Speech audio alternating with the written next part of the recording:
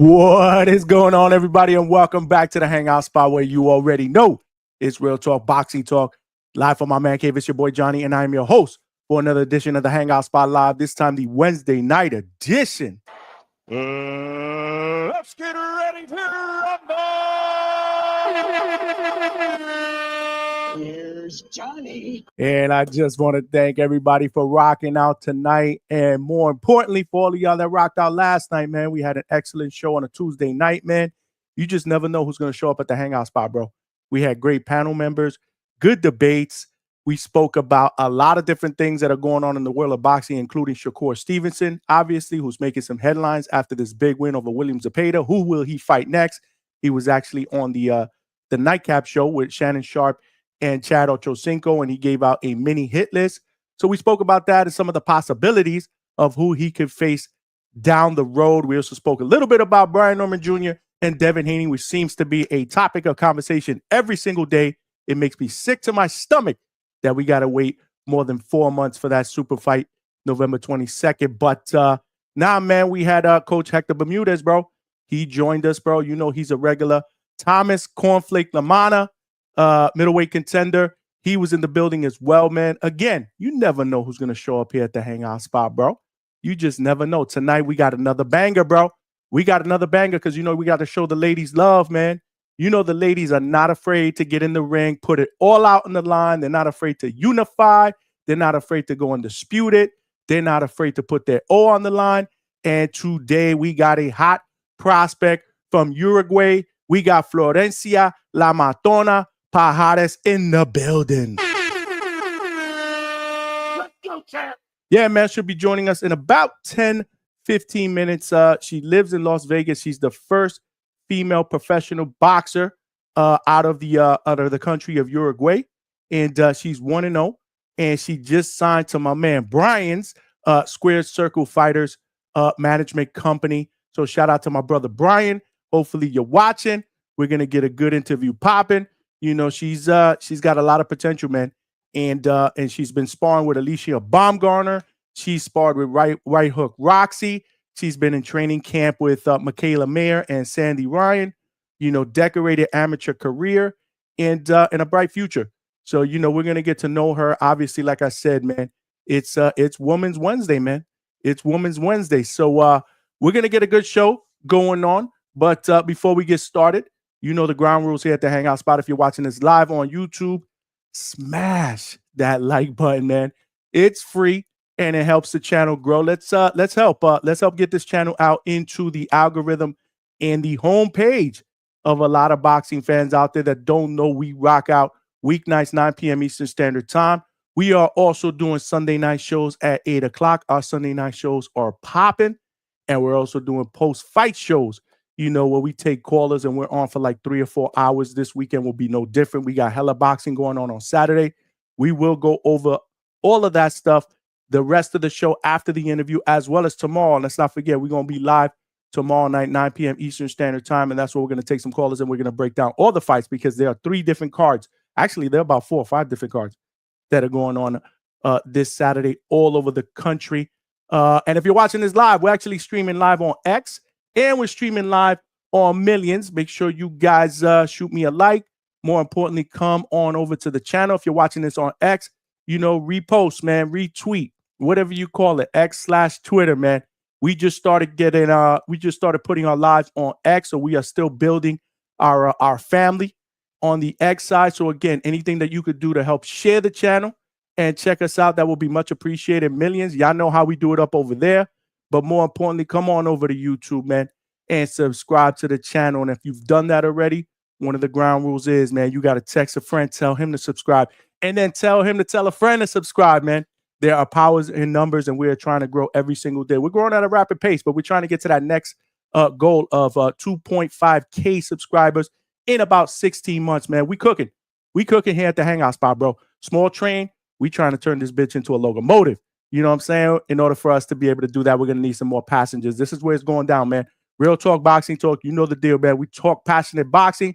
We provide our opinions in a safe space, right? All opinions are welcome. And we provide different perspectives, man.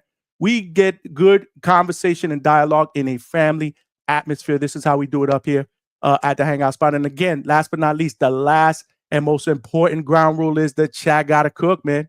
Y'all gotta cook, man.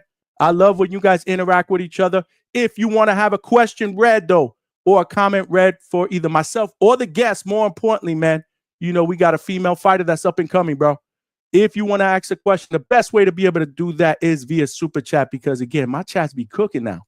My chats be cooking. It's hard for me to decipher what the questions are, aside from what the comments are, aside from what you guys are doing as you know, amongst each other. So super chat is the best way to do that. Again, it shows up as a starred message, so I will see it.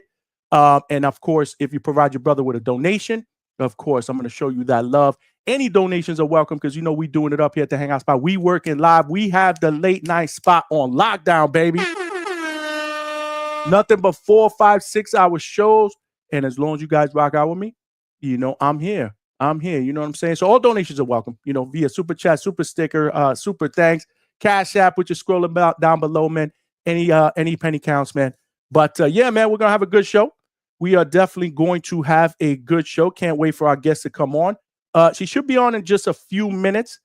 We actually scheduled this for about 9:15 Eastern Standard. She's out in Vegas. She actually lives and trains in Vegas. So it's about 6:15 out there. Y'all know that. For all my West Coast brothers out there that rock out with the channel, including my man Alberto, who's always the first to check in.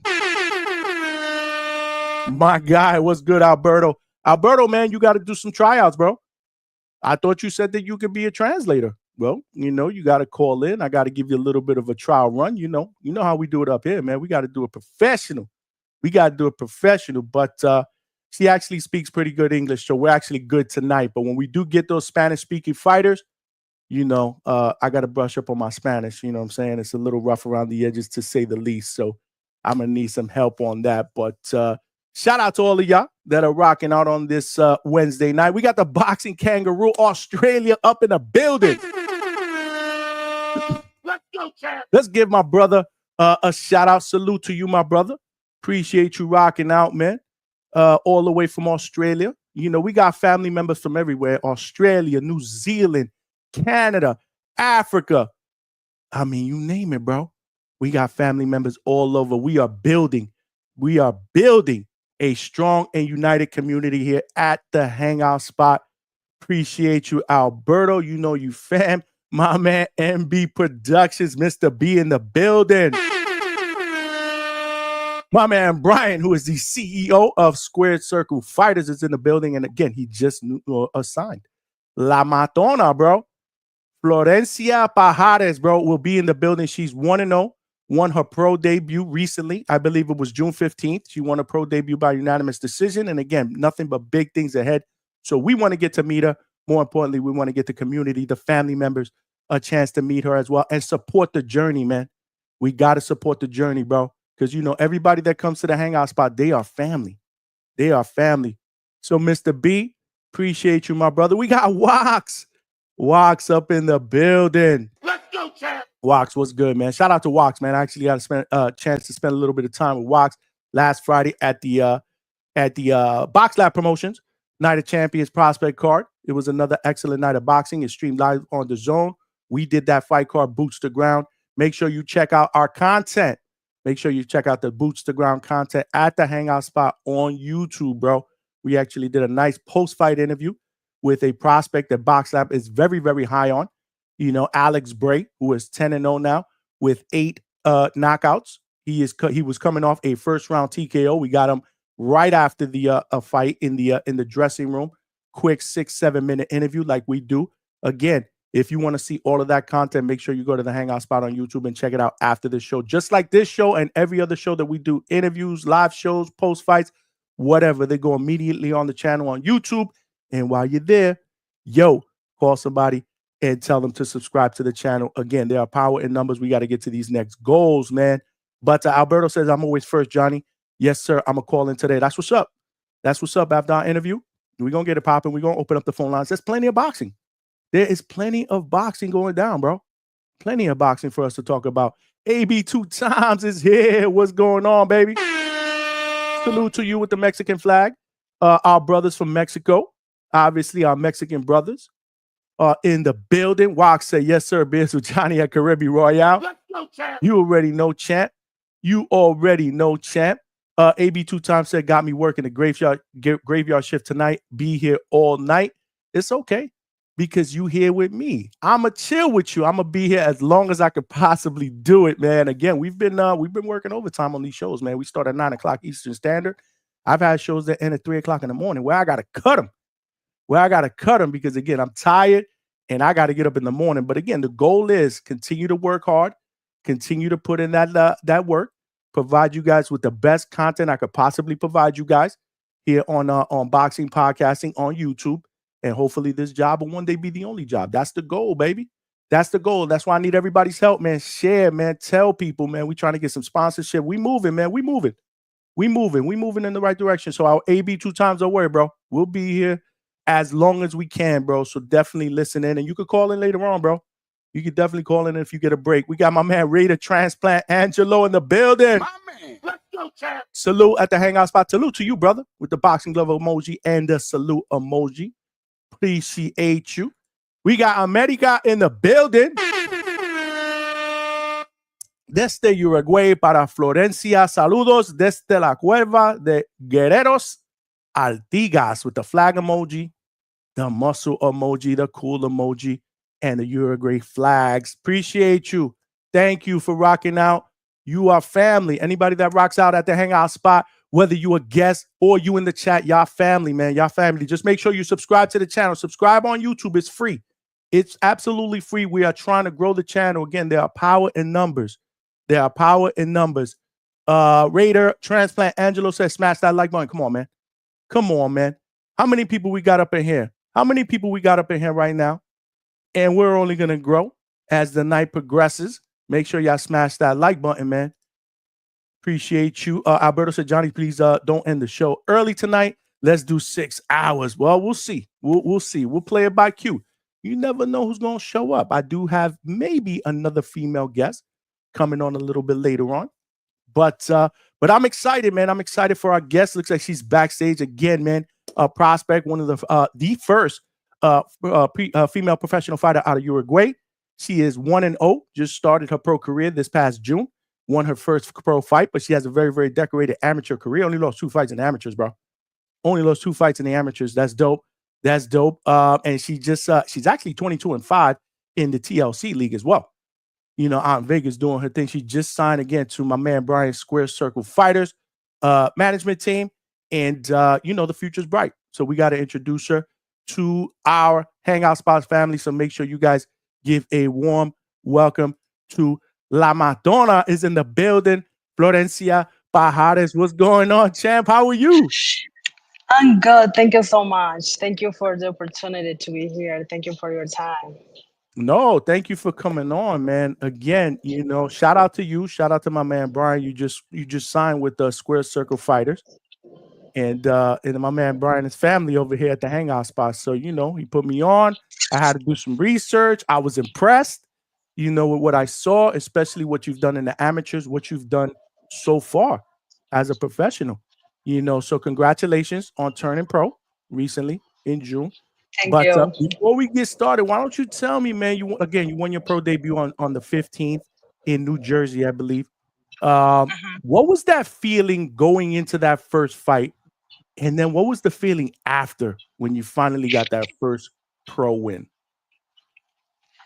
When I got there, I was like, come on, come on, come on. I want just the time pass. I just want to perform. I weigh so much, like train so much. What I'm going to be nervous for? I remember in the backstage, my coach, I was chilling, sleeping. And I do remember some stories about a boxer, an Argentinian boxer, Nicolino Loche. He's like such at all times. Um, I wasn't even born when he was fighting in his prime, but that guy was something amazing. He always says, "Stay calm," because he is where is what you do, is where you are. Why you gonna be nervous for? Why you gonna be with bad feelings about it? And I was sleeping like exactly 20 minutes before they called me. They were saying the countdown every time. Oh, 5 minutes, going down 15, 10, 5, and it was 20 minutes. I said, okay, I need a minute, 2 minutes now. and I take a 2 minutes nap. And my coach came like, Flo, you're supposed to be warming up. I was like, okay, but let me just be myself. Let me feel myself. I performed. It was great. I just was 100% there, you know. Feeling I have so much people from New Jersey, Atlantic City, that they knew my name. They follow me. And they like some Puerto Rican people, and they like, come on, Florencia, la más dura, la mejor. And they were just cheering for me and supporting me, and was like, oh shit, you know. It was great. I was done. I said, that's it for rounds. Okay, what's next? You know, I was with that feeling. Just hungry, you know, just want to keep going. There is no reasons to be waiting. That's what I think, and that's what I feel about it. Did you have any family members that came down to Jersey to see this first pro fight? No, no, all of them, my family supporting me in Uruguay. It was great. It was great. All the people. Un saludo para la Cueva de Guerreros que está aquí mirando. Caves of Warriors was my first gym that took me to compete, and what I did all my career was with them. I had one coach for a long time. I did was training around, doing other competitions and joining teams so we can qualify for the pre-Olympics and all this. I get there, but I never had the chance. So at all. So then I just keep training with them, and we're fighting in the amateur. I did 43 amateur fight, and which I lost one, and I have two draws. Such a disappointment with that loss because you know I say no, I didn't lose. I know, but I wasn't here home. So what I was like, okay, what's next? You know, but I never lost again in the amateurs. Wow, and that's over 40 fights that you fought in the amateurs, right? 43. Wow, that's awesome. That is awesome. So when you got to the locker room after that win, like what did you do? What was the first thing you did? Did you get on the phone? Did you call anybody from your family? Like what was the first thing you did when you got to that locker room? You took those wraps off and you were like, I did it. I got the first one My out of the way. mama, my Okay. mama, yeah, I had to call my mom, mama, ta ta. And my mom's so happy, like I knew what's next too, you know. Um, call my dad too, and then I call my ex coach, you know, the one he's still be my coach. Even if we don't train, he always gonna be my coach in my heart. I have a lot of respect for him because he lead me and give me the opportunity to start somewhere, you know. And that happened in the amateurs and that small city called Artigas in Uruguay, in the border with Brazil. We just have a long bridge, like 2 miles bridge, that separate Brazil from Uruguay. And it's such a humble place, but so much love and passion behind it, you know. I don't know how to explain to you. We didn't have nothing, but we just have the dream and the willing to keep going. And that Amazing. was it. And the place and the gym is still being such a small gym, you know, it's getting better and better. But it's, let's say, it's kind of ignored, you know. It's just boxing, you know, where I came from. It's just like boxing. Like, okay, what's next? Um, but there is a couple of good people there, you know. I came from there, so Absolutely amazing. We got a lot of people in the chat already I can't that know see you. it. Why I can't They're see giving it? you a shout out. We'll put up some chats in just a little bit. Oh, Look, there. America se Oh, nuestro muchas somos. gracias, Yep. You probably read Spanish a venezolano. little bit better and faster than me, so you know. But they showing you love, man. They showing you love. If you guys got any questions though, you know, for La Matona, super chat is the best way because I got a lot of people in the chat right now, so it's hard for me to be able to see the questions or whatnot. So super chat is always the best way, but they are showing you some love. So as we continue to talk, I'll continue to, you know, put some comments up there. Look, Oh, we qué got bueno. Pablo Suarez. I'm reading the comments. That's so good. Thank you so much. Muchas gracias. Muchas gracias a la gente de Artigas. Sin palabras con ustedes. Absolutely. We are here with Florencia Pajares in the building, who's 1-0 to start her pro career. What's it like? What's it like being the first female professional boxer out of Uruguay? Um, I'm the first. You are the Um, first. that's crazy. I just feel that in my zone, you know. I was so little, and when I was dreaming about boxing, and I wanted to be in a big stage and just being a star and being recognized and like loved by the people, because people love not just me, but what I can share through the sport. You know, as a woman, as a person, especially as a professional athlete. So there is athletes, you know, and there you can find basic athletes who just love, and then you have exceptional athletes, and I'm exceptional. So I already was thinking in that mood when I was little. So I just love this, and I feel like I haven't seen, and like even if I feel good and I like what I do, I know there is more. So somehow internally I'm prepared for that more, for that what is next, you Mm. know. um Out of my husband say I'm a psycho because I never can just relax, and it's true in the fact that I have to go to the gym, you know, and I'm not training just for boxing. I truly believe that I'm preparing for life, to be able to move, being able to be healthy. That's not just it's not a truth that you're gonna just have a good life because you train, but you are doing your part to have a good life, you know, in the big picture. Because now I'm young, but what happened when I'm 40, 45, 50? I'll be able to move. You know, I'm trying to build that consistency through my when I get more older, you know. So Yep. this is not like a risk. Oh, you train. Oh, you race to hurt your back. You race to hurt your knees or something like. No, I'm preparing for life, but I do it through boxing. You know, Right. and to separate my personal from my professional, because even if if we are be not boxing, I may will do something else because I'm a natural athlete. I'll be in bodybuilding probably. I will play in some other sport.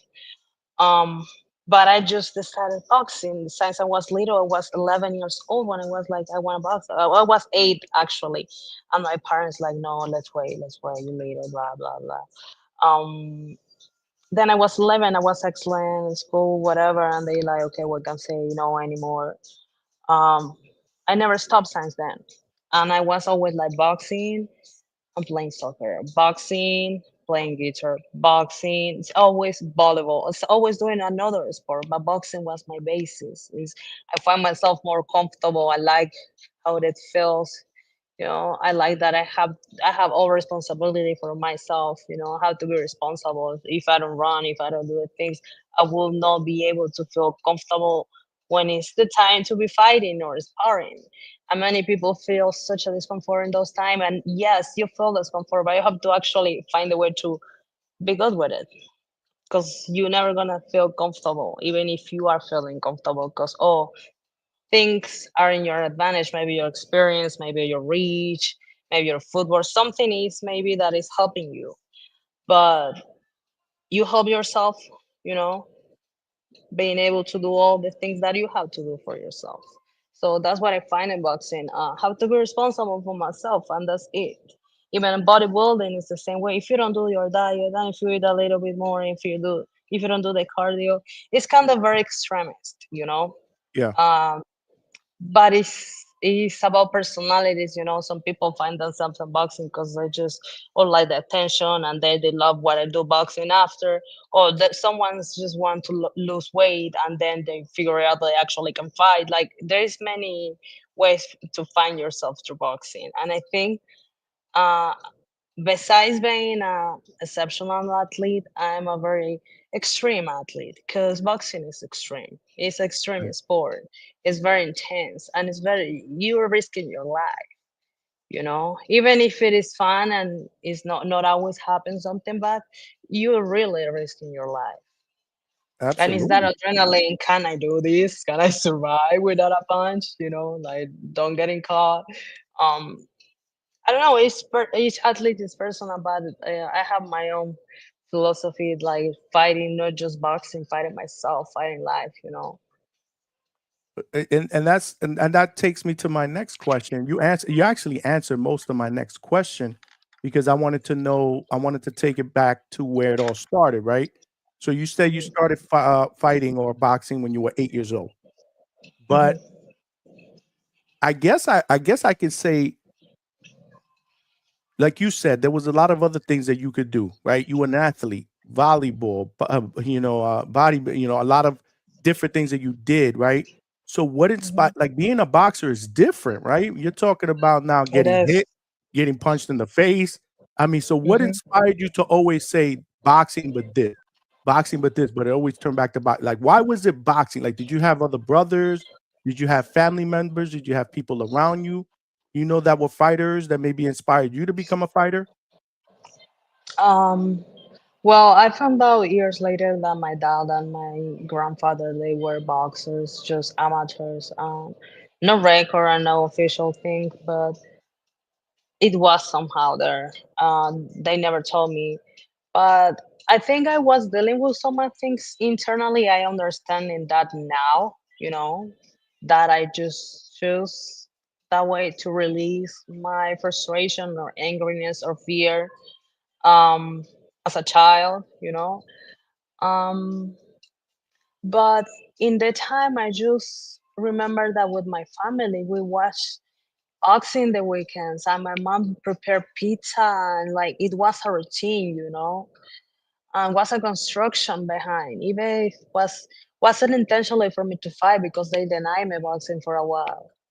So it just was a family thing, you know. And it's just I like this. I wanna do it, and I just close my face. I remember like when I was little, and like I can see myself like I can punch someone. I was just a kid. Um, and then when in the school, I actually always having problems with guys. I'm very more friendly with guys. My friendships always somehow were more with guys than women. So, but not always agree with the men. So if we were kids, we didn't agree, we fight. I was one more of them. So I was kind of very masculine too. My energy. So I think it was a great way and fit for myself to release my energy right there, or maybe reallocate my energy. That means that attitude, that bad behavior in the school, put it into a sport. And well, I can punch someone and it's gonna be everything cool because we have rules. Okay, I can do that. You know, no fight, no street fight thing. Like real rules. Because I did somehow life happened. I had to fight in the street, and there is no rules. You have to win. In the boxing is the same, but the mentality is different. You have to adapt yourself to this little space, this little square, depend the size where you go, but you have a reference. You have to adapt all the time. You have to be able to make adjustments. So I love that. That's awesome. Well, that's absolutely amazing. I love it. We are here with La Madonna in the building. Florencia Pajares is in the building. She just won her pro debut. She's 1-0, but she's also a decorated amateur. Only lost one amateur fight, like you said.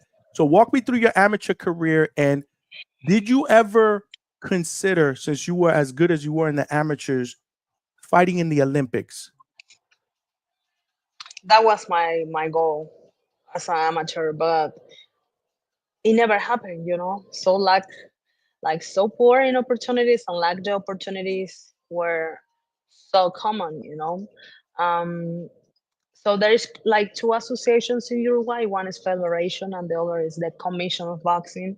So when I was between 11 and 14, I was living in the capital in Uruguay called Montevideo, and I trained for 4 years.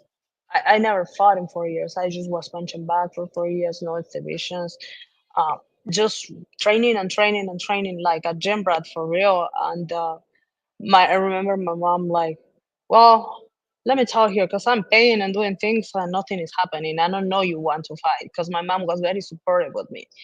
My mom were more to talk, go and say, "Hey, listen, I see my daughter like this. Why she's being like this? Why you don't help her improve?" My mom was like, "Go and see more." She never was scared to talk, but she always do it like very gentle and sweet way. Because she was so passionate about it and like, why she's doing it, like why she don't do like this, and then um it happened, and that was the sad part because I worked there and then I moved to the border with Brazil. And soon as I get there in the city, they say, "You're ready to fight. Why are you ain't fighting?" I say, "I don't know. I want to fight too." I say, "Okay, let's fight." And so there is a fight this time. And okay, we go like a month later to say something, 2 months later. And I remember I prepare myself more harder each day. I don't want to go to the gym. Like nobody take me. I want to walk, and I walk like a mile or two to get to the gym every day because I was so committed. It was raining, and I say, "Oh, good, it's raining, so I'm gonna feel the water in my face." I'm going, and I prepared myself. Was ever like a routine. It's like I was a student. My mom always kept me very busy. So I was a student in the morning and I get up with one class, let's say high school, and then I go study another language. I was studying Italian. So my day was pretty busy. So when I was done with my high school and my language that I was done, I got a boxing. Um, and I have so much energy when it was boxing time, even if I was so tired, because like no matter what I did, it wasn't boxing you know Somehow my parents always have me in that very heavy routine. So no matter what you do, you have to do what you have to do. So you go study and then you do yeah, you like boxing, so study first. Show me that you like boxing with your study. And like it wasn't a problem because I love to study. I didn't have a problem never with it. I was very creative. I love to learn new things, new language, new play instrument. I don't know, dance salsa. I always was doing something. That wasn't a problem. So actually, when it comes to boxing, it's like, okay, this is just physical. But because I already have the routine, why it's so hard? And even if I'm going every day fighting with myself, I'm going because like I can do all the other things, but I'm gonna be here at home just seeing my mom or just eating or I always was like with that cuckoo thing. I have to be busy. I can't just sit here and be here. No. Right. I hear that. I hear that. I mean, you have a lot of energy. I mean, hey, that's. I think it's. I think the boxing is tailor made for you. Your attitude. The fact that again, you look like you love the challenge. And again, that's a different type of challenge in boxing because again, you don't have people on your team that you can necessarily rely on. During competition, it's just you against that other person and you Mhm. control the outcome. Basically, you control the outcome of whether you win or lose. So it's no, it's an intriguing story. When did you move to the States? When did you come to the States? And you live in Vegas right now, right? I live in Vegas. I came here 3 years ago. Okay. And you moved to Vegas, I'm assuming because of the atmosphere to be able to train. Well, that's another big story. I hope you have time. Was Um, yours. so my goal wasn't coming to Vegas. I was going to live in Rio de Janeiro, in Brazil. Hmm. Um, because I was so tired. I'm tired of like just be waiting, and I knew like 43 fights. For me, I know it's low because there is a good number, but it's not an exceptional number. I wanted to have like more than 100, and that never happened. Even if I were fighting, and looking for fights, there was a point that there was no more fights. You know, so I was so hungry, like I want to turn um 18 so I can go pro. That was a requirement, 18, and I just was with that. Like I wanna go pro. What am I waiting for? So because somehow no disrespect, but there was no challenge for me. So I don't want to keep waiting. And I was with that frustration that I say, you know what? I start training kickboxing and I join MMA class. I say, okay, I'm gonna fight MMA and I'm going back to Brazil and that's it. Because somehow Brazil is my land too. So I'm familiar with them. I'm gonna be in my comfort zone somehow, but I'm gonna learn a new sport. And I was very committed with it because I was already fighting jiu-jitsu. You know, I fought jiu-jitsu for 4 years.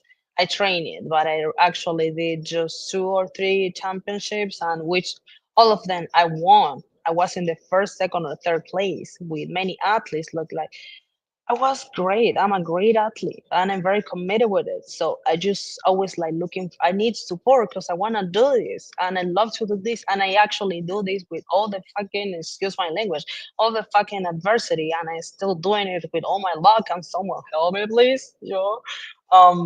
So, okay, let's change. I couldn't, and then my mom had my best friend when she were like my age or younger, and they always keep in contact, and she was living here in Vegas for all her life. She lived here, and and send a kiss to her. She, I hope she sees this, Stella. I love you, Stella. um so she, my mom said, oh, how are you, who are the kids, whatever. And then like my mom like, I'm sad Belém is going to Brazil fight MMA. She was like, I don't want she fight MMA, she's a boxer, so it's not a MMA fighter. So I was like trying to, mom, be positive. Like people in Brazil love MMA. I'm a great, like, well, I was trying to justify like I'm a great jiu-jitsu fighter. I can learn how to kick. It's gonna be great. Like I was so excited about it, and she told my mom, "No, don't tell her to go there. Tell her to come here. Like it's all here for her. And boxing is here. It's nowhere else." Right. And and that was it. Like 2 weeks later or 3 weeks later, I was here. um because I was so committed. I was going to Brazil anyway, so I just switched my tickets. I say, okay, I switched my tickets and let me change my clothes, like my luggage and what I'm doing. Okay, mom, I love you. I'm gonna miss you. Dad, I love you. I'm gonna miss you. Can you guys support me? I don't need you guys to agree with me, but please support me. I wanna do this. And it was hard, but I just came because I know this is for me. You know, this is for me, and that's it. That's dope. That's dope. I mean, you made the right decision. I mean, boxing. Vegas is the boxing capital of the world. You know, Mhm. especially if you want to get some good work, right? Because there's a ton of high level fighters, you know, great fighters that live in Vegas, and you've done that already, right? You've Mhm. been in camp with the bomb, Alicia Baumgartner. You know, you sparred with her. You sparred with Right Hook Roxy. You've been in camp, I believe, with Ryan and Mayer and Michaela Mayer. Yeah, both of them too. How has that been working with all these great fighters? Well, I always, when I was with that team, with Kay Koroma and Flick, uh, those coaches have just high level work. You know, everybody or every champion want to look for them somehow, because it's not just the skill; it's the team that they bring. You know, Right, there is someone in condition, there is someone in the past, there is someone in the running, so they are looking for you there. Um, it was, for me, it was normal. Like I always was looking for the challenge because, of course, they were a challenge for me, but I wanted more because I was, many of them, I was beating them on sparring. So give me out something else, give me more, you know. And that's not just build my confidence and the trust that I have in my own skills and in my IQ, but N- all everybody can lose, even I can lose, but they don't consider it something. Um, yes, because if you look for my records, I don't have no fights. I just have one and oh. I don't have nothing.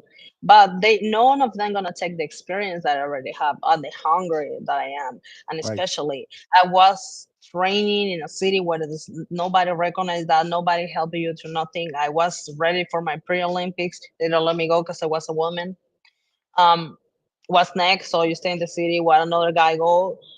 With all discrimination, I was watching all of them, so I have more tape of them than they have of me. So I saw them already one and over and over and over and over, and then we actually, life happened and we have to train together, we have to be teammates, and we have to spar twice or 3 times a week. And there is a point that there is not a challenge for me anymore, you know. um Actually, let me tell you that it was huge difference between me and all of them, in especially in weight, especially with Meyer and Sounderain, because they were in 140s and up, right. 150 maybe. and then just 128, 129 because I'm fighting with TCL. And yes, they were a hard work, but they weren't a challenge. I know they have a straight right hand, and I know that one like to go to the hook and the body and the hook, and I know that that's all they have. So I just look myself for, okay, I know that's all you got. I know you can have other things in the pocket, but it's all you got. I watch you for years and years and years, and you still do the same thing. You don't give me nothing else. So what is next? Who is next? So who was the best one to spar to all of them? Was it Baumgartner? Was she the hardest, the most elusive, right? Because she's again Yeah, more of a mover. Alicia. Yeah, yeah. Like Anna, we have similar styles, let's say, um, but we have very different reactions. Uh, so I think that is my advantage with her. She may have the experience, but I actually believe that I have much more IQ. You know, to set and to see what is coming and to see what you're trying to trap. Because I know you are not always gonna throw your punches. I know you're trying to catch me too. And feints are very predictable. Um, all of them. I watch all of them. I love all of them actually. But when we're talking about boxing, we're talking serious. Besides that, I love all of them. That's what's up. That's what's up, man. Shout out to you. Hold on. Before we get to my next question, we got a question from one of our viewers, AB two times with the $2. Appreciate you, brother. He said, "Who's your favorite fighter to watch now?" He's not fighting, but I love to see Tank. Tank is Okay. very entertainment for me. I always watch him since very little, when since young in boxing. Um, he's very excited to see because he know what he's doing there, and they keep us waiting so much to see him in action. Um, Actually, I do like Shakur too. Now he's getting better. He looks better in the sparring than actually in the fights. I don't know why. But when he let the hands go and do what he have to do, he looks so good and he's so entertaining to see because he have a good defense, good movement, good setups. That's someone that I really like to watch. How did you look? Canelo and Crawford. That I'm so excited for that one because oh my god, is one both of them are one of my favorite fighters. And I'm like paralyzed. Just want to see that happen. Which one you said? Bud Crawford? Is that the last one you said? Yeah. Oh, so you're looking forward to that Crawford Canelo fight. Yeah, I'm so excited for that fight. See, I was gonna ask you that question later on, but since we're here right now, who do you like in that fight? Who are you picking in that fight? It kind of hurt my heart, but I'm going for Crawford. Okay. I love Canelo. I love his experience. I love what he brings to boxing, but you can never, ¿cómo se dice? No make less, but let me find the word. Um, like disbelieve or just discredit like the heart of a hungry fighter. Got you. And he's not just smart. He's coming hungry. And somehow Canelo's is in his comfort zone. It's so much energy in that fight. I'm so excited. That's what's up. Are you gonna be there for that fight? It's there in I don't Vegas. think so. Yeah, it's gonna be here. Yeah, but I don't think I'm gonna be. I don't want to go and pay like $1,000 tickets. Yeah, it is gonna be expensive. Yeah, the first No, it's fight gonna of be the season. expensive. It is gonna be expensive. You got to get somebody to get you in there, man. You got to Yeah, you got maybe. to make a couple of calls, get somebody to get you in there. Yeah, I have to Uh, be more social. for sure. We got Mike Likes TV over in Texas with the $2. He's showing you love. Shout out from Texas for La Matona with the boxing love and the fire emoji. Appreciate you, my brother. We are here with Florencia Pajares, who's in the building, 1-0, but decorated amateur, bright future. She sparred with some of the best fighters in female boxing. So let's talk a little bit about your style, right? Because there are some people out there, obviously, that have never seen you fight yet. Mhm. So when they see you fight, in your opinion, what do they expect to see? What type of stylistically, are they going to see when they see you fight? Can you repeat the question? So if you have people that have never seen you fight, right? And I'm telling them about you, right? What would you Mhm. say they are going to expect to see from your style? Like, what type of fighter are you? Are you more of an aggressive fighter? Are you more high IQ? Are you more of a fighter in the pocket that likes to beat people up? I like to be all of them in a fight. I Okay. like to experiment all everything. But always people want just to hear about me and just see me in a picture or personal, and they don't see me actually fight. They just expect me to go really fine, because the way I look or my attitude, my look, they just expect to see me and go and fight and just swim and just exchange punches, and which is very tempting. Don't get me wrong. Actually, I kind of dream about having this, but I do believe that I don't need to get hurt for no reason. Okay. Uh, because I can do that anytime. I can go sit down and exchange punches, but for what? I need to win, you know? No, Um, absolutely. It's not that you're gonna win exchanging punches, but you're gonna get hurt and you're gonna like lose time, lose opportunities, you know. Um, but actually, people always expect me just go and fight and just go forward, forward, forward. Because I used to do that, especially in my amateur. I used just to go forward no matter what. Forward with a little ankle. If not, I just move my head and forward, forward, forward, forward, forward, forward, no matter what. So actually, the people that more see me before when I switch my a little bit more my style, I just adapt myself. I learning how to adapt myself because I just have one style and that was it. But the truth is, uh, it's never just gonna be the same. Why you gonna have always the same style? It's Right. different opponents, different reach, different experience. Maybe the opponent is your same reach, but I have experience, so I know how to move, and you have to. It never is gonna be the same. So the more you know, more looks you have, more you are willing to experience and to train, right? That is like the saying on like don't be scared of the fighter that do the thousand times thousand punches, if not the fighter that do the same punch a thousand times. So are you able to commit to that? Because that give you so many opportunities. Maybe you fight a tall girl, maybe you fight a small girl, like smaller than you, maybe the same size, but maybe is more strong, maybe have longer arms. Never is gonna be the same. Right, right, right. So I did a little bit of research and I've seen a couple of your amateur fights. Also, what I did was I asked AI, I have a software AI, and I asked AI what type of fighting style would you say that Florencia Pajares has? And AI said high IQ and a ring bully. Ring Somebody that bully, a ring bully, which because I think is a even great if compliment. I'm Because it basically said what you said.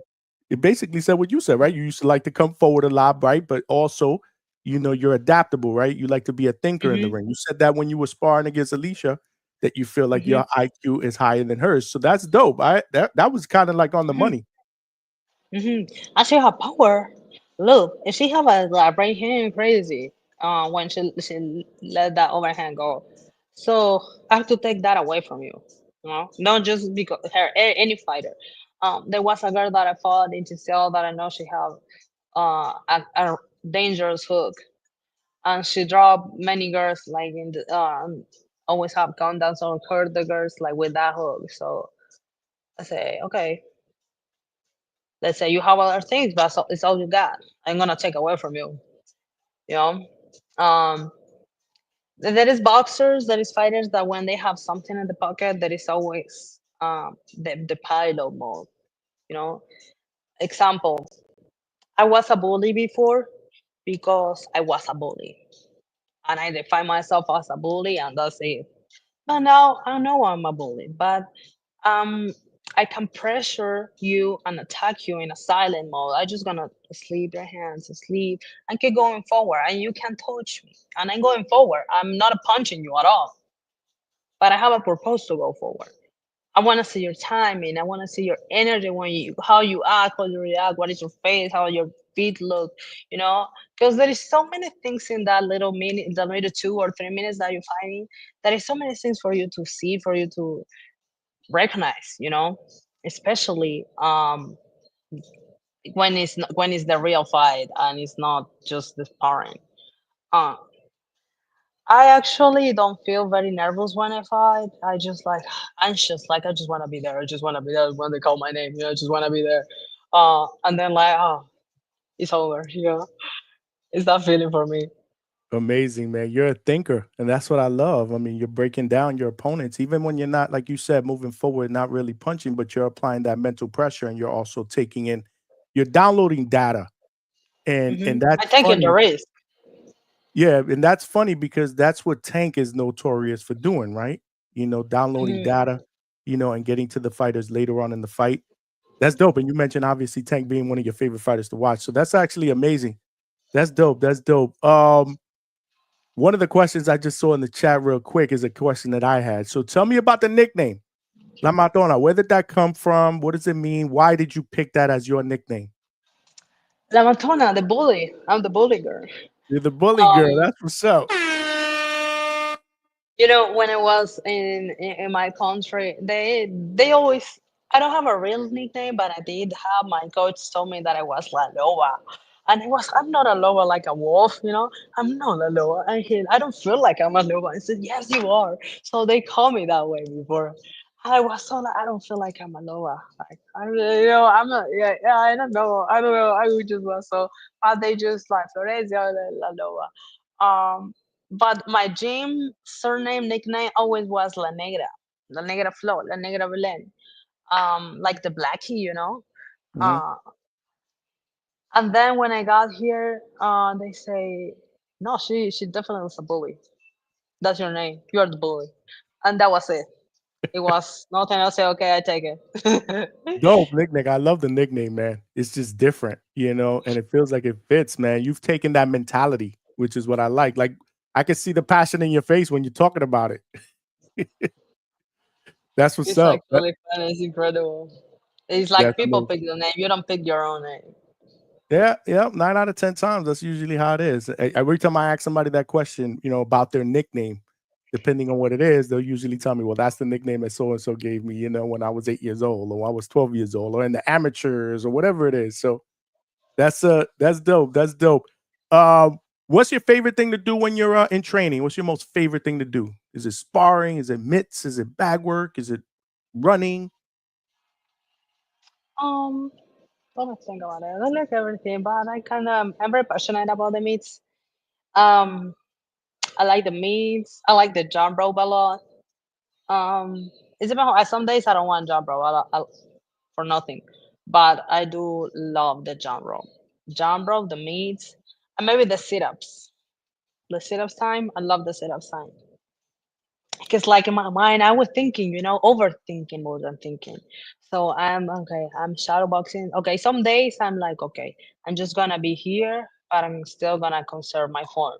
But I have some days that okay, I'm gonna conserve my form today, but I'm just gonna try new things. You know, always have like a different plans depending on my mood, but I always like stay in your form, no lazy shit. It's Mhm. something that no lazy shit. Okay, I don't wanna be here so that okay, just do what I tell you. You have to be just here an hour or two, and that's it. Hmm. So be good. Be good to yourself, okay? Then you get out and you complain if you want to complain. I talk to myself. So in the sit-ups time, I talk to myself a lot, you know, okay, strong core, strong balance.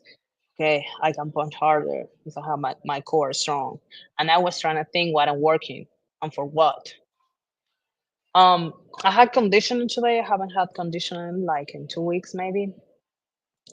And it wasn't hard, but it was hard because it was a new routine. So I just want to be done. You know, I just was putting everything on there. I just want to be done. So today, my mentality was kind of more strong, but I was so disappointed with everything. But I was using all that negativity to just get done with it. Mm, mm. I hear that. Yes, to just drive you to finish. Is there one thing you don't like? What's the thing that you don't like that you dread about training? I don't like much the push-ups. Okay. Yeah, I don't like too much the push-ups. Okay, that's the only thing. The pull-ups is something that I'm like, oh, okay, okay. But and the powers day sometimes scare me because we coach Dewey. Power days is hey, I'm gonna curse, okay? I'm gonna put like Do what you two. got to do. This ain't Okay, church. Go ahead.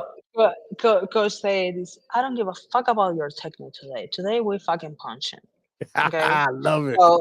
So there is 30 seconds, 10 seconds rest, 30 seconds, and it's non-stop. It's 4 minutes round. And those days I'm like, what I'm doing here, bro. Is some of those days that I dub about myself. Because actually it's very hard those days. Actually it's a Wednesday. Wednesday days it scares me a lot. That's dope. Shout out to Coach Dewey, man. Or what gym do you train out of? Let everybody know what gym you train out of. In Vegas here we train a split T boxing club. And then we train the BKSS. It's a new gym that coach that we have with Coach Robert Navon from MMA. So that's a new gym and it's great. It's nice. We have equipment for lifting and we have the bags. We have the tatami. So good. It's a new gym, but it's a great one. That's good. That's good. So where do you see yourself? Where do you see yourself in 5 years from now? Oh, undisputed. It can't take me that long. Undisputed. Yeah, it can't take me that long. I refuse myself to think that it's gonna take me more than 5 years. You How many know, fights do you think that you need before you're ready for a title shot? okay, if I'm gonna be honest with myself, I don't think about the fights because I truly believe I deserve the opportunity. You know, every fighter thinks kind of like that.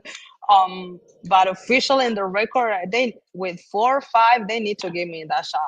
Mm, If that's someone have the willing to give me that shot now, I'm here and I'm ready for it. I've been training all my life for it. There's nothing new. Uh, but if officially I have to wait for it, okay, I'll take you 4. I take you 5 fights. okay. And that will be at You know, it's a business. You know, sometimes the money that just drive the fights. no, for sure, for sure. And that will be at junior lightweight. Is that the weight that you're most comfortable at? Super featherweight. Super feather. Okay. Mhm.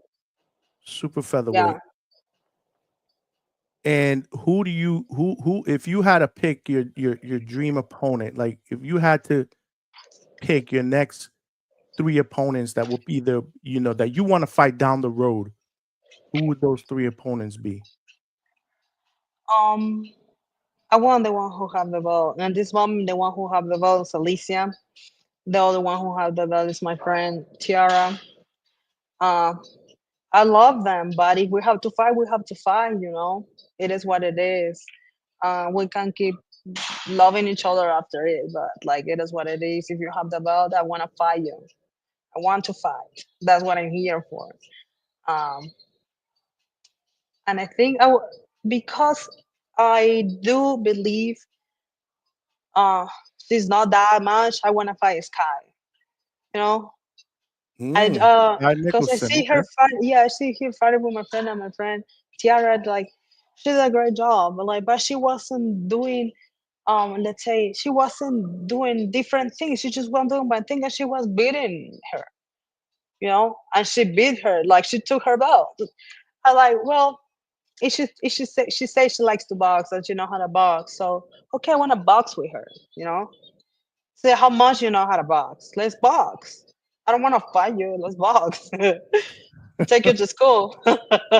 Take her to school. I love the confidence. Talk that shit. That's what I'm talking about. That's what I wanted to ask you because I'm like, yo, you spar with Alicia. It looks like you guys are good friends. Would you consider fighting her down the road? Yeah, of course. That's what I'm here for. That's business, right?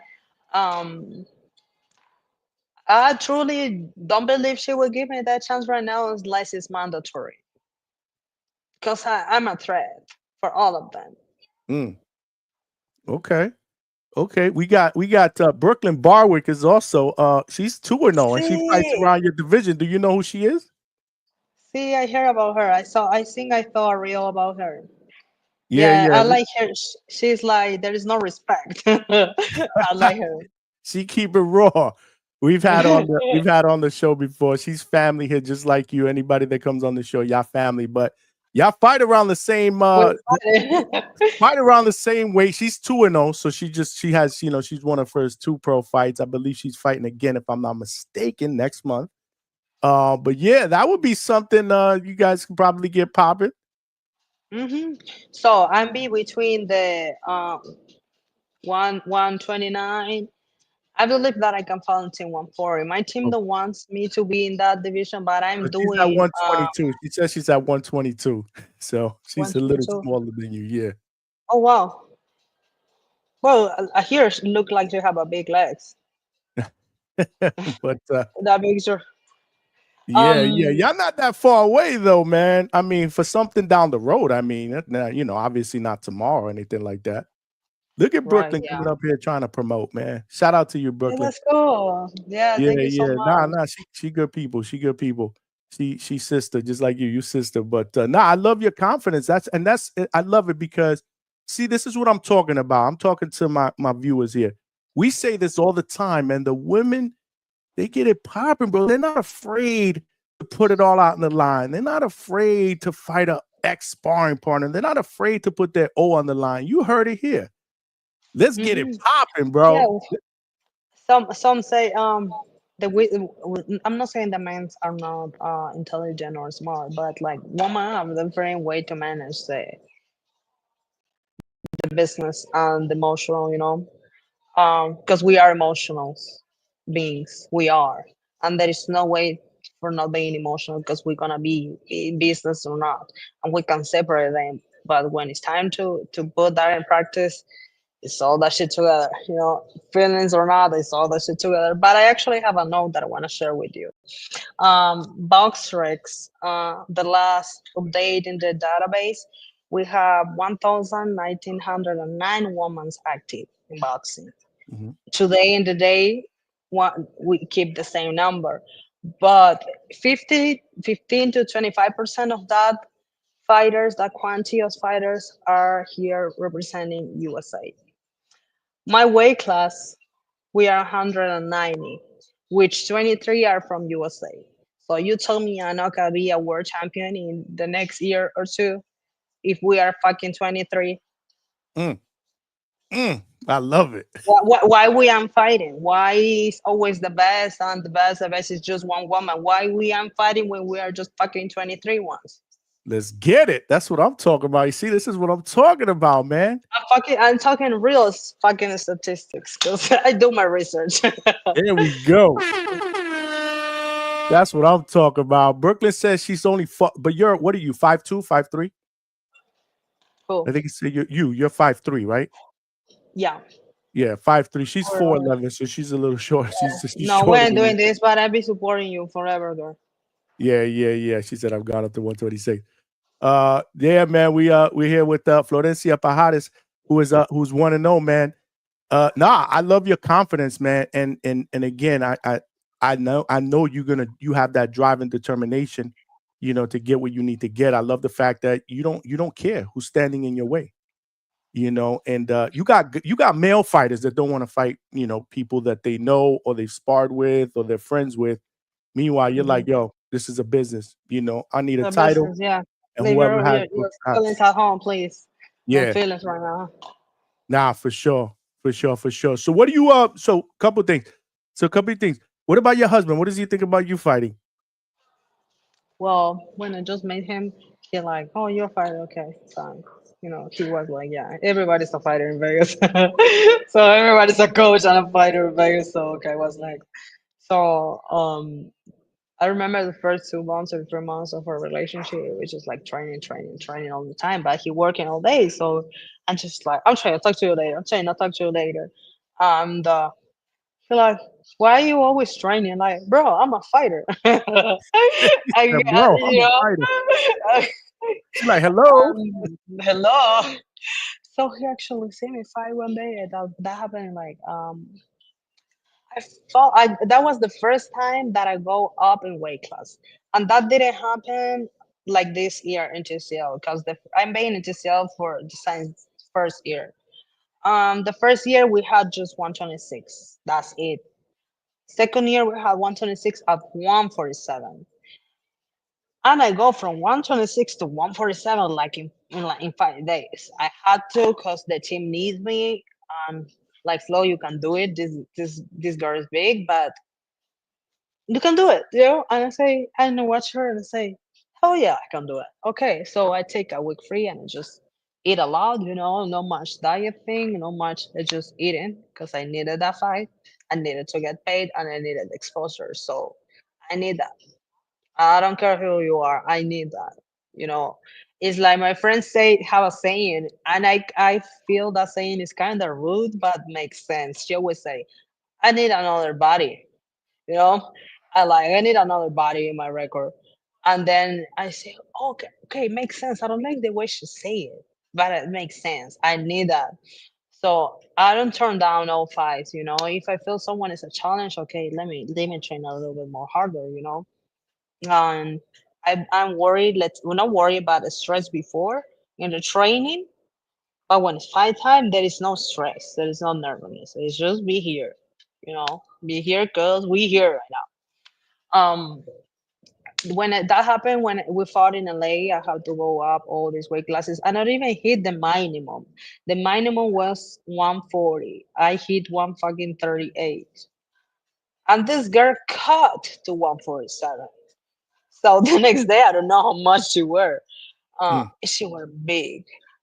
Carson Crawford was her name. She actually very sweet, very nice girl. But we fighting, and we fight in 2 rounds. I remember, and I beat her unanimous decision in both rounds. And she just was doing, I was, so I know, so okay, I need to fight a big girl. And I was doing my camp, I think, with Sandy at the time. And Sandy is big, but I can be there being physical with her. You know, I couldn't. It was more, I can sit my legs and be here. But this girl was like bigger than Sandy and heavier than Sandy. So I try at the beginning of the round to make a little bit like try my strength with her. Like I can do this, but I'm gonna get tired because she were big.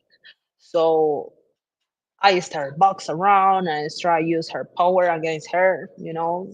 I see she's stepping in and just like sleep her hand with my hand, so she just go away. She not just punch me and stay there. Um, it was one of the hardest fights talking about weights difference. But I made it look easy. That was the funny part. Mm. That's awesome. I love it, man. I love it. Like I said, man, I love your confidence, man. I absolutely love your confidence, man. Birdman with the $2. Birdman, she's married, man. She can't go to a Coldplay concert with you, man. He said, "Will you join me with the?" I can take my husband. Yeah, yeah. Well, she said, "Give her the 2 tickets," and she go with her husband. Shout out to Birdman. Yeah, yeah, yeah. No, that's dope. That's dope. You guys funny. What do you like to do when you're not boxing though? Like, what are your hobbies? Oh, I love to cook. I love Really? to Okay. cook. I love the kitchen. It's a family thing, I think too. I love to cook. I love to paint. I love to write. I love to dance. I'm very girly, even if I don't look like. I am very girly. Like I just like to chill. I just like to go with my nails. I love to read books. I like to study new things. I always try to be busy somehow. Now I'm doing some canvas, some new paintings. So I'm just very focused on that right now. I love the art. But the kitchen definitely is my thing. Amazing. That's dope. That's dope. What's the best piece of advice someone has ever given you? Believe in yourself. Yeah, believe in yourself. Um, Now I have to go in a deep philosophy talking about this because sounds selfish. But let's say you are one with someone, with some energy. You are one with God. You are one with the universe. You are one with the love. That's something is in you. So have it in you and believe in it. Believe in yourself. Believe in what you have and go for it. I don't. I have to do the translation in my mind. But an advice that I had that wasn't advice was reading that I did in the Bible before I was before coming here. Um, it's like go away from your land and go to the land that one day I will give to you. I have to translate it, but I can say in Spanish. Um, and that advice from Joshua, Jose del Egipto, stay in my mind and say, okay, don't matter where am I, that land is mine. It will be mine. Whatever space, because you have to change. You always changing, right? Spiritually, emotionally, in your circle, in your energy, in your work. You always changing, moving around. We are energy. We need to move. So when you move, you have to bring that thing with you. So believe in that. Believe in yourself.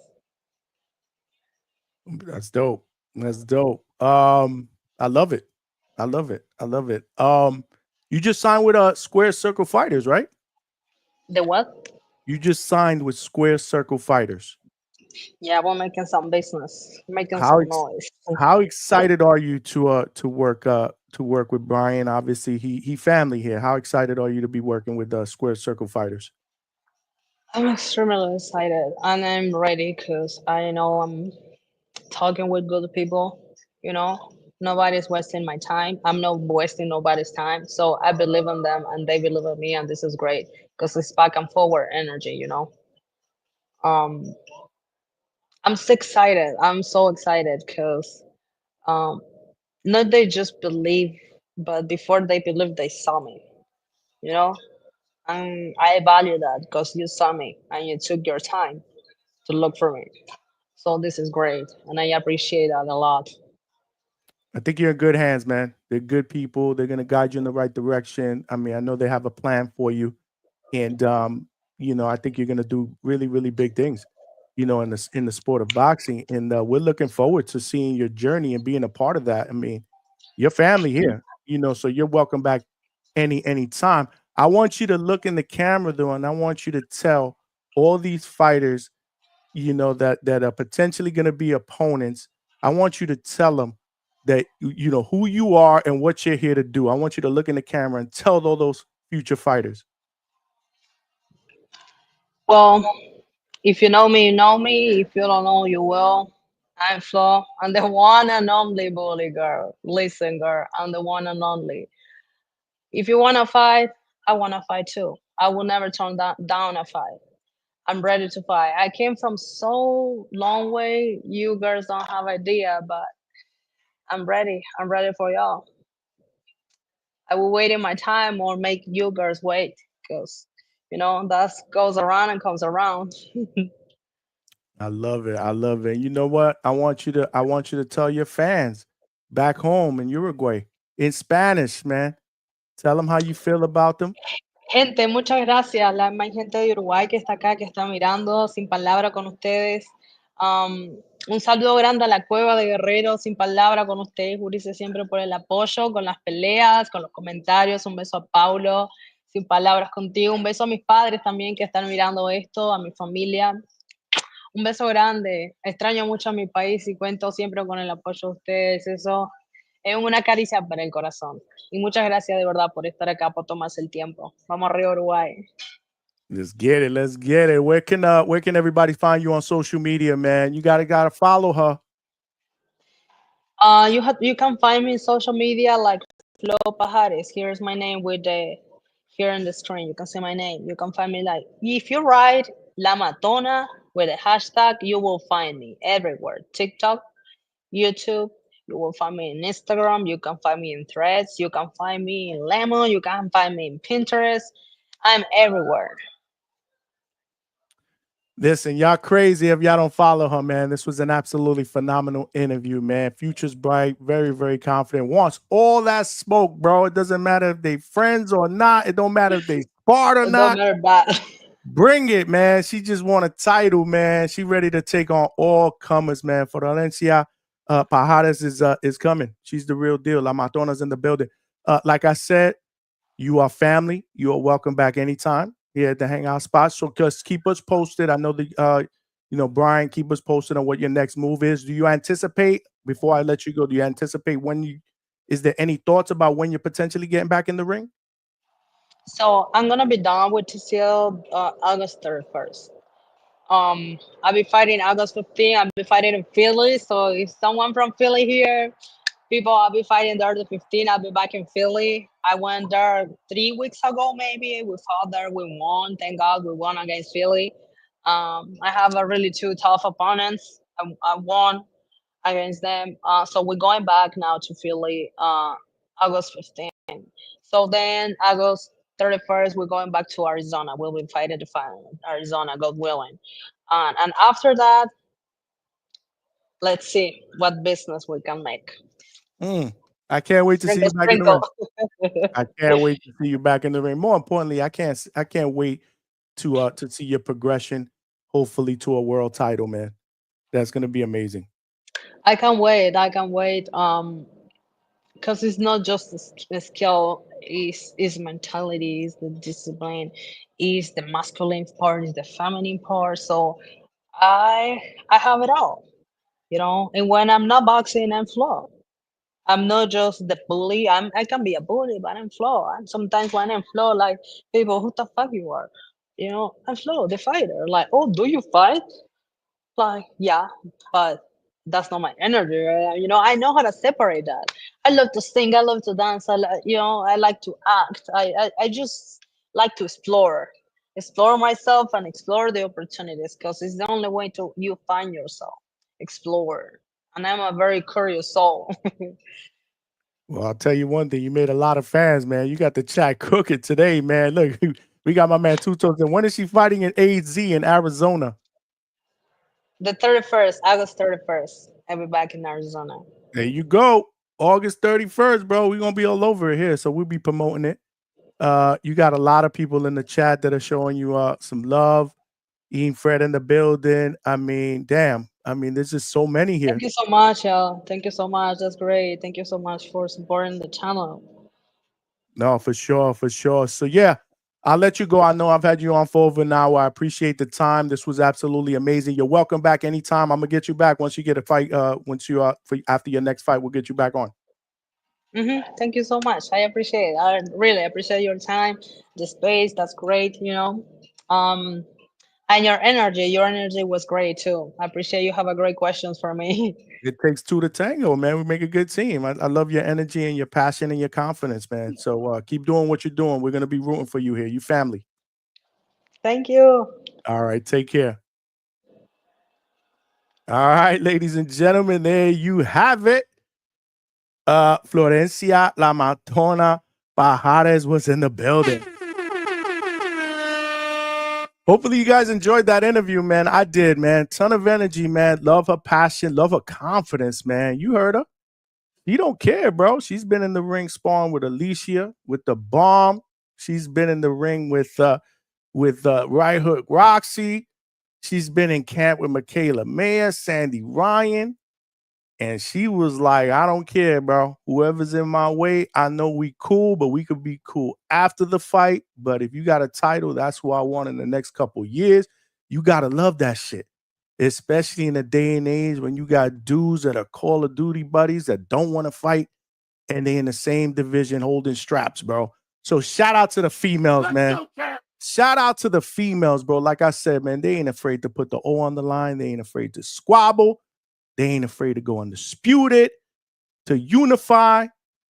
You know, we got to show the ladies love here at the Hangout spot. Women's Wednesday, man. Women's Wednesday. Shout out to Brooklyn Barwick, who was in the building, bro, trying to lobby for a fight. I see you, Brooke.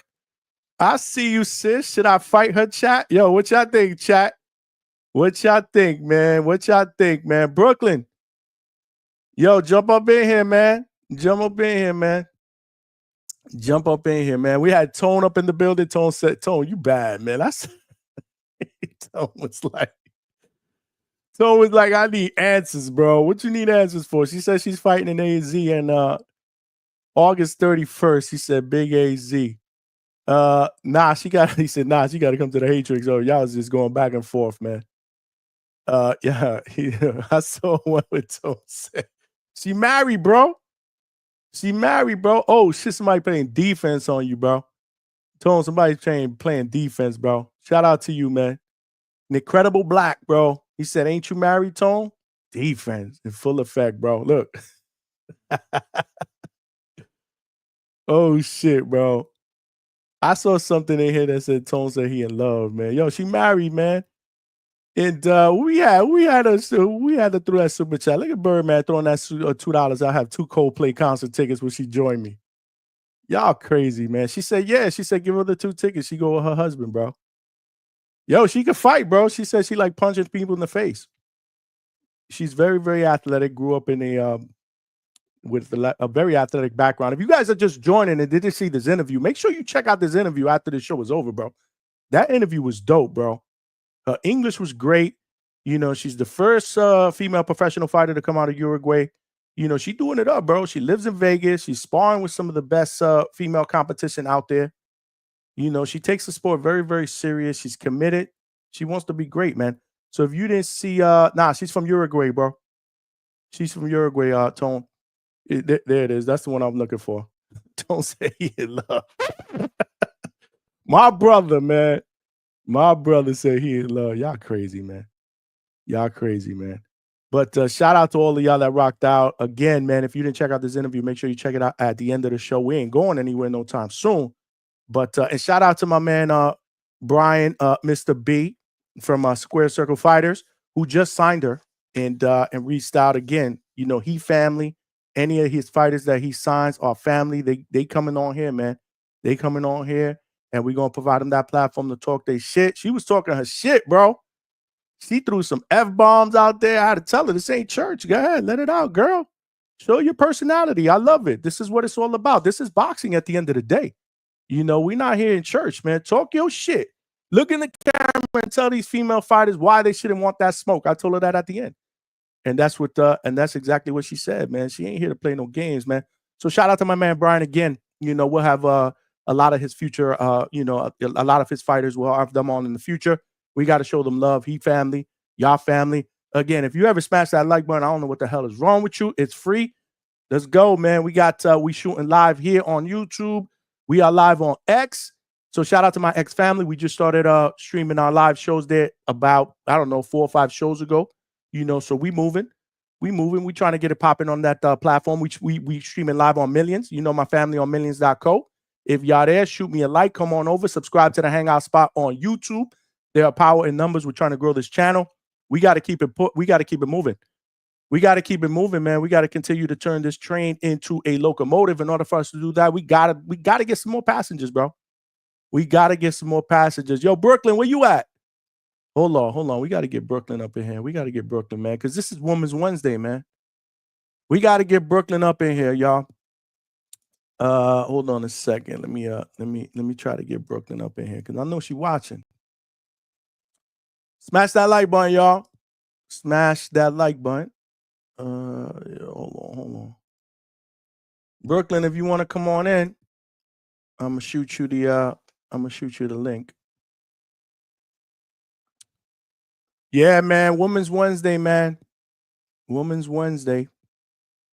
Short notice though to get some female panel members on, man. We didn't finish yesterday's show until what? What time was it? It was like 2:00 in the morning, I think, 2:30 in the morning. Yeah, man. So you know, Brooklyn says she coming in. Oh, my man, Mr. B is up in the building. What's going on, B? What's going on? Man, chilling, man. Shout out to you, man. I think that was one hell of a signing, bro. I love her energy. Awesome interview. I appreciate that, bro. Listen, I love this shit, but more importantly, man, it's like I told her, man, it takes 2 to tango, right? I mean, I thought she was an excellent guest, showed a lot of confidence. You know, I love her passion. You know, she gonna be a good one, bro. You know, you do your thing, she does her thing, and I think it'll be a good team with some good results, man. Yep, definitely appreciate the love. Thank you for everybody for joining in, and if you didn't watch the interview, definitely catch it, bring it back, show the Hangout spot the love, and I appreciate you all want to come. Nah, for sure, bro. You know, all your fighters are always going to be welcome, so we're going to set up a couple that we're working behind the scenes to do, and we're going to show that support, bro. We're going to show that support. Awesome. I know Brooklyn wants to get on here. I just want to give a quick shout out and thank you to everybody. So we can get Brooklyn on here so she could get on it. And hopefully maybe we make something happen later on. Yo, we gotta promote, bro. Definitely, Brooklyn was in the chat, bro. We gotta promote. Yep. I'll come see you at Champs in Danbury. You know, we could talk. All right. So yeah, man, just stay tuned, brother. Stay tuned. Awesome. I'll catch you later. Appreciate it. You got it, man. My man, Mr. B, Square Circle Fighters up in the building, bro. Square Circle Fighters in the building. Women's Wednesday, y'all. It don't end. We got sister up in the building, Brooklyn Barwick. We got the big deal. The big deal is in the building. Yo, you in the chat, and one of your posts says Brooklyn Barwick. The other one says the big deal. Like, how many different? Which one was that? Bro, one was Twitter. Okay, so Brooklyn Barwick is my federal name. I do respond to that because legal name, obviously, but Big Deal is my fight name. So Brooklyn the Big Deal Barwick. Okay, so you but I call think me Big Deal, the Big Deal, BK, Brooklyn. My last name, if you want to, like, just call me by my name. But it's Big Deal, like when we fight. Dope. No, they know you already here. You ain't got to introduce yourself here. My viewers know who you are. They know who you are at the Hatrix. They know who you are here. You family here. You family. Shout out for tuning in, though. Dude, that girl is heavy. She was like, oh, I'll fight her. I was like, dude, you're like not in my weight class. I cannot make 140. Yeah, but she'll come down. She fights at super featherweight. What's super featherweight? 129? What is super featherweight? That's 129. The most I've ever competed at was 126. And she's 5'3", so she's about what, 4 inches taller than you? Yeah, I had to eat to make that 129 for TCO. That would be, you never know what happens in the future, man. You never know what happens in the future. Hey, yo, if they give me money, yeah, all right? Yeah, give me money. But it gotta be a lot of money. Like, it gotta be enough. Like, so you definitely seats, man. You definitely won't duck that smoke, is what you're saying, right? I don't duck any smoke. I respected the fuck out. She was like, yeah, because I know Right Hook Roxy too. I go to knockouts as well when I'm in LA, and I go to Top Rank to spar. So it's like, bro, I know the places you've been in.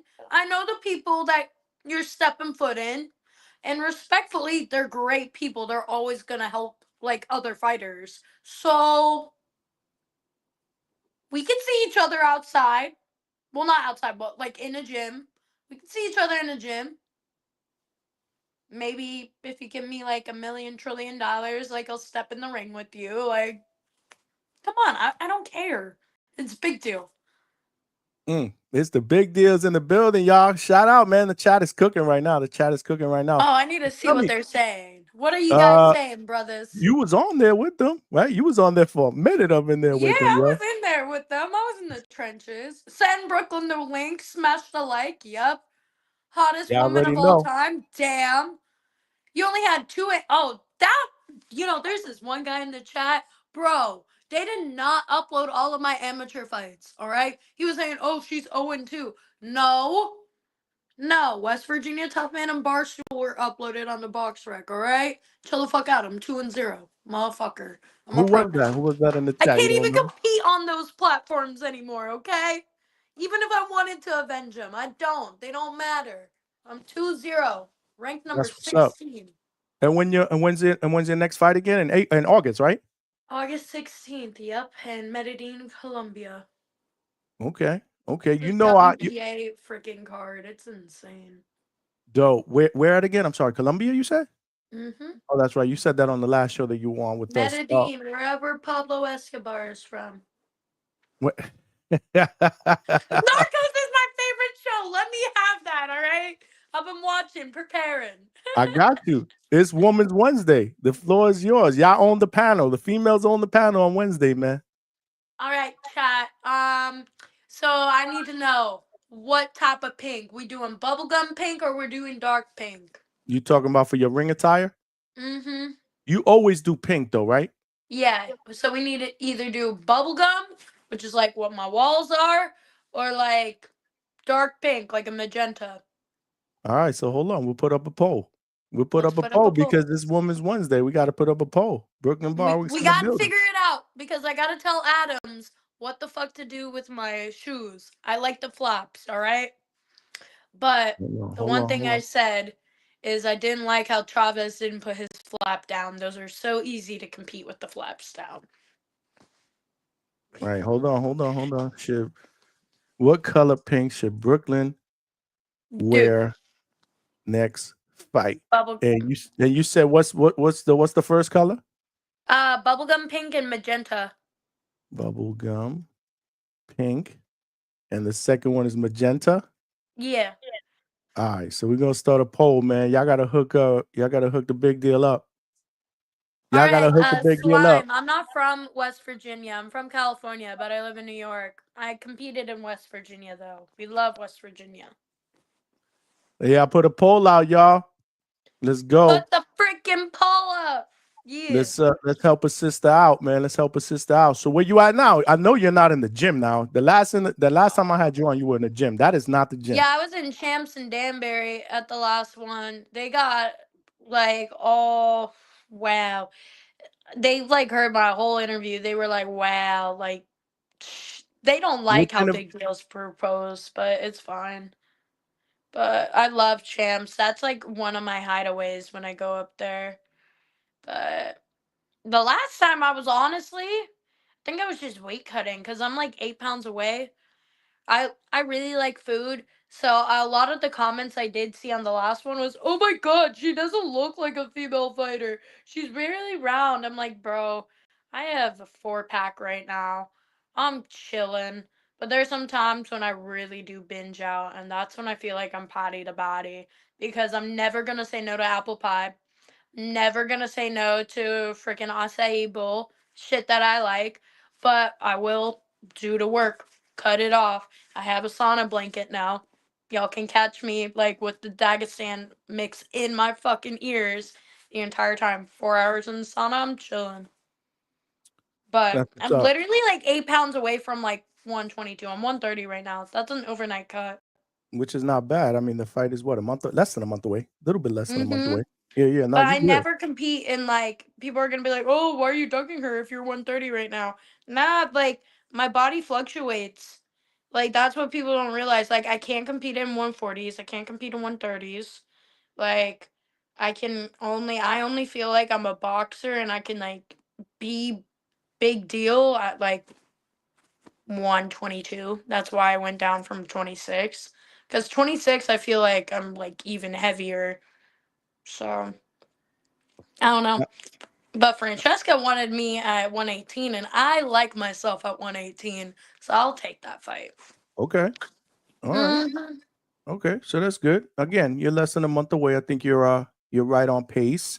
I saw you today, man, hanging out with Shushu. That was today, right? I love Bruce. That was Talk yesterday. to me about that. Talk to me about that. What was he doing? Getting that working? You were just chilling, or what? Did you get some work in? Bro, I was fangirling, bro. I ain't gonna lie. Like, I met him at Top Rank in like the most chillest environment, and I was chill to him. But when he comes to Brooklyn, he's like the mayor of New York, bro. You gotta respect Shushu. And he said, "Oh, I remember you." So that fucking hyped me up. How could somebody that meets you not remember you? That's exactly what Sosa said. Sosa said, "Brooklyn, of course he's gonna remember you. You're loud." I'm like, but Coach Sosa, like, yo, it's Shushu. I didn't think that he would like think about that, but he knew because I had a conversation with him at Top Rank when I introduced myself the last time, and I was like, "Oh, I'm from New York. Oh, I'm from New York too. Wait, I know you aren't you Shushu?" And then that's how we met. You see, somebody just said she's been on TV before. Yeah, I love boxing boys. Ness is my boy, bro. For sure. We all family. We all family here. But so yeah, that's good. So chill, bro. His like girl is very supportive too, and he's like actually the one thing I will say is because that gym is like where Shushu had his amateurs. Coach Sosa, that was his coach all the way, and even sometimes still in his pro career, he relies on Coach Sosa for like just being there for him since he was there from the start. So when he came, he just like was so genuine, dapped us up. He encouraged us. he was like, there was his dad. His dad was like really cool. His wife was really cool. He was just chilling with us, giving us all sorts of knowledge. I even asked him, I was like, bro, I'm about to be 3-0. What the fuck are we gonna do? Like, how are we gonna elevate Big Deal? He was like, bro, you just gotta elevate. You just gotta like sit there, believe in yourself, talk to God. He was spitting so much facts.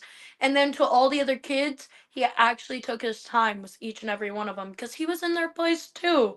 And he was like, dude, that was my locker. This is this. Like, he knew this place like the back of his hand. That was his home. So it was good. And when he was working out, everyone obviously he had the mayor, like the mayor's second like in command was there and then called the mayor for him. But the Secret Service and shit was there.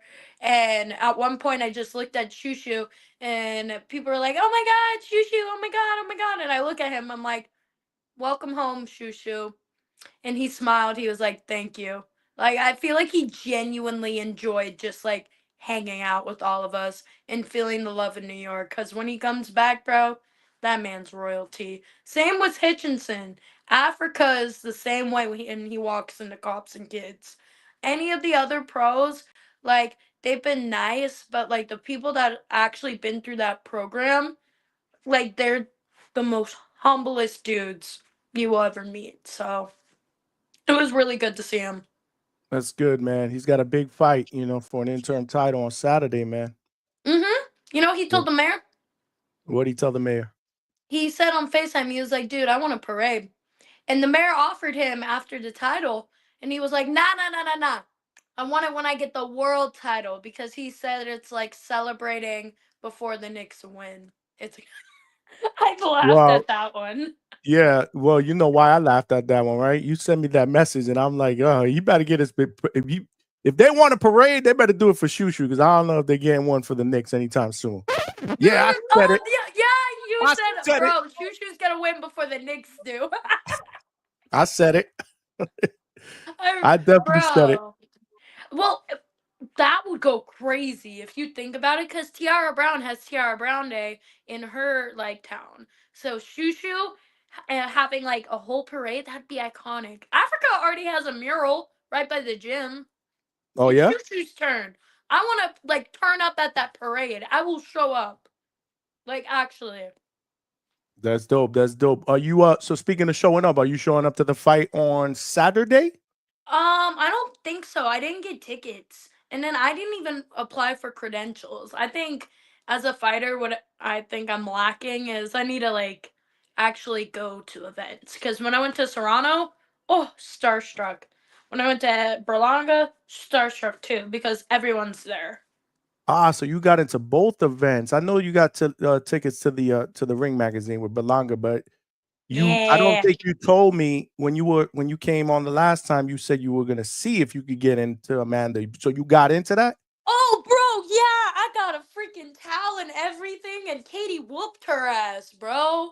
Katie. You did pick Katie to win. I remember. Yeah, bro. I also have Serrano. I have two of them, but they're both here. But yeah, So what, and they were giving out free towels? yeah, bro. I got 2 free towels. These are in my Nice. collectors. Okay. All right. And then I That's even what's got a up. Berlanga signature. The one thing I felt was unsafe. I like that sparring event they did. But Jacob Solis, he's a professional fighter. I believe he's 8-0. Um, they like mismatched the fuck out of like some of the boys there. And like Jacob like got dropped and hit in the back of the head like 3 times. So I was like, what? I don't know. I would have loved to like pull up there to like get an actual sauna suit because Box Raw has not blessed Big Deal yet. Y'all, if you want to help me on something, spam Box Raw. I want a sauna suit, bro. Because I would have went for like the sample sale, but like there was way too many things going on in New York with not Clarissa, sorry, with Berlanga and Katie going on. Mm. So yeah. What was the energy like in both events? Start with the Serrano event and Katie Taylor event. Ooh, oh my gosh, you could not hear Alicia Baumgartner's fight. I still haven't watched the TV version. The whole crowd was roaring at one point because all the Irishmen, a bunch of people from Ireland flew in. They were like walking around drinking with their Irish flags, walking in a Katie Wonderland, like chanting and shit. And then the Puerto Ricans with their flags, they're going freaking ballistic too. And they're going back and forth having a screaming match, like both supporters, and then the whole stadium you just see light up. Like it was insane. The energy, it was unlike any other fight I've been to. That arena, and especially the way that they did it, it was so organized and so much better than anything I've ever been to. And Ring Magazine, even though it was organized and like, the crowd was all right, like they did have a good turnout. There was no chaos, no nothing. The only thing is that Quinn just kept getting out of his freaking chair during Shakur. That is like Who? the only wow. Who kept getting out of Exciting. his chair? Oh, is it Quinn Moses? That's my Oh, homie. okay. Got you. Him, he's like cousins with Shakur. So him, his girl, and like everybody. I believe his girl was there. I don't know. But like his whole family was there basically. So Were there any fights in the crowd between the Puerto Ricans and the Irish? no. Oh, in Serrano. Yeah, in the crowd, because the reason why I say that is because I went to a fight when Belonga was fighting against Patrick McCrory. It was in Orlando. There was Puerto no Rico fights for at the either Irish, of and there was them. a big fight literally right in front of me. The road right in front of me. No, not at either of them. Not at Katie and Amanda. Not at Berlanga stuff. Um, the only thing is I think that MVP brought out like a rowdier crowd. I think that Ring Magazine had more classy boxing fans, like Really? people that you would think that are in like a high school dorm, or not a high school dorm, like a high school auditorium, just writing. Like it was like that because it's the U.S. Open Stadium in Queens. You know the venue Yeah, I'm talking yeah, about. yeah, yeah. It's literally just kind of like a dome, like it's going down, and then like the ring was right there. I was like more towards the middle, but like even walking up to get to the snack bar and stuff, it was a trek. It felt like we were just looking down in there, and even the floor, they had to like look up. We're all in a dome. So it was a cool venue, but I feel like because of that layout and how it's not MSG, it's more like outside. That's the only thing that I was like iffy on because, yeah, like the casuals do kind of make it fun if you think about it. Because us hardcores, we can sit and we can talk boxing all we fucking want, and we can take notes and be like, oh yeah, well Edgar did this wrong, and this is why he lost, but what makes fights in person fun is how you experience having that fight right in front of you, having the freaking Katie Taylor fans and the Serrano fans going back and forth, screaming chants and everything. Like that's what makes it fun. It's just the environment. That environment was more chill, but there was also a lot of security because Turkey was there too. So Right, right. Yeah. No, I had a few people that went to the event that actually called in. Uh, either I think it was either that night or the next day when we did our show, and I got good. Everybody really raved about it. yeah, no, it was goodly Even the managed. stadium, they said, the seating, the way you just described it, like they said it was a good venue for boxing. Like they would go back Hmm. to see a boxing event there. Yeah. You know, I feel like if it's an outside venue, the U.S. Open one is very nice. Do not do Yankee Stadium. Anybody that are putting on boxing events, I don't want to go up there and like have to put a ring in the freaking outside stadium. No, that one was fine because it was like half inside, half outside. So yeah, but I like MSG though. But we need more seats in MSG. How do we like expand but also keep the legendariness? Because there was only like the whole stadium was packed. I think there was like only 20,000 seats or something like that. I don't which know. I one don't at know the the exact Garden? You're talking about seatings. the Garden, right? Yeah, the garden. Yeah, the Gardens probably has about 18K or something like that, 19K, something like that. Yeah, no, it was all packed. I was like in the middle. You could not get down. You could not get up. I just kind of sat there because I was like, I'm an examine and bruh masterclass, but I would say the Irish were the more fun because they were like mobile, like with their chants and shit. They were like going to each section, and like everyone like that was supporting Serrano just kind of sat there. Was like they were riding for their girl, but they were just like posted. Nah, Katie Taylor's people were on foot. They were making it known. That's what's up. That's what's up. What was the fight out of the weekend that you enjoyed the most? That stole the show for you?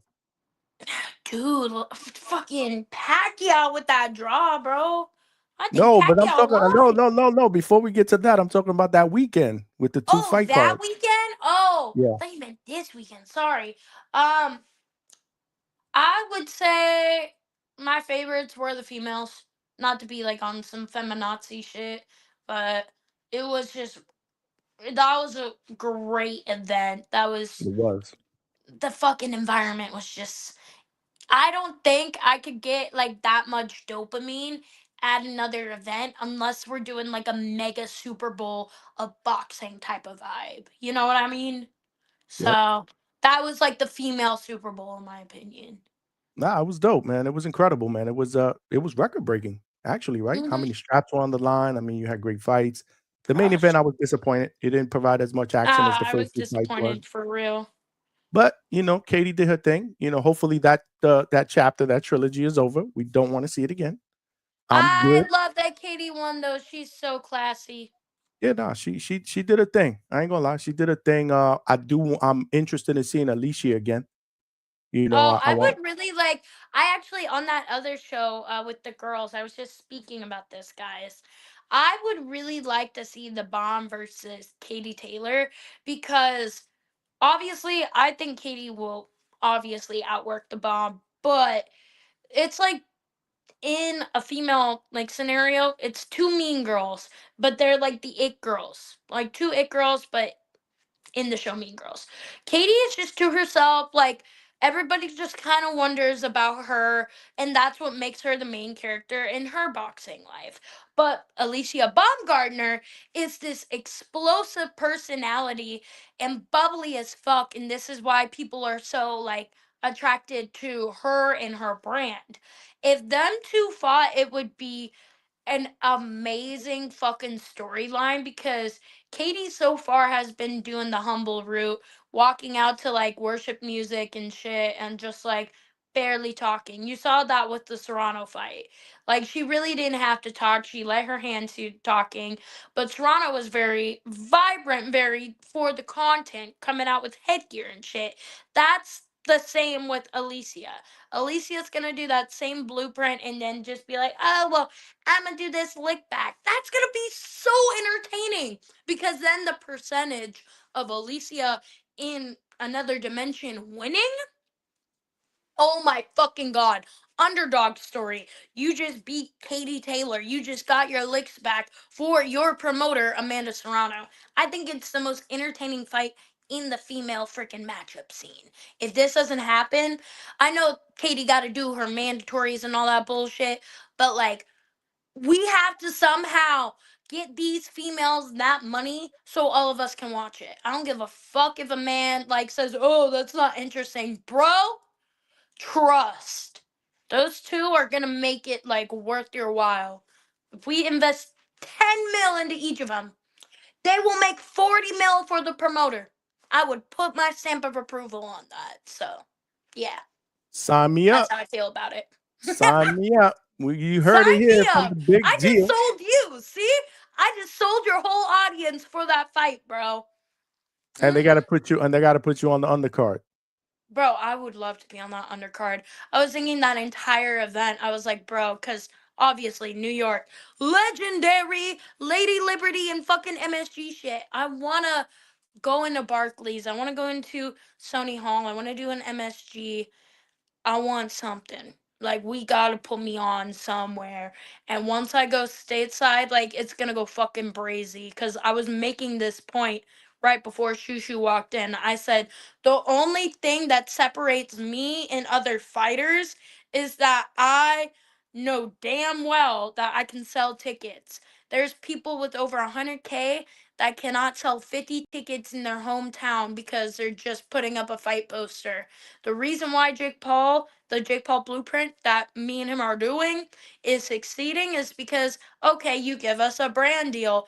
Look, Jake fucking promoted the whole Mike Tyson fight saying he wasn't training. He put on a fat belly suit, put some makeup on it, so y'all would think that's real. And then look what he did. Even though that's a controversial matchup, it was the most talked about things with casuals and hardcores. They made them money. That's the one thing that I'm looking, because all these boxers that been to the traditional amateur like world and the Olympic system have great skills, but we don't see them have over millions of followers. They only have like 3,500, and it's because they don't know how to promote themselves. That's what it comes down to. It's a show. Baumgartner's doing it. Clarissa is doing it. She even said on a podcast that she credited Jake because that's how she got her 100K plaque on YouTube. She was like, all right, well, shit, he can do it. He's selling out shows. Oh, look at me. I'm a fucking gold medalist. All right, shit, let me do it. Look at her. She's succeeding. Anyone can do it. So, entertaining fights only, y'all. Thanks for coming to my For TikTok. sure. Inside the ring and outside the ring, it sells. It sells. I just checked. You know, I got to get you. You got to get on one of my guys' cars. Cornflake the Mana. Oh, I know Thomas. I've been You know trying Thomas? to get on fucking Cornflake's card. Y'all I need to just tell text him to him. put me on. I just text him right now. Hopefully No, he text watching. He him was right on last now. night.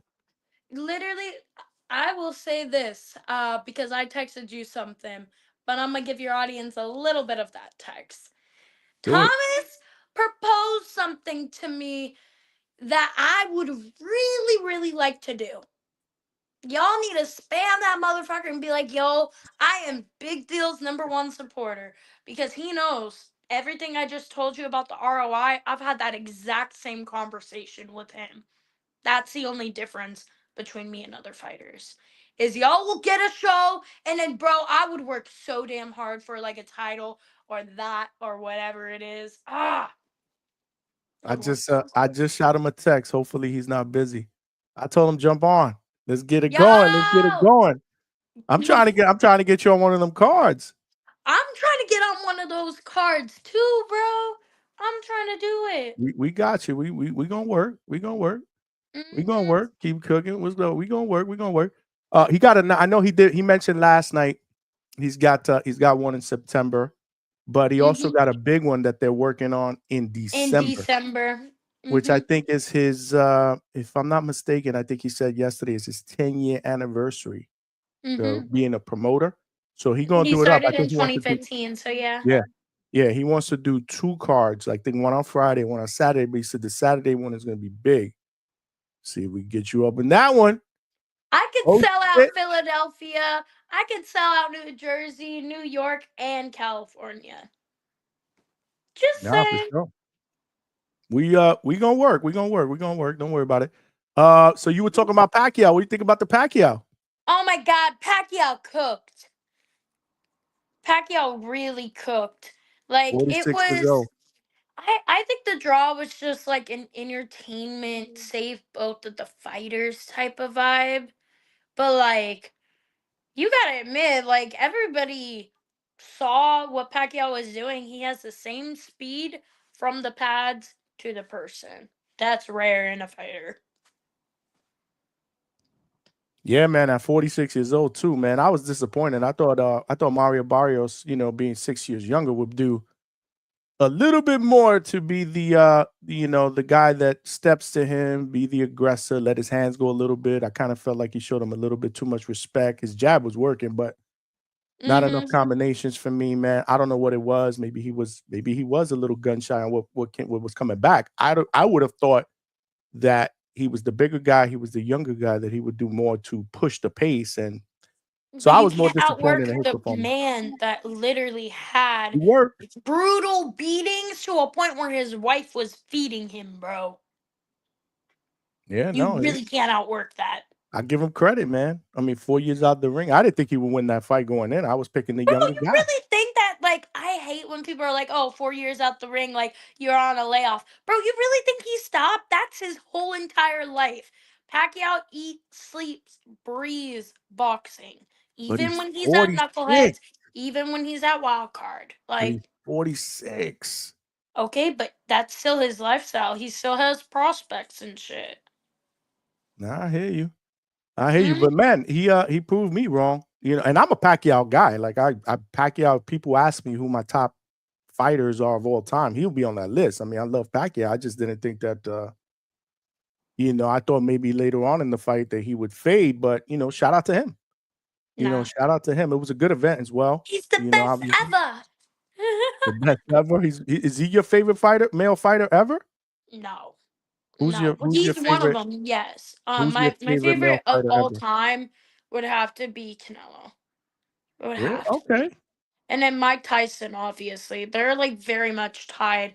But I like Canelo for just like his personality, how very much savage he is.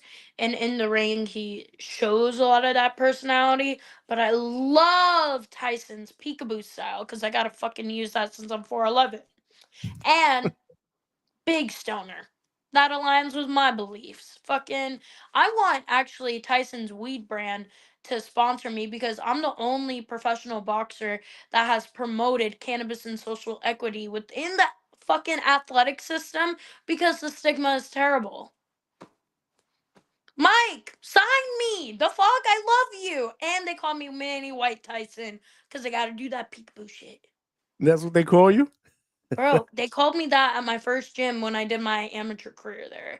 And they were like, "Oh, you're like Mini White Tyson. What the fuck?" I seen some of your footage when you're yeah, I seen some of it. Yeah, I can see. Now people are like, "What the fuck?" I love when they love to critique me. I'm like, "Okay, how many championship belts have you earned?"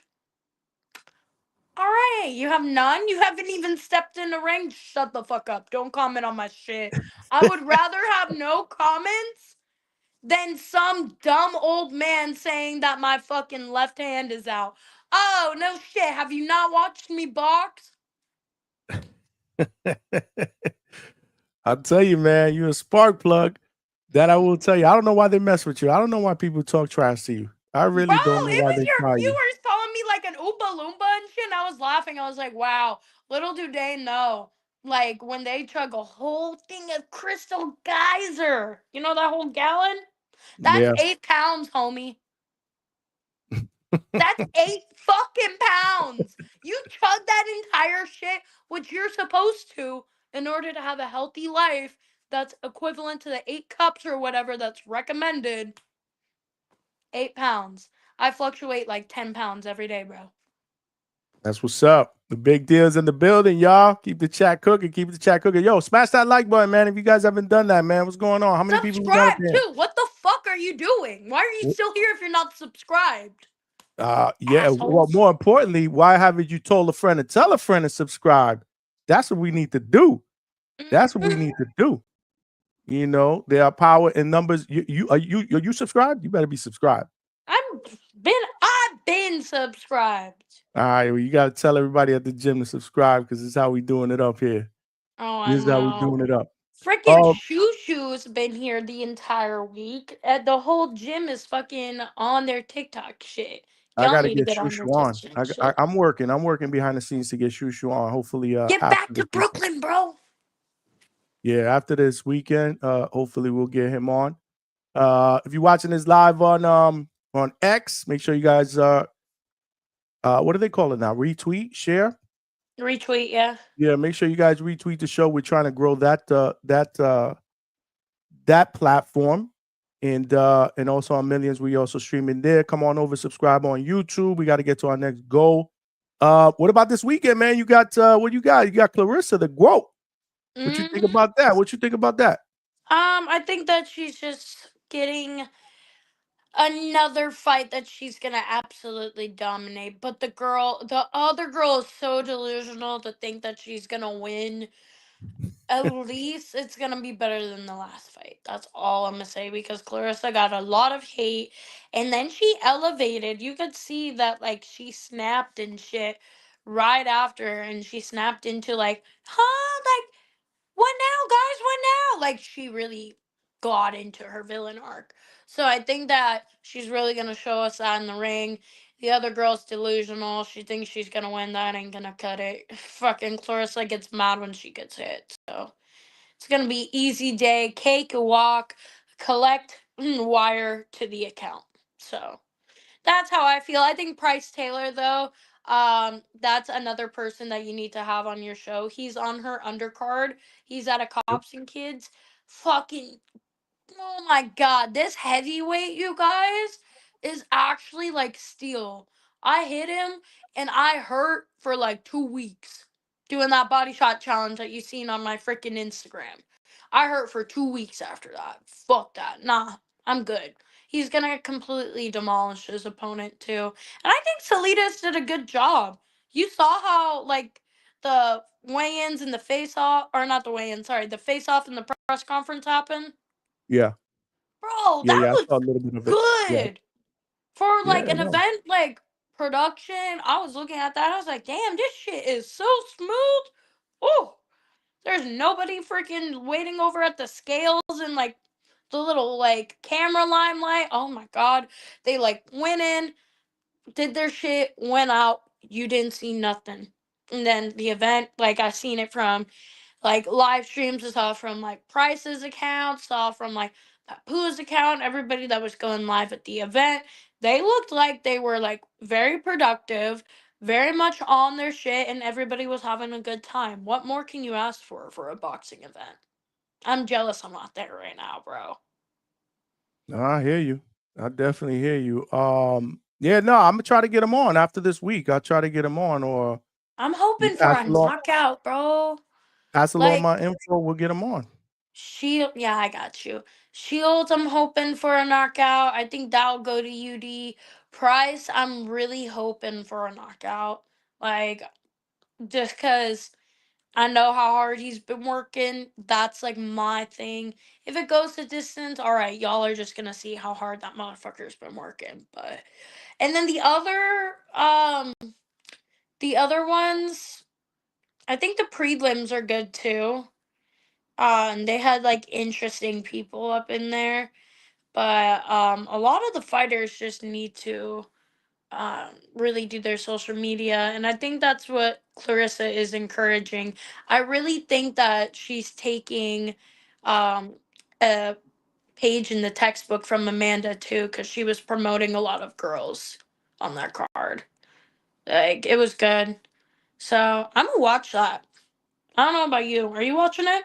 Yeah, I'm gonna be watching. Well, I'm gonna have multiple TVs on because this fight card's all over the place. So I know it's a busy yeah, just weekend. like last week. I mean, we had fight cards. Three separate cards on Saturday. Luckily, the Usyk and Dubois one was earlier. Yeah, But because of the time difference. yep, but the Bam one was on the same time. But the Bam main event actually ended before the Pacquiao Barrios started. Mm-hmm. So that was good. But yeah, same thing, man. We got multiple TVs here at the Hangout spot. So I throw the main one there, throw another one there, put the laptop Jeez. on if we need to. We're all over it, man. And then after that, we go live. After Yeah, the main events are over, we go live and we give post-fight reactions. bro. It's so fun. I think now just like living through like the fight weeks, because I did the David Benavides fight week with my publicist Emily, and that was like a fun fight week. But New York fight week was so different than Vegas. This is vibrant. Seeing Shushu just like in his element, and seeing like the girls come in like the last week and shit. It was fun. It Yeah, was no. fun. Yeah. What do you think about Xander going for his first world title? I think that that is going to be an interesting fight. I probably would say I would go to distance, but I don't know. That's Chino one I Perez, like man. kind of. I Chino really want to Perez see. coming off a win off Charles Conwell, man. Bro, these boys are hungry. What? That's a 40 weight class, right? What weight class was that? 154. 54. Okay, that was close enough. Fucking, I don't know. I think the boys, now that there's a fire from like Turkey and like all these other promotions, like trying to collect fighters and trying to put on the good fights, I think they're like really on their shit right now. Because if you think about it, like, do you remember that tank draw? I think that ever since like the bullshit was happening in boxing, and now that Turkey and Jake have taken over in different areas, it kind of like refueled and reignited the fighter, like the fire under the fighters. So I don't know. Great weekend of boxing though. I'm excited. Big deal stamp of approval. For sure. So, update on the votes: 65% of the voters say you should go with bubblegum pink. Bubblegum pink. Hell yeah. Yep. Brooklyn, what do you think about O'Shea Jones fighting this Friday? Oh, I love that one. I love that girl. Yeah, she's Yep. gonna kill It's it. Friday. Oh, you read the chat? That's good. That's good. Yeah, no, I'm on my phone. That's why it's like right here. It's 11:11 on the East Coast. Make a wish. Ilia Hollywood. Carranza. She's fighting Carranza from out here, man. Shit, bro, ED for out real. here in Miami. Shout out to the That 305. EBT card joke was funny, bro. The who? The what joke you talking about? The one in the chat. Oh, That's somebody said funny. nobody watching Clarissa. Call me No, MPO. Said nobody watching that's Clarissa's funny, but EBT like, card. girl, you Wow. gotta give it to the girl. She's trying to put on a Damn. platform. And Salidas, bro, I Damn, want y'all to. hating. Look, King KO hating, bro. Oh He no, said, yeah, that's Clarissa is a irrelevant. certified hater, bro. I'm actually jealous. I really want to be on a Salidas card, bro. Imagine He if from a Brooklyn. Why Jewish you not? Yeah, he promoter from picked up Brooklyn. the only Jew in North America. Oh my God, what a story! Oh, that's another thing that you guys have in common. Absolutely. He's from Brooklyn. He's Didn't he from train? Brooklyn. Didn't he train in one of them gyms out there? I was trying Yeah, to get him I on. met him, and he's also Jewish. I know. So I got what's my the Jewish. problem? Everybody got their Jolly Ranchers on the weight cuts. No, guys, I got my rip-off Jolly Ranchers from Israel. So, What oh nah, man. Yeah, Salidas, I don't I literally went up to him, bro. Like, this is just like, this is kind of big deal being Brooklyn right now. I was so nervous because I was like, how do I approach him? Do I just say, hi, I'm Jewish? No. I was like, obviously nervous. He's getting interviewed. And then I do like the little big deal act. I'm waiting for him. I shook his hand and I was like, bro, I love you because you were undefeated and like a Jewish fighter. But I was like, but I also really want you to sign me. He was like, bro, for real? I'm like, just look out for me, bro. That's all I said. It was like just the quickest 10-minute conversation. There was obviously more, but that's the summary of it. It was like that. And he was like, shit, okay, cool. I love him.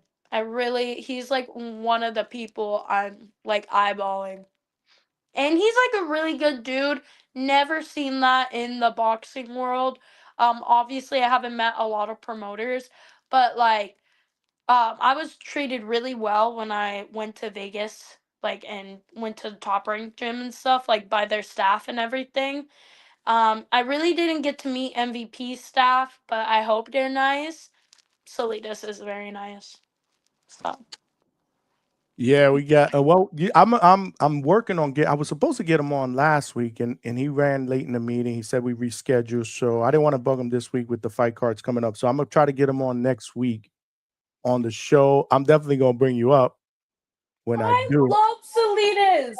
Bro, I would love to get signed by him. Biggest fan right here. I will only fangirl for a few.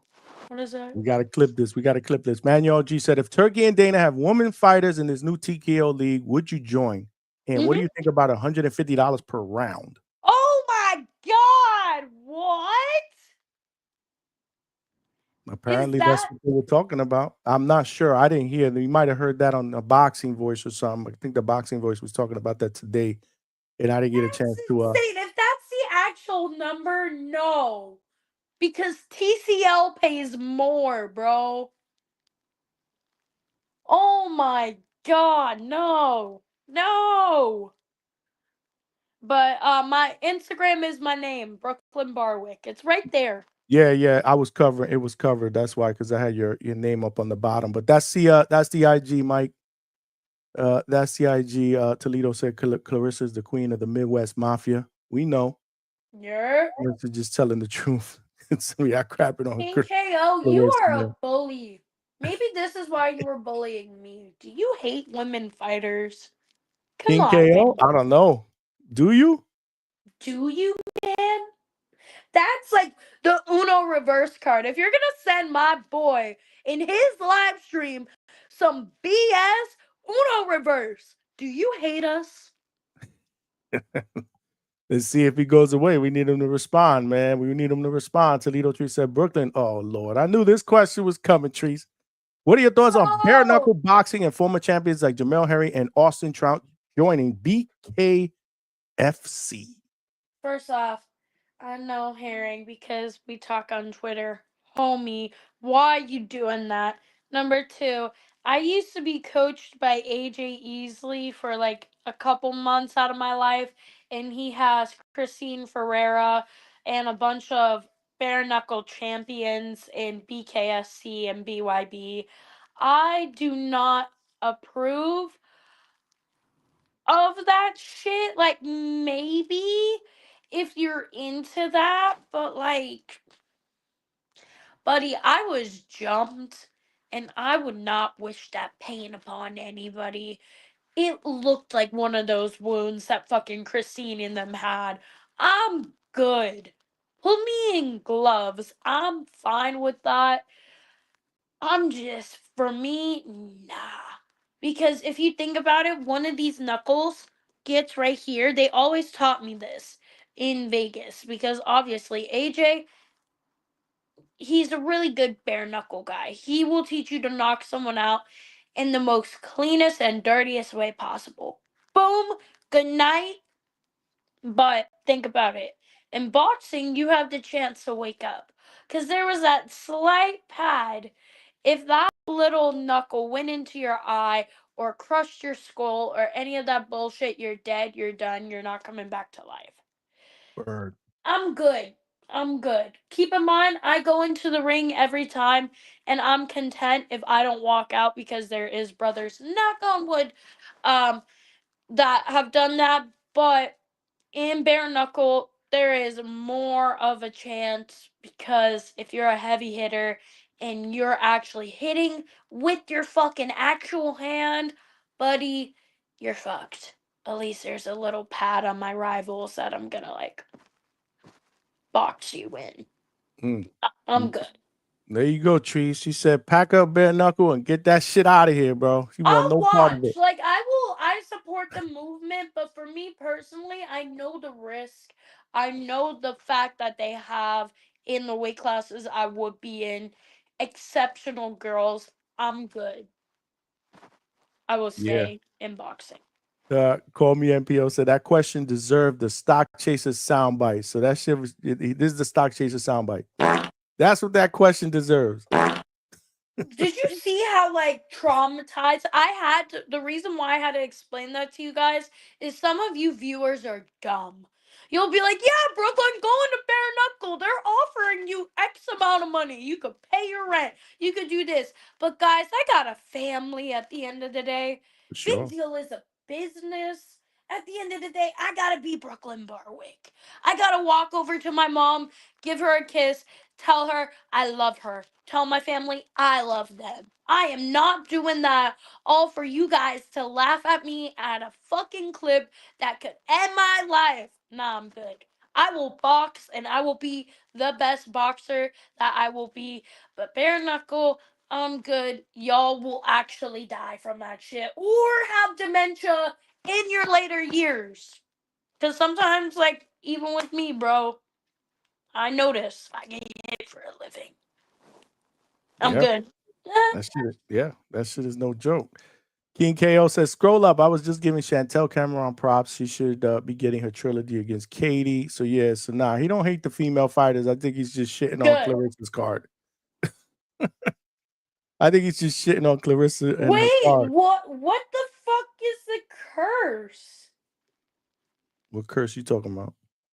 Bare knuckles are for brain dead. Facts. PKO, I think you're a troll because I don't think there's a boxing voice like curse. Where you see that? Where you see the boxing voice In curse? the What the hell you chat. talking about? Oh, I might have skipped that one. Bare knuckle is worse for cuts and eye injuries, but not brain damage. That too, you could get blind in that because that overhand I was talking about, skull right here, that's the one I was focused on. But that could go in your eye and gouge your eyeball out. I'm good. There ain't no blind rank questions up in here. We don't do the blind rank here. I don't know if one of y'all put that in the chat. Y'all want that blind rank stuff? Y'all got to super chat that shit. That's too complicated. We here with the big deal, Brooklyn Barwick. Number one is big deal. I don't care. That's my blind rank. Yep, there you go. There you go. Don't even bother to ask the question. So what can we expect? Oh, before we talk about that, when do you plan on going to Colombia? How far out? Are you gonna go fight week or you I'm want gonna to go earlier? Yeah, I'm going fight week. Oh, you're gonna do fight week? But Yeah, it's not I'm really a going. time difference. That's not what's the time? It's not really a No, time I difference don't like think. that over there, I right? think Is it's it? an hour. I think it's Yeah, it an might hour. be an hour behind or something like that. Yeah, Or I how think it's ahead? either an hour behind or an hour ahead. I don't know. I'll check it after this one. I didn't really think about that. I just thought about I'm getting there early because I'm getting there before my team. I need to sleep. I've been really just trying to work on big deal shit for a while. So for everybody that's supporting me, like I'm just tuning out all like social media. Like a day before. Like I'm gonna be posting, but like I'm not gonna be like on like how I am. So Gotta get locked in. yep. I actually am thinking about hiring somebody to like upload during fight week because it's like it's getting a lot, but I love the way that I post because like my reels and shit, you see they get traction when I like am goofy and like add a little oomph into the fucking fight announcement. So I don't know, but this time around, y'all are gonna see an actual.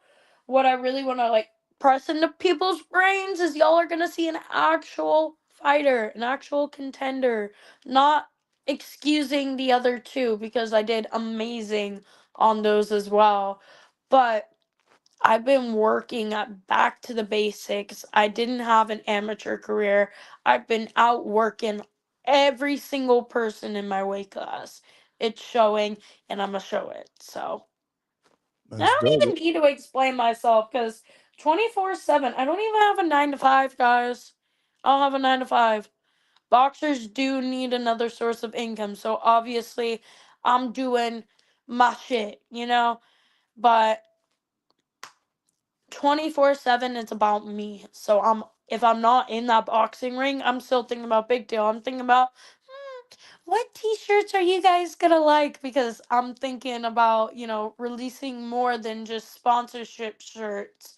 Like there's shit like that, I'm constantly working and doing abs and running and doing boxing and freaking Pilates and all this bullshit. Like, if y'all would see my day to day, like, even this is random. After I hop off this live, bruh, I don't even have to be at the gym until 11:30 to spar. That's that's good. And then Okay. I do my night conditioning. That's That's what's up. life. That's it, man. Keep working, man.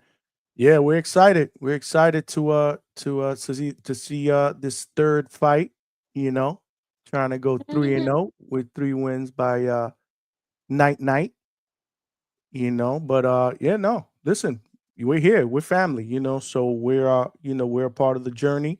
We're always going to be rocking with you. And Mm-hmm. yeah, you definitely got to come back on. You're welcome anytime. So you know that. All you got to do is be Bro. like, shoot me the Oh, I link. already know. I wanted Yeah, to pop in because I thought that was funny. She's like, I'll fight you. I'm like, bitch, you too big. yeah, I she a little can't too walk big. in at that weight. I'm sorry. I'm 4'11". That don't make sense. That's Oompa Loompa status. Or but you never know. But yeah, she's a little bit too big for you. But She you got business to big. take care of. You got business to take care of on the I 16th. got 122 Francesca Hennessy or 118. That's where we're at right now. We are staying here. I want that belt. I want it bad. Y'all saw me press her. I'm gonna press her again. It was a respectful press. Like, I'd fight her and I'd take her out to dinner. Like, that night, I'd be like, thanks for stepping in the ring. Thanks for giving me your belt. That's what's up. Love the confidence, man. I'm telling you, man, the females, they ain't afraid, man. They ain't afraid to get in there and mix it up and squabble and Bro, I loved her energy. That one that you interviewed, bro. Yeah, man. She want that smoke. She gonna make waves, but Yeah. she ain't gonna fight me, unless you want to come down to me. Then that's a different discussion. You know. Nah, I don't see it. I think there's she's at a different way. But like I said, you never know, man. I could fight her in TCL. They got random ass rules, bro. That's what she's fighting on TCL. I know, she's on Hustle. I'm on Fury. Yeah. So that's hey, keep me posted if something pops off. Yeah, bro. That's why when she was like, "Oh, I'm on Hustle," I'm like, I could have been on Hustle, but they hit me up a day later after I signed. Ah, okay. Okay. So I was like, because obviously, like, a lot of my friends, like Jada Lee and everybody, was on Hustle from Top Rank. So I was like, honey, like, maybe in a world, like, there could be a simulation where we could be there. Because I told them, for shits and giggles, I was like, hey, if you need me to go at 140, like, I could come in at 130. I don't know. Each state has different, like, coming as a fighter, each state has different sanctioning laws. Right. So That's hilarious, man.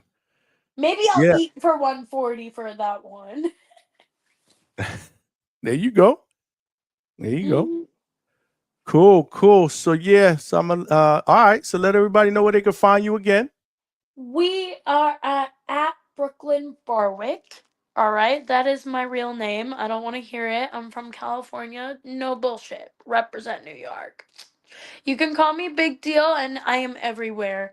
If you want my Snapchat, it's cheerleader117. I know I'm not a cheerleader anymore, but just go with it, guys. All right? And yeah, turn on all my post notifications. I'm going to do, actually, this is just for your live. I'm going to do a merch drop and drop a bunch of free shit. So if you're not following me, you're not getting any merch and you're not getting any signatures. So follow me, because that's going to happen in like a few. So otherwise, I hop in here sometimes. This is my homie. I hop into the Boxing Voice. Ness is my homie too. Met him in like Vegas and shit. Like, it is what it is. You got to give me a shirt, man, so I could represent. Yes. What size are you? Extra large. Extra large? Bro, I got vintage merch I'm gonna send you. All right, you guys. Get it over. We wear it on the show. I got t-shirts. I got shirts from a lot of different fighters. I wear them on the shows, man. I got to show Bro, y'all. I even got, actually, I'll show you this for my last fight, because they changed it to let me say, you got it right here. They changed it to like the Spanish version, since now I have a Spanish fan base. Yeah, I signed that shit. Let me make that. Let me make that. How do I do that? Nope, that's not it. Damn. The hell, I'm trying to make your screen bigger, not mine. Yeah, do you see like the little signature and shit? Yeah, I see it. Yeah, I'm gonna do that for my next fight too. All right. Because I was giving these out and they're limited edition. You can have them like when I'm a world champ. I want to see all my friends. Now you're my friend. I want to see them all have like random ass posters of me. Because I'm not gonna look like a 24-year-old girl. Because that's when this was taken. And when I'm like 30 and a world champ. Like, come on, guys. Right. Yeah. That's dope. That's dope. But yeah, definitely get me a shirt, get me whatever, man. You know, we rock with you here. You family, so. All right, I'm gonna hop off because it's 11:30. All right, I Oh, you did appreciate the you, Cat. heart. Let's go. Nothing but love for you, man. All right, bye, All right, guys. take care, y'all. There you have it, man. Women's Wednesday, y'all. Women's Wednesday. This is how we do it up here at the Hangout spot. Brooklyn Barwick in the building, man. If you are just hopping on, make sure after this show is over, you go back and catch the replay, bro. We had Florencia Pajares. I'm sorry, Pajares, who is called La Matona. She was in the building, the first female professional fighter out of Uruguay.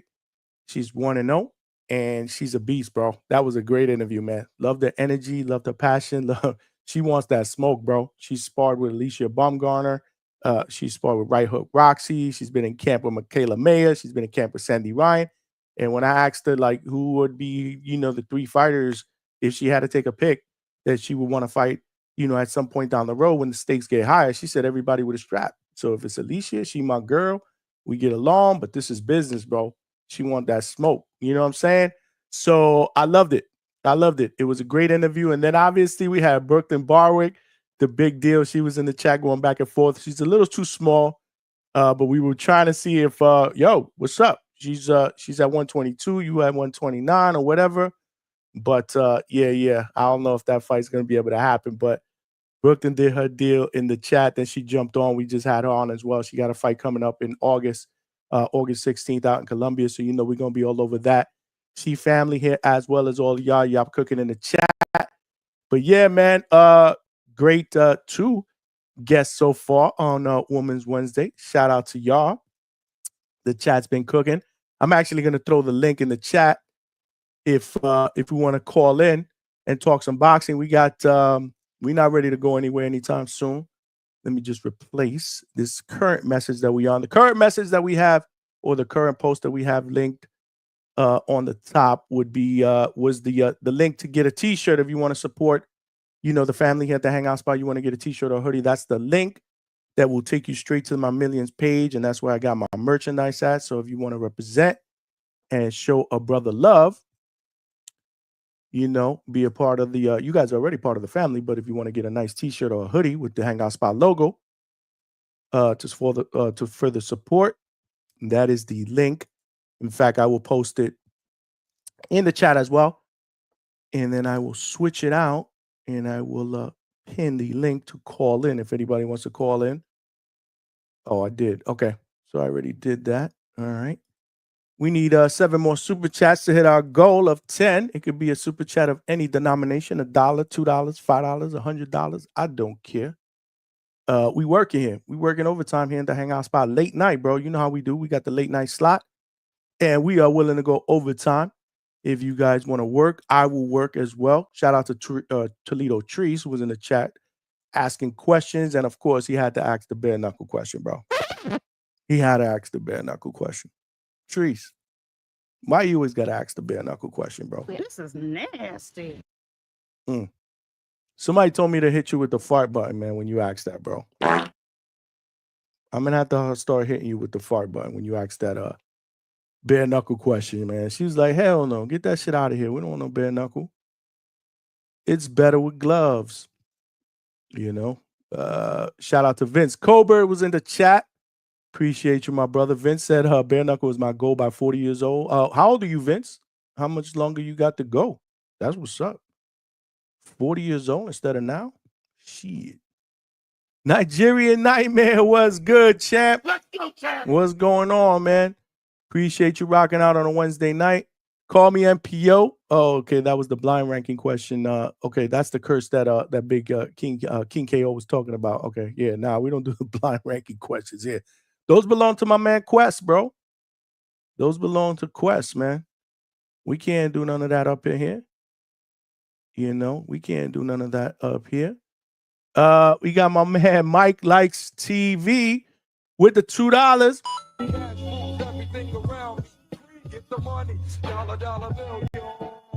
What up, champ? Appreciate you rocking out from Texas. We had him on the panel. I believe it was it yesterday? Might have been yesterday's show, bro. Apologize, man. I know you were on the panel. Might have been yesterday's show, or if not, it was Sunday's show, one of the two. But we've been rocking out for hours, bro. All of my shows lately, y'all know, man, have been at least 4 or 5. We actually did a 6 hour and 15-minute show last week. I had to cut it, man. I had to cut it like at 3-something in the morning. That was the show where we had Coach Hector Bermudez on. Actually, Coach is live in New York. He's in New York City. Obviously, he has Rohan Polanco that will be fighting on the undercard against Quentin Randall, I believe. He'll be fighting against Quentin Randall. Big step-up fight for Rohan against a very, very tough guy that not a lot of people, if any, really look good against. A common opponent, obviously, with Brian Norman Jr., the WBO welterweight champion, who should be on vacation today, man. I was DMing with the champ. We were chatting it up yesterday. Obviously, I expressed my condolences to his grandmother who passed away. But I think he said he was going to go away for a week or so. Obviously, it goes in tie to what was being talked about with the whole Devin Haney. Bill insisting, for him to start drug testing immediately instead of August 1st. Again, Brian Norman Jr.'s initial thing was, let's start August 1st because I'm going away out of the country. Bill insisted. The fight threatened. The fight was on. Or people were threatening. That the fight would be off because of their their lack of cooperation at the time. But since then, Brian Norman Jr. has agreed to the drug testing, so that has started. The fight is still on. I haven't heard anything about it not being on. We did have Coach Brian Norman Sr. on. Again, my condolences to you, Coach, if you're listening. We did have him on Sunday, and he confirmed they are good to go. They complied with the demands to start drug testing 2 weeks earlier than what it was supposed to start, which was August 1st. But that's Sister Mahaney's, in my opinion, playing mind games. Either way, we got ourselves a fight. Mike Likes TV said Two-Tone was sharking, bro. Yo, Two-Tone. I saw Two-Tone, bro. I saw Two-Tone sharking, bro. He was sharking, bro. He was slithering. He was slithering in the chat, bro. Talk about who's that. He's in love. Hook me up, blah, blah, blah, bro. That shit was funny, bro. I was watching some of that as it was coming in. That shit was hilarious, man. Shout out to Two-Tone. Shout out to you, Mike, for the donation. I appreciate that. Vince Colbert with the $5. Appreciate you, my brother. He said this bare knuckle hate from the boxing community is nasty work. I don't hate it, man. I don't hate it. I'm not a fan of it. Like Treese is, like you are, obviously, and you just said that you're 35, so by the time you're 40, so you got 5 more years. Why wouldn't you start now, though? Why would you wait till 40? That's my question. If you could answer that question, that would be, that would be cool. Why would you wait till 40 and not just do it now that you're 5 years younger, at 35? But I don't hate on it. I don't know. Like I've seen it here and there. Like if there's nothing else, like there's no boxing or anything else. I mean, I'll watch it. I don't really know a lot of the fighters in there. It is entertaining, but I don't know. It's just like MMA. A lot of people ask me, like, why are you not into MMA? And I'm like, I'm just not an MMA guy. I'm a boxing guy. I'm a boxing guy. That's just what it is. Vince, appreciate the $5, my brother. That's 5 super chats, bro. We need 5 more to hit our 10 super chat goal, man. Help a brother get there. Yeah. Help a brother get there. We working. I did put the link I pinned the link in the chat. If you guys want to call in, there's hella boxing going on. Clarissa Shields obviously is defending her undisputed heavyweight title this weekend. Vince said he's 35. Needs some amateur boxing experience. Okay, so so more experience. That sucks that they canceled your that you're not fighting in Border Wars. That kind of sucks. I was kind of looking forward to that fight against you, Owizzy. That sucks. Are you going to sign up for the next Border Wars, Vince? If so, we got to get you on the Hangout spot, bro, so we could promote. When is the next Border Wars? I think it's October, right? I think that's what's saying in October at some point. Dedrick Wetson. What's going on, my brother? He said, great show, my brother. Thank you, man. I appreciate that, man. I appreciate you always supporting, man, and showing love. Shout out to my man, Dedrick. Yeah, man, 2 female fighters that we had on. If you guys just tuning in and you missed both of those. Make sure you go check them out immediately after the show is over at the Hangout spot on YouTube. While you're there, text a friend, tell them to subscribe to the channel, and tell him to tell a friend to tell a friend. There are power in numbers. We are growing with a small train trying to turn into the locomotive. In order for us to do that, we're going to need some more passengers on this train. As we grow, we get bigger and better. The shows get better. We get better guests. You already know we popping with the guests here. You already know we doing shit boost the ground. But listen, man, it just, it has to get even better. We raise the bar every single day, and we get better and better and better. And that's what's so exciting about this journey.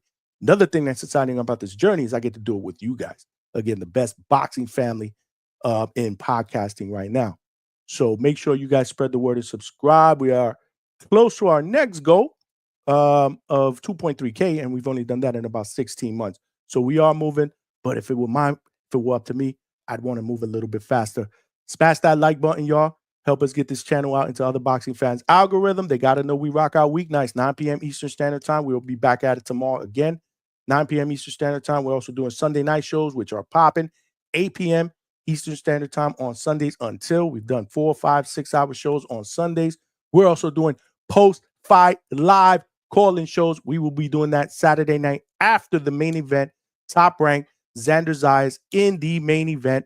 He will be fighting for his first world title at 154, the vacant WBO super welterweight title that used to belong to Sebastian Fundora. He'll be fighting against Jorge Garcia Perez, Chino Perez, who is coming off a big win off of Charles Conwell.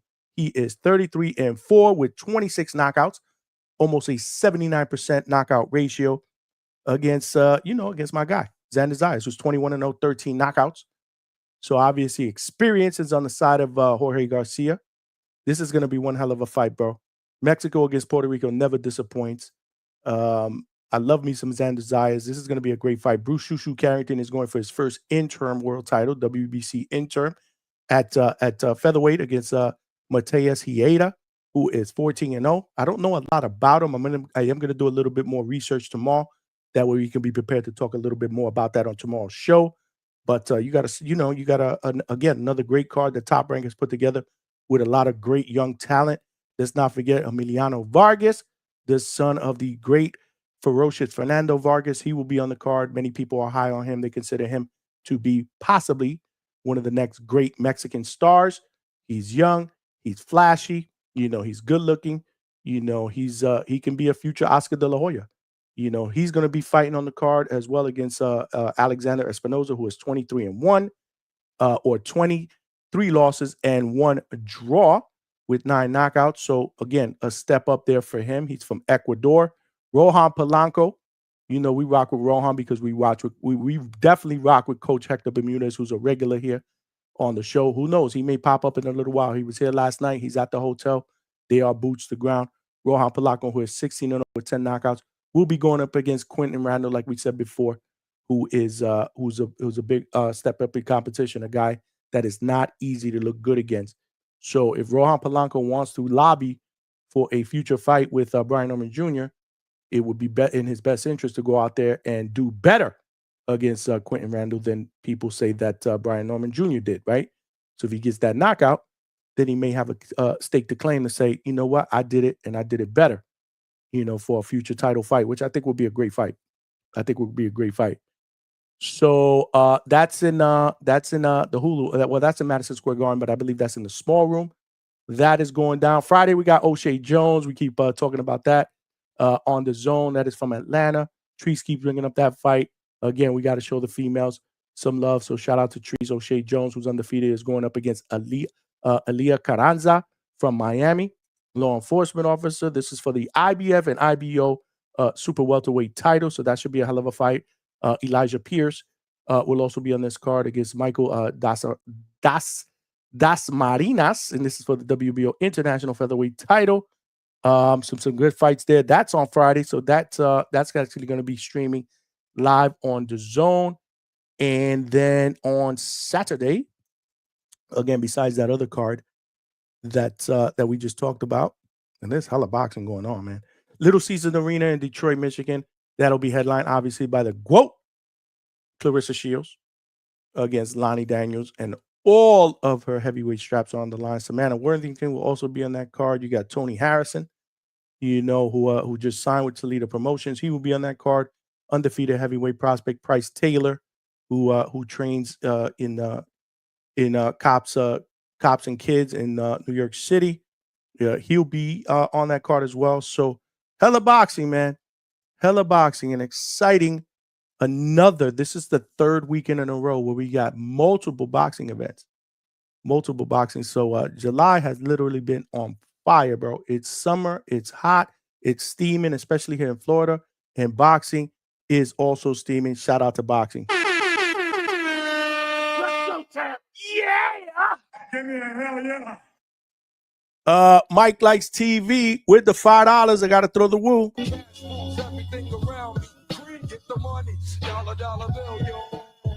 Bro, and when he said, bro, and when Two-Tone was on Demon Time, you asked La Matadora to look at the screen. Lord child. And to top it all off, she ends with blowing a kiss. That was funny. That was dope, man. Shout out to my brother Two-Tone for representing, man, and popping in on the chat, man. His show was cooking today. He did a great interview with Blair the Flair Cobbs, man. If you guys didn't see that, make sure you check it out at the Hatrix Two-Tone on YouTube. Great interview. My man Tone now stepping up with the interviews. My brother. My man Tone trying to step in the interview realm, bro. He trying to be like me now. I'm joking, man. Keep working, my brother. Proud of you, man. You're doing good things, man. Big things, bro. Keep working, keep growing. You inspire me, man. You inspire me, bro, to be great. We trying to be great here at the Hangout spot. Alberto said last night, ladies' night was popping. Yeah, man. Two female guests up in the building. Oh, we got my daughter. We got my baby girl in the building. She said, hi, Dad. With the two laughing out loud emojis and the 2 hearts. That's my daughter, Jalen. Make sure y'all show her love, man. Love you, baby. Thanks for tuning in, man. She's not a boxing fan, not like that, but she's tuning in to show love. So make sure y'all give a shout out to my baby girl in the chat. Yeah, sorry, La Matona. Yeah. I think I read it right. Did I read it right or did I read it wrong? You might have spelled it wrong, but I think I read it right. If I am mistaken, salute to you. Salute to you. We got Pink Car 06. Hopefully we have another Puerto Rican champ this weekend. Yeah, man. Xander's he's gotta represent. He's gotta represent. Salute to you, Mike. Love you too, baby girl. That's my baby girl, y'all. So make sure that's the baby girl. That's Ms. Baby Girl Hangout spot in the building. Thanks for showing me love. Appreciate that. You read it right. I misspelled it. That's what it was. Yeah. We need 4 more super chats to hit our goal, y'all. Let's do this. I did pin the link to the chat if you guys want to call in and talk some boxing. I'm willing to go a little bit longer if you guys are. Alberto, you in the chat? Come on in, man. Alberto, let's talk some boxing, bro. Salute to you, Nigerian Nightmare. He said that's a wholesome moment. Yeah, that's the first time I actually saw my baby girl in one of my chats, man. That's what's up. That's what's up. She's showing daddy love, man. You know, we working here. We working. This is what we do. We work. We work here. So Florencia, she was in the chat. Florencia Pajares, La Matona was in the chat. I loved when she answered that question on why she picked that nickname. That was dope. A lot of good sound bites, man. A lot of good clips in that interview, man. I loved it, man. So make sure y'all check it out. Stock Chasers was up in here.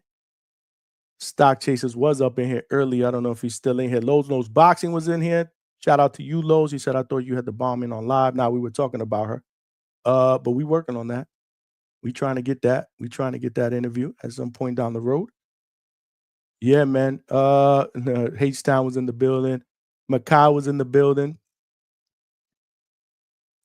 They call me Bam was in the building. Shout out to y'all for showing a brother love. AB 2 times. I saw you. King KO was active in the chat. Warlock Boxing. Florencia said, thanks for supporting the community.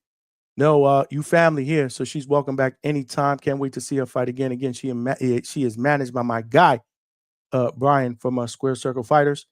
You know, just signed her, and we spoke, and there's a lot of good things that he's working on, you know, for her in the future. So if he's able to do his part, she's able to do hers. It could be a match made in heaven, bro. It could be a match made in heaven. He said Johnny's working a double shift. Got to respect it, Alberto. Yeah, man, we always working, man. We do the day job, and then we do the night job here. You know, we provide these interviews. We provide great boxing talk. Again, like I said yesterday, like I said earlier, man. You know, this is a place where we can, you know, passionately talk boxing. You know, we could provide our opinions in a safe place. We could give our perspective in a fun and friendly family atmosphere, bro. You know, that's how we do. That's what we want to incorporate here at the Hangout spot, man. For real, for real. But yeah, man. So Xander Zayas, man. Hopefully, just like Pink Car said, man. Hopefully, he can deliver. I've always been a big fan of Sanders. I believe that at 22 years old, you know, he's been developed properly. You know, he's had some rounds, he's had some struggles early on in his career. But what I've always seen in Xander is the progression. It almost seems like every single fight he gets better and better. And something that he didn't do well in the fight before that, I feel like he does better the next fight. So this is a student of the game, you know, who's only 22 years old and he's hungry for world title. He has 21 wins already. And you know, he can box, he can move.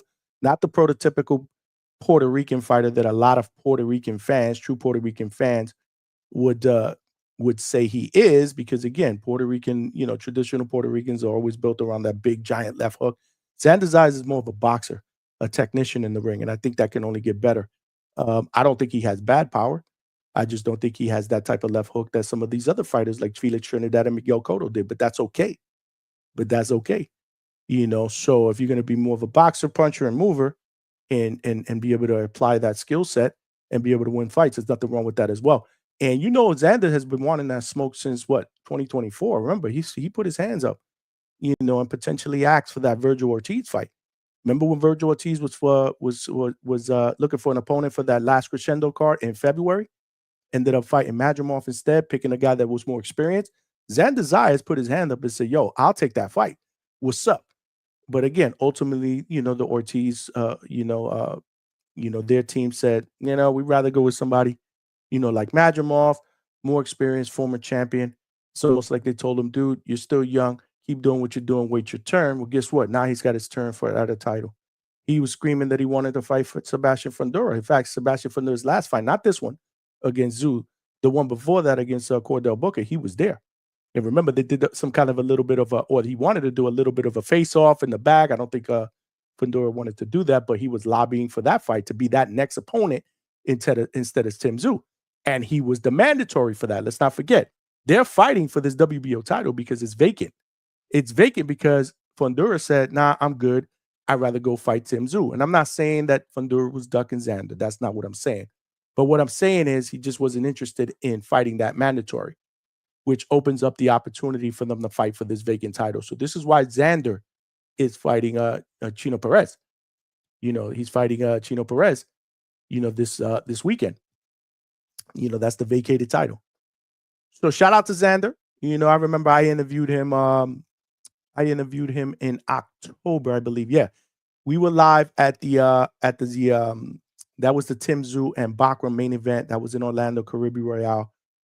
Put that card together. And he was there. I interviewed him there. And I asked him, you know, I said, when do you feel, you know, that you are ready to, for a world title and to potentially take over this 154-pound division? And he said it without hesitation. I feel like I'm ready now. This was in October, you know, so here we are. Fast forward now, you know, we're in July and he's getting his first crack at the title. So I'm excited about it. I really am. I love his skill set. I love his whole demeanor, the way he carries himself like a true champion. I remember I asked him, you know, does he feel like he's the next face or he's going to be the face of Puerto Rican boxing? And his answer was very, very humble. You know, that's not for me to decide. I let the fans decide that. I just want to go out there and do my job. And if the fans consider me the face of Puerto Rican boxing one day, I would be honored to be able to represent them in that fashion. But he's not going to put himself out there, bro. Pure class. Speaks well, carries himself well. I've been around him, the way he treats kids, takes pictures, you know, is willing to stop and, you know, and shake hands with people, man. You know, that's what boxing is all about. I mean, you're going to have different characters too. And I don't mind those. I think we all need different characters in boxing. Different personalities make for a better sport of boxing. Everybody can't be a nice guy. Sometimes we need a jerk. Sometimes we need a trash talker. Sometimes we need a guy like Xander. Sometimes we need a guy like Adrian Broner. I mean, all of these different characters is what puts together the sport, the great sport that we have, right? Let these guys show their personalities, let them be themselves. That's who Xander is. But a guy like, again, I keep moving back to Adrian Broner because I love the way Adrian Broner carried himself. Well, you need guys like that in the sport of boxing. I loved it. So I'm not saying it in a bad way, but everybody's a little bit different. And that's what I think makes for the sport to be as intriguing and as good as it can be. We just need the best guys to commit to fighting the best guys when we want to see them fight. That's what's up. What's going on, suckers? Watch out. What's good? Let's go, champ. Smash the like button. Again, if you guys haven't smashed that like button, I don't know what you're waiting for, man. Smash that like button. It's absolutely free, and it helps the channel grow. We've had callers in here that new callers that'll say, "Hey, man, this channel just popped up on my feed. I checked it out. Love the vibe. Love the boxing talk. I'm subscribed. I'm gonna start watching."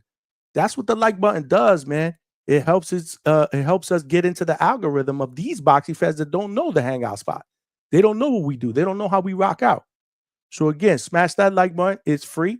Subscriptions. Again, the more subscriptions, there are power in numbers, the more bigger we get. And notice I said we. It's not just me. It's us. We grow together.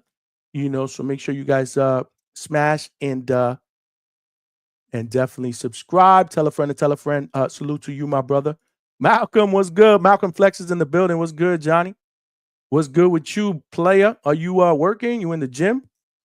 You're more than welcome to call in. We're also going to do a call-in show tomorrow, so to talk a little bit more about what's going on this weekend. Mike's like CV said, Johnny, I have not seen Xander fight lately, but in the past, I didn't like how he looked. He's gotten better since then. He definitely is. I definitely encourage you to look at his last couple of fights. He's got a really, really solid skill set, man, that I like, that I think is only going to get better and better. He's only 22, and he's going for his first world title. And let's not forget, bro, we've seen it with Fundora. We've seen it with Brian Norman Jr. Sometimes getting these titles, man, elevates the confidence. Remember, you are no longer hunting. You are the hunted. You work differently. You train differently. You eat differently. They say it's hard to get to the mountaintop. It's even harder to get there.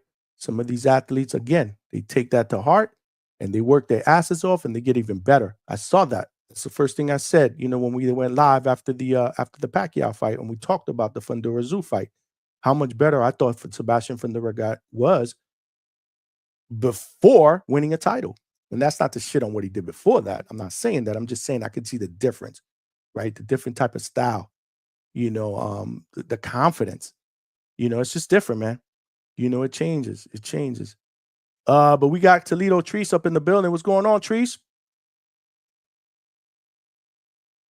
Treese, you're on mute, brother. What up? I guess you're working because I hear the background. Yes, sir. What up, though? Shout out to all my third shift workers, man. What up, though? What's up with you, bro? I just had to call in real quick. I seen that we have my lovely lady Flo Power here. You feel me? Let's go, Flo. We rock with her the long way. Just had to chime in. Shout out to her, man. Did you get a chance to see the whole interview? No, I didn't. I seen some of it. It was like I was catching it before on my way to work. I caught some of it though. I heard her talking on there. I like her energy. That's why, like I say, I got hip to her. Midwest Mafia shit. We got hip to her from dealing with Miss Bumgardner and whatnot. And then I seen. Go ahead. I love her, and no, I was gonna agree with you. I love her energy, bro. Definitely. Yeah, she's definitely a firecracker for sure. I'm a fan of hers for sure. Let's go, Flo, for sure. I seen Brooklyn Barwick on here too, though. Big fan of her. Shout out to her. We didn't appreciate those disparaging comments about the bare knuckle, however.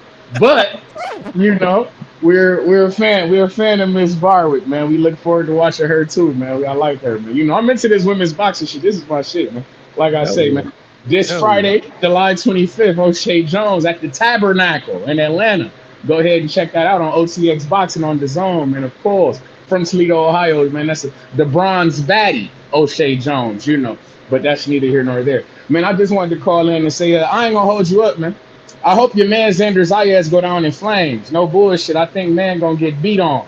I could see him getting stopped, or I could see him losing a split decision. Cause listen to me, no bullshit. I'm not trying to be funny. I really don't see him as I don't like his violence level. He gives me Pacheco vibes. I view him in the same vein that I view Diego Pacheco. In all sincerity, like they good, they can box and things of this nature. But I feel like if you get a guy in there who rumble tumble, come to swing and bang, crash and bash type of fighter like this Chino Garcia is, you see me, I think he can get it done. He's a long, awkward guy too. He got reach. He got a little hook on him. He got some power. You see me? Because that fight that he fought against my guy, Charles Conwell, shout out to Charles Conwell, Midwest Mafia shit. We need to get you back in the mix, my brother. But I liked what I seen from Chino Garcia. Like I say, he big for the division, man. He big for the division. He got that Jesus Ramos build, like that C back, that curled up back, like crouched down, but they got a wide back. These guys are big, man. I don't know, man. I'm interested. Like I say, I think Xander Zayas, though he got a low violence level and his output can be low at times as well. So if his volume ain't where it need to be, I can see him getting out work. But talk to me, Johnny. What you think? I think you just mad because he beat your guy Charles Conwell, bro. That's why you picking him.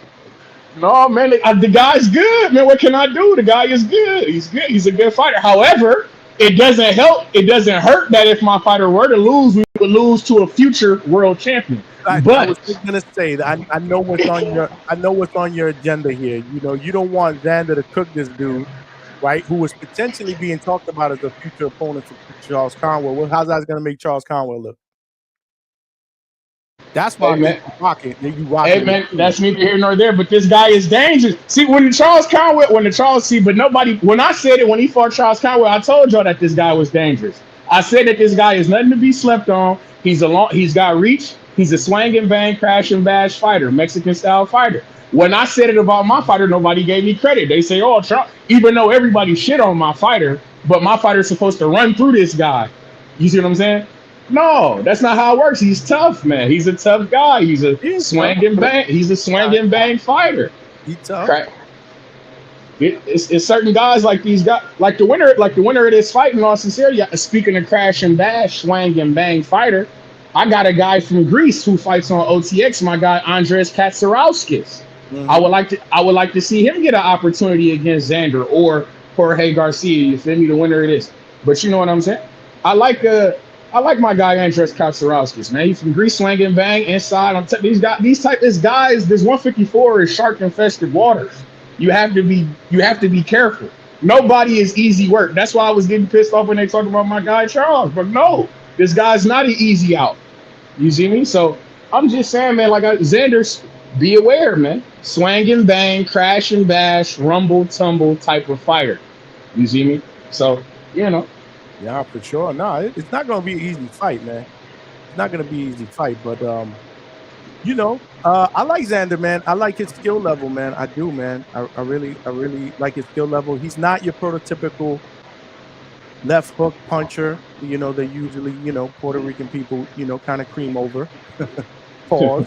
But, you know, I just think he's going to be more of a boxer mover. He's going to be a different type of Puerto Rican fighter. You know, that's going to rely more on movement and skills and combination punching. And again, he's only 22 years old, man. You know, so I think he's going to get better. I would love for him to win this title at 22 to see what it does to his confidence level. You know, like I strongly feel that Brian Norman's junior confidence level has gotten so much better since he became a champion. Same with Fundora. And the one thing I will say about Xander, you're right. I could see that. I can see him getting in the building and his confidence level go up. But I was talking to my guy. We under the impression that if Xander get this belt, I'm not gonna lie, I don't see him defending. I see him getting the strap and moving up to 160. We was talking because we were saying, like you said, he's not necessarily a typical Puerto Rican puncher, but that's because he's young. We don't think that he's grown into his frame all like that. So I can see him at 160. You win the belt, you did what you're supposed to do, you become a world champion, you go up to 160, because that division, like you know me, Johnny, 160 and cruiserweight, the two most barren divisions in boxing. If Xander go up to 160, he instantly a hot commodity, if you ask me. Like, you see me? So it's like, yeah, I don't know, man. But I'm interested, man. I'm interested in watching him. I'm interested in watching Shushu. I like him a lot. I want to see what he got going on. I think that, like I said, after this fight, I could see them sending him to Japan to fight that Rhea Abe guy who had just fought on the Brian Norman undercard. He just won the strap and whatnot. I think that'd be Shushu next fight. Send him over to Japan and pull up Brian Norman. So I'm interested, man. I'm intrigued, man. You know, we got Carissa Shields, the GWOAT in Detroit. Plan on pulling up to that this Saturday. You understand me? Getting me a little hot and ready. You going? You going to that? Oh yeah. Oh yeah. Oh, nice. Yeah. Oh yeah. Pulling up. Gotta go see the GWOAT, man. She's a spectacle. It's certain people when they fight, you gotta go see, man. It's just how it is, man. It's spectacles, man. She's a spectacle. She's a legendary fighter. Her and Usyk are the only 3-time undisputed champions in this boxing game. So we gotta put some respect on her name. Understand what I'm saying to you? So it hit a little different, man. Carissa is in the league of her own, man. This is different, man. This is different. But like I say, man, shout out to the Hangout spot. Shout out to the Midwest Mafia. Shout out to Toledo, Ohio, and O'Shea Jones this Friday on OTX Boxing at the Tabernacle in Atlanta. You understand me? But y'all be cool, man. Y'all be cool. And shout out to my third shift workers, man. Make that money. Don't let it make you. My guy. Treese up in the building, bro. Treese never disappoints, man. I was damn, I forgot to read your question. Ray Rodriguez, what's good, brother? He said, Treese, can we get the Charles Conwell punchline? LOL. Malcolm Flex said Charles got cooked. He got cooked. What's that soundbite? I used to have that Adrian Broner soundbite. He got cooked. Oh, y'all talking shit in the chat. Let me find out. Y'all calling me a jinx? Damn, Alberto. It smelled like a toilet full of nasty ass shit, okay? He said, Mempo, I guess you guys are going back and forth, man. There might be a Johnny curse. This is nasty. Every time you root for someone, they lose. Belonga Serrano cornflake. I'm gonna have to hit you with the stock chasers. Damn, that's foul. Nah, bro. This weekend gonna be different, bro. This weekend's gonna be different, man. Trust me when I tell you, it's gonna be much different, man. Smash them like buttons, man. I know, yeah. I know, yeah. Now you want to say all love, right? Nah, I can respect that. Smash them like buttons, man. What's going on? Appreciate you, Kenyo Taylor. Appreciate you rocking out. Make sure you subscribe as well, man. We cooking it up. We streaming on X Live, YouTube, and Millions. And we got my man Malcolm. What's good, brother? Yo, what up, Johnny? How you feeling today, man? How you feeling? I'm feeling good, man. Yeah, shout out to the Hangout spot, man. We out here. Damn, Treese is lucky that he got off, man. I had a choice of words for Treese, man. You heard what he said, that blasphemous shit he said about Xander Zayas? Yeah, he tried to big up his guy, the guy that pretty much that put belt to ass. Yeah, that put belt to ass to Charles Conwell. I know his game. You know, I know his game. Yeah, Conwell didn't do too well in that fight, but shout out to Treese. But yo, I'm not gonna lie, like I was really, really watching like a lot of film on Chino, and I'm watching Xander. What I will say, the one thing Conwell ain't do, his movement, he was just forward. He wasn't giving a lot of lateral movement. You know what I'm saying? Like, and I keep saying this. Xander Zayas has way better lateral movement. You know what I'm saying? And that left hook is his money shot. As long as he throw that bitch to the body, damn it. As long as he throw that to the body, good, man. You know what I'm saying? Nah, I'm trying to stop in general, man. I'm trying to just chill out. Okay. Yeah, you trying to stop? Turning over a new leaf. You trying to stop potty mouth? Okay, I get it. I can respect that. Yeah, I'm trying until I get to it. Until I get too emotional and invested in a topic. But the money jar, bro. The money jar. Every time you say it, you got to put a buck in there, bro. That shit'll stop it. Man, if I did that, I wouldn't be able to pay my rent. I promise you that. Like, that's how much I'm cursing out here, bro. Trust me. Oh, man. Like, it'll be nasty, bro. But yeah, I think he's gonna do him bad. Like, I think like it's hard to explain. Like, it'll be competitive in spots, but ultimately, I think Xander's gonna just be able to pull it off. As long as he's able to take away that jab, and it just starts with your lateral movement and moving away from that jab hand. I don't see Chino after that doing too much problems, my bad. And you got to stay away from the edge of his punches because he definitely got some power. You know what I'm saying? Like, he really got power, but everything he does, he just works off the jab. So I feel like Xander going to be fine, man. As long as he throw that traditional left hook to the body and then right back up top, it's over for Chino, man. And then Combo just got to come back, man. You know what I'm saying? He just got to build himself back up. If he want, he can get that Xander fight down the line.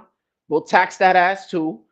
You feel me? We pack him up, and it is what it is after that, man. But I just got to do this, man, because Treese with the Albert Bell and the Combo shit, you've been doing it too much, man. But that's my guy, man. Shout out to Treese, man. Third shift gang. But yo, Johnny, I wanted to ask you. So do you know really what's the whole thing with this TKO league? And because I seen it on Twitter before I went to sleep, like that whole, the whole thing that they trying to do with the organization and the belts and all of that shit. Did you see it? I saw. I gotta do a little bit of research. All of that came out like literally like a couple hours before I was going live, and I was doing some work stuff or whatever. I know Ness. I think Ness did a show on that earlier. If I'm Yeah, not I didn't. mistaken. Yeah, but I I didn't didn't get a really chance catch to tune it. in. Yeah, I didn't So get a chance to tune in as well. That's something. Yeah, let me do a little bit more research, and then we could talk about that tomorrow. I bet, because Yep. I don't damn, and I wasn't on record saying this here, but I was telling someone before. I was like, yo, I feel like Turkey, since they can't really abolish that act, they're gonna find a way to create their own, you know what I'm saying, their own league where they can do their own thing. And it's looking like that's what the steps are right now. And then you already got the Ring Magazine belt, so you're gonna kind of use that as your, you know what I'm saying, as your own belt and to rock with your own stuff. Like it just seems like that's the steps that he's taking, Right. Um, You're talking about the Muhammad Ali Act, right? yeah, because they're it's not gonna get That's been abolished, but they're that's just been gonna the try to biggest find. criticism. Yeah. Yeah, they're just gonna find a way around it because there's always loopholes and Right. everything. So, I don't know how I feel about it, and I can't give too much of an opinion until I really know what's going on. You feel me? But as long as like what I care most about, like I just care about fighters getting paid. As long as they can get their shit right, and God damn it, as long as as long as they can get paid correctly, and I'm dying with that shit, bro. Attorney and yeah, Bennett's bro, I'm trying, on the bro, I'm language trying. tip. Nah, because Attorney you know what Bennett's it is, bro. Like I be going off the rails, and then if you got Turkey listening to people's shows, it's like, you know what? Maybe I shouldn't be wilding like that. Because I would never want to mess up your bread if somebody's listening to your show. I don't want to mess up Ness's bread if somebody's listening. So I just gotta chill, bro. Like I really be wilding. But what was the last point that I was gonna say? Yeah, and then I really hope down the line they can find a way to do something. Because I was watching something on Wilfred Benitez. Of course. Yeah. Yeah, you already know. Hall of Famer. He's a great. I was watching something about him, and I know I think he's in Chicago right now because of something that happened in Puerto Rico. But he's damn near brain dead, and I think it's his sister that takes care of him. I think so. I did see something like that a while back, though. I saw something like that a couple months ago. Yeah, so he's just like it just looks bad, and a lot of this again. These are these fighters that they go in and they give you these tough fights. He was in there. He was like one of the youngest champions. I think he was the youngest world champion of all time at like 17. But I believe it's the WBC that sends him money, and I think he's getting like $200 a month. I don't want to be misquoted, but it's from some organization. It's like some kind of it's not a pension, but they only get him 200. So the point that I was going to get to, I hope that they can figure something out where these fighters can get some kind of health care or just something after boxing where they're actually getting a healthy amount of money. Because it's just a lot of fighters when it comes to these business decisions, they don't do the right things, and then you're putting your body down the line, and it's like, look, you guys are getting sanctioning fees off of us. We're getting money for you guys. You know what I'm saying? We're doing our thing, but just look out for us. It's sad to see something like that, and then we're barely getting any money back. Like you can't really do nothing with your life. So, I just wish that the fighters. But you know what I'm saying, Johnny? Like, I really wish that they would just get taken care of outside of boxing. Absolutely. So I'm really hoping that's something that Turkey can pull, or just figure something out if he's listening. But yeah, you got any questions? Nope. I said I couldn't agree with you more. That was one of the questions I was going to have for the WBO president if we ever got him on here.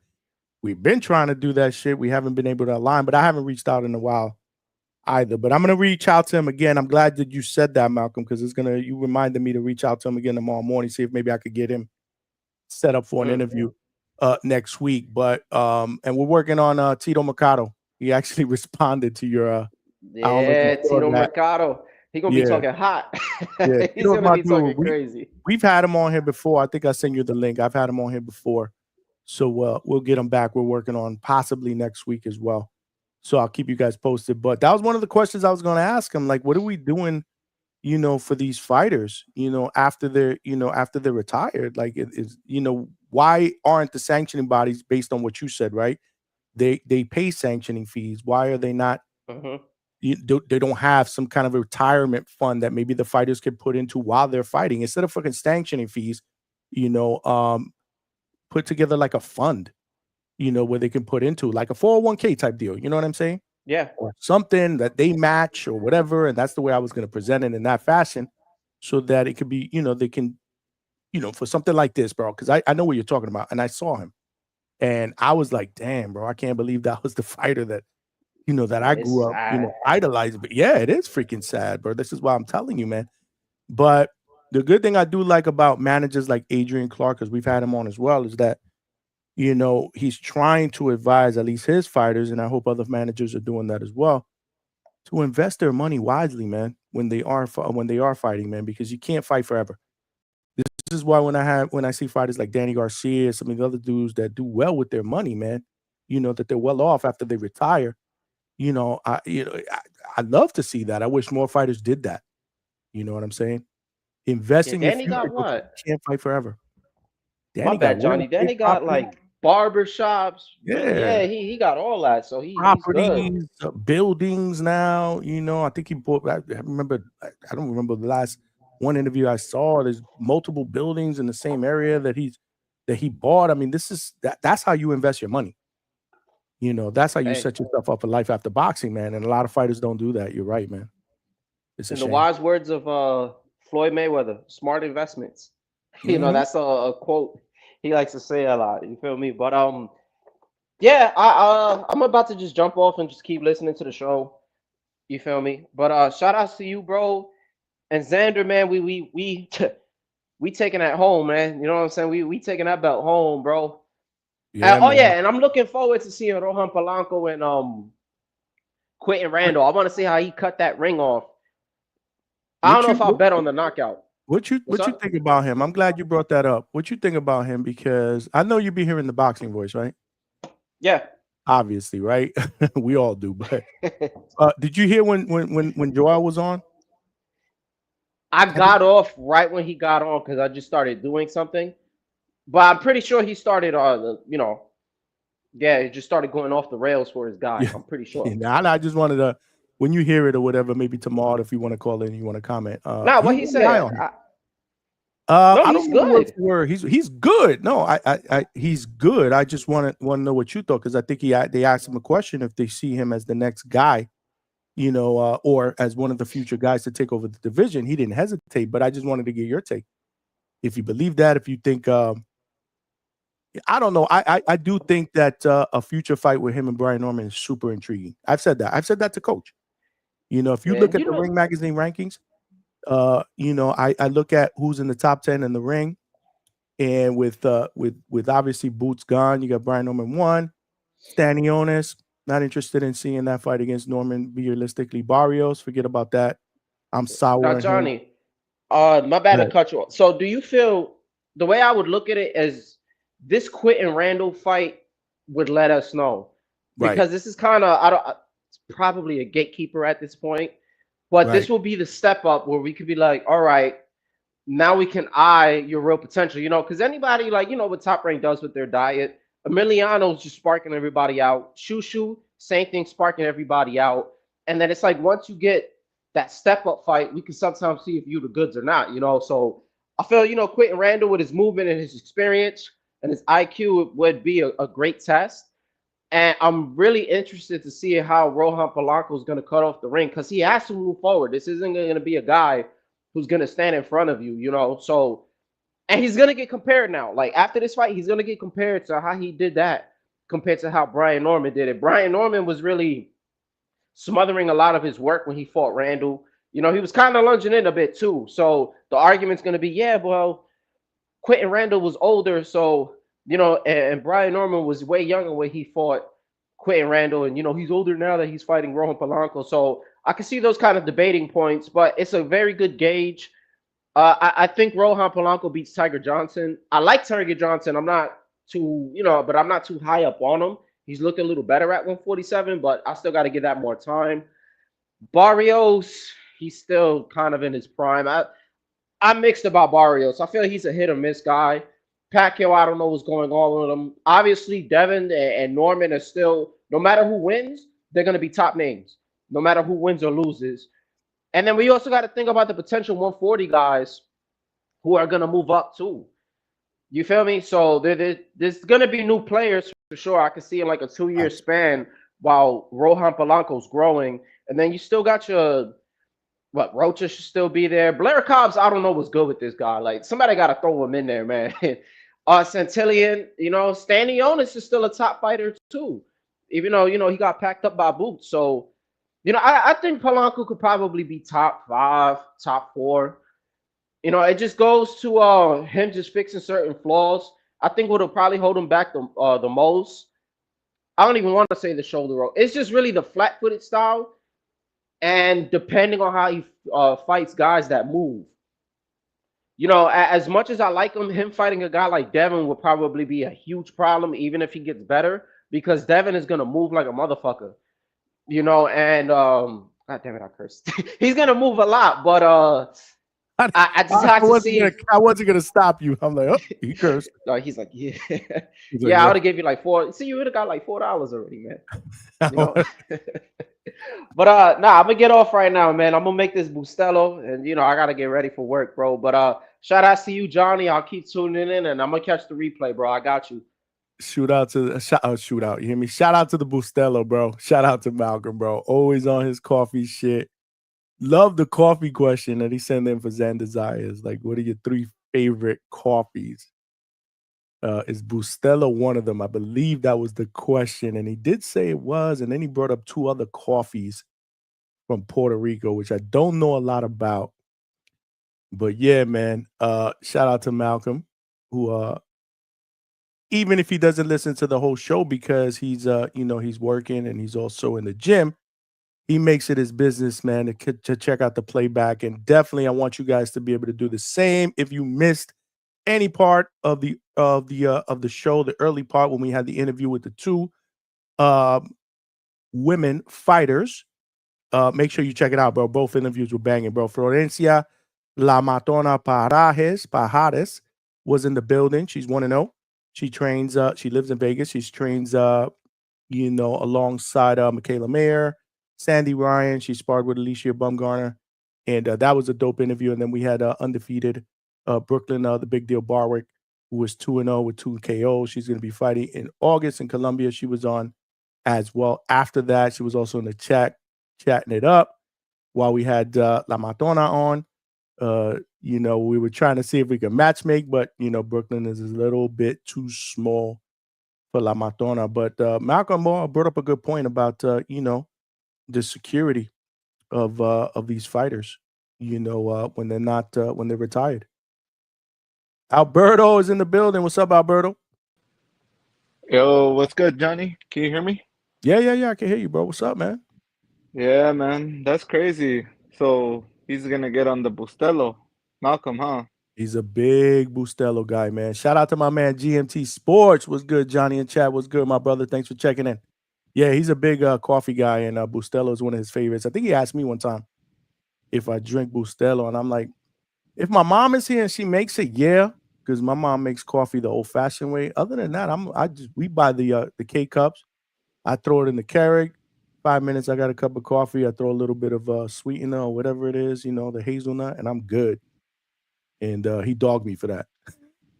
Nah, you can't hate on the Keurig, man. That's like super fast, easy way to get some coffee. It's easy, man. It's easy. Dwayne Styles was good. It's easy. It's convenient. Phil Flexen was good. Like and subscribe. There you go.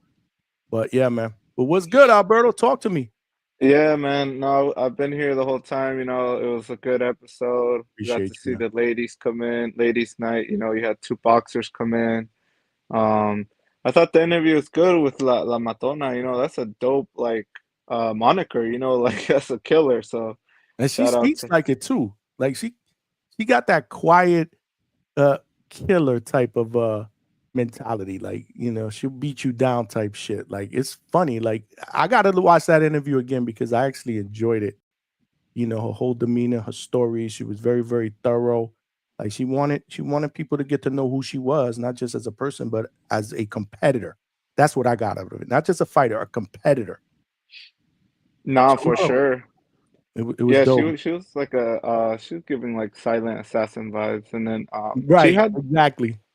hmm and she had like she had shout out to her. She had like some support in the chat. So women's boxing's on the rise, man. Like for sure. Um, gonna keep an eye on her. And then I was calling in, Johnny. Did you hear the news about the I've been seeing online like they're talking about the Ali Act is gonna get revoked now, and I guess Turkey's gonna have like a stronghold on boxing. I guess they passed a law today in Congress saying that basically what they do in the UFC, like Dana pays the guys like peanuts. I guess that's what they're gonna try to do in boxing now because they're getting rid of the Ali Act. You see that all happened in the evening, man. Like before I went live, I would say about 6, 7 or something like that. Or if it did happen earlier, I didn't see it because I was working. I gotta look back. Like I don't know a lot about what you're saying right now, but if that's what you're saying, that's crazy. Yeah, no, no worries, Johnny. Because yeah, I think the news broke like at around like maybe like in the evening. So yeah, it was like fairly recent. It wasn't like morning news. Yeah, I don't know. I mean, I don't like that, Johnny. I don't like the idea of there becoming like a belt that's gonna be held by Turkey, and he can be the promoter and the manager now, and I don't know what that says for boxing. I don't like it. Hopefully, the sanctioning bodies can put some resistance because I kind of like all the belts. I don't like a monopoly like the UFC. Like, I get the best fight the best, but man, those fighters be putting it all on the line for little to no pay because Dana keeps all the chili, so that's Yeah. not right. Yeah, and I also heard this too. Shout out to Phil Flexen. Somebody put this in the chat earlier. You see, I didn't know about this because whenever this thing broke out, I was getting ready for the show and putting my questions together. So I wasn't really all over social media. So they're talking about 150 a round. Yeah, it's like crazy. Like they're gonna impose a lot of like guidelines, Johnny, where it's like peanuts. Wow, no, I don't know a lot about. I'm gonna do my research though after this show early in the morning. I'm gonna do my research, and if we need to open up the lines to talk about it tomorrow, that's what we'll do. But that's pretty crazy, man. I'm not feeling that right now, but I don't. Again, let me read through and let it sink in. Yeah, no, no, for sure, Johnny. Yeah, no worries, man. I know that this will be like, if anything, this is a blessing. Now we got content for the next live. So, um, Mhm. but yeah, Johnny. No, I was just joking about the Johnny curse. You weren't. Y'all were Nah. cooking me in the chat. It's all good. It's all good. But you know what? That motivates me. We're gonna turn it around this weekend, bro. Yeah, but Johnny, okay, I'll cut you some slack. So, okay, Edgar was in a 50-50 fight. Bro, you can Serrano, cook me, man. I don't care. It's all good. Listen, at the end of the day, fighters fight, man. Some of them are gonna win, some of them are gonna lose, man. yeah, no, for sure. Like, I feel like Xander is the favorite this Saturday. Like, he's basically a lock, right? Like, I think even Vegas, like, he's a heavy That I don't favorite. want to say. That I don't want to say because I do respect Tino Perez. I know Treese. Treese thinks he's gonna cook Zayas. I don't Really? agree with that. Yeah, he said it earlier. In fact, he in the back room. You want him to tell you himself? Was he joking? I I don't never know. seen Treese, were Chino you though. joking? Were you joking, Treese? Trace, you gotta unmute, brother. Well, I give. Yow. Yo, What up, though? What up, though? Yeah, we have, you know how that shit go. We at work, moving and grooving. But yes, Alberto, Chino, hands and hooves, put the beats on your mans. Xander Zayas has a low violence level, and I think he has a low output as well, man. Do you consider your man like a voluminous puncher or anything like that? No, Zayas ain't my dude. I mean, I don't hate. I'm rooting for him because I feel like Puerto Rico, when they have a star, it's better for boxing. But I'm Mexican, so if anything, I guess I would be rooting for Chino. But I never heard of Chino. Like, is he's like that? He like that. He beat a guy. He beat a top 5 contender. He Whoa, cooked whoa, one of whoa. his favorite fighters. That's what. Tell him the truth. Excuse me. His last victory was against the top 5 contender in the 154-pound division. And yes, he's like that. The guy's good, bro. He was ranked. He's been ranked here for a while. So I'm just saying he's good, bro. He's good. He's long. He's awkward. He's a Mexican style fighter. He come to swing and bang, crash and bash, rumble and tumble. So yeah. I mean, I know he had that great performance against Charles Conwell, but I feel like that was more Charles Conwell lost that fight. I don't put too much credit on Chino winning. I feel like Conwell more gave away the fight. But even before the fight, he was a number 3 contender in that division. He had got to that fight because he had knocked the guy out. He was on like 3-4 fight knockout streak before he got to Conwell. He was knocking guys out. He got knockouts on Top Rank. He'd been dealing with Top Rank before. Like this guy, he's no pushover. I'm telling you. I kind of feel like said he was a pushover. Hell no, no way. He's not a pushover at all, Alberto. But I feel like that style is like tailor made for Zayas. Like Zayas is more of like a boxer. He's real methodical. I feel like he's gonna pick him apart if anything. Absolutely. Now you speaking facts, bro. Let him know, bro. Hey, just because your guy got cooked, don't mean my guy gonna get cooked, bro. My guy can box, bro. Get out of here with that third shit bullshit, bro. Hey, well, let me ask you, Alberto, because like I say, man, shout out to Xander. I do hope he does get it done in all sincerity, because this is the outlook I'm looking at it from. I got to ask you. I didn't get to ask Johnny this earlier, but how do y'all feel about Xander Zaya? This is a big responsibility. This is Top Rank's last show on ESPN. How do you feel about that? Do you think this could be extra motivation or extra pressure put on Xander Zaya, as we seen like David Morrell when PBC closed out their run on Showtime? They gave David Morrell that torch to carry. They wanted to build him as the guy. Do you think is this putting a big battery or big pressure on Xander to be the closeout fighter for Top Rank on ESPN, considering the history of the programming platform? Nope, I don't think so. Xander's different, bro. Xander's built different, bro. He's very, very focused. Again, he's 22 years old, bro. And look at the type of maturity that he shows, man. If you heard him speak in interviews, like I couldn't even. We were trying to get me up in there to spend some time with him on training, and he was just locked in, bro. I don't foresee any added pressure. This guy's been raising his hand, to face one of these big guys. Let's not forget, he raised his hand, to fight Virgil, whether people thought he was ready or not. He wanted that smoke. He wanted to fight Fundora, and was potentially the mandatory for Fundora, and was more than willing to take that fight before Fundora vacated and went to beat the snot out of Tim Zeus. So nah, man, I don't think so at all. I don't think so at all. Yeah, no, I agree, Johnny. I think I don't see any pressure, because I don't know if you guys got a chance to check out the Top Rank vlog that they dropped. I think it was yesterday. He seems really collected. He knows what he's in there to do.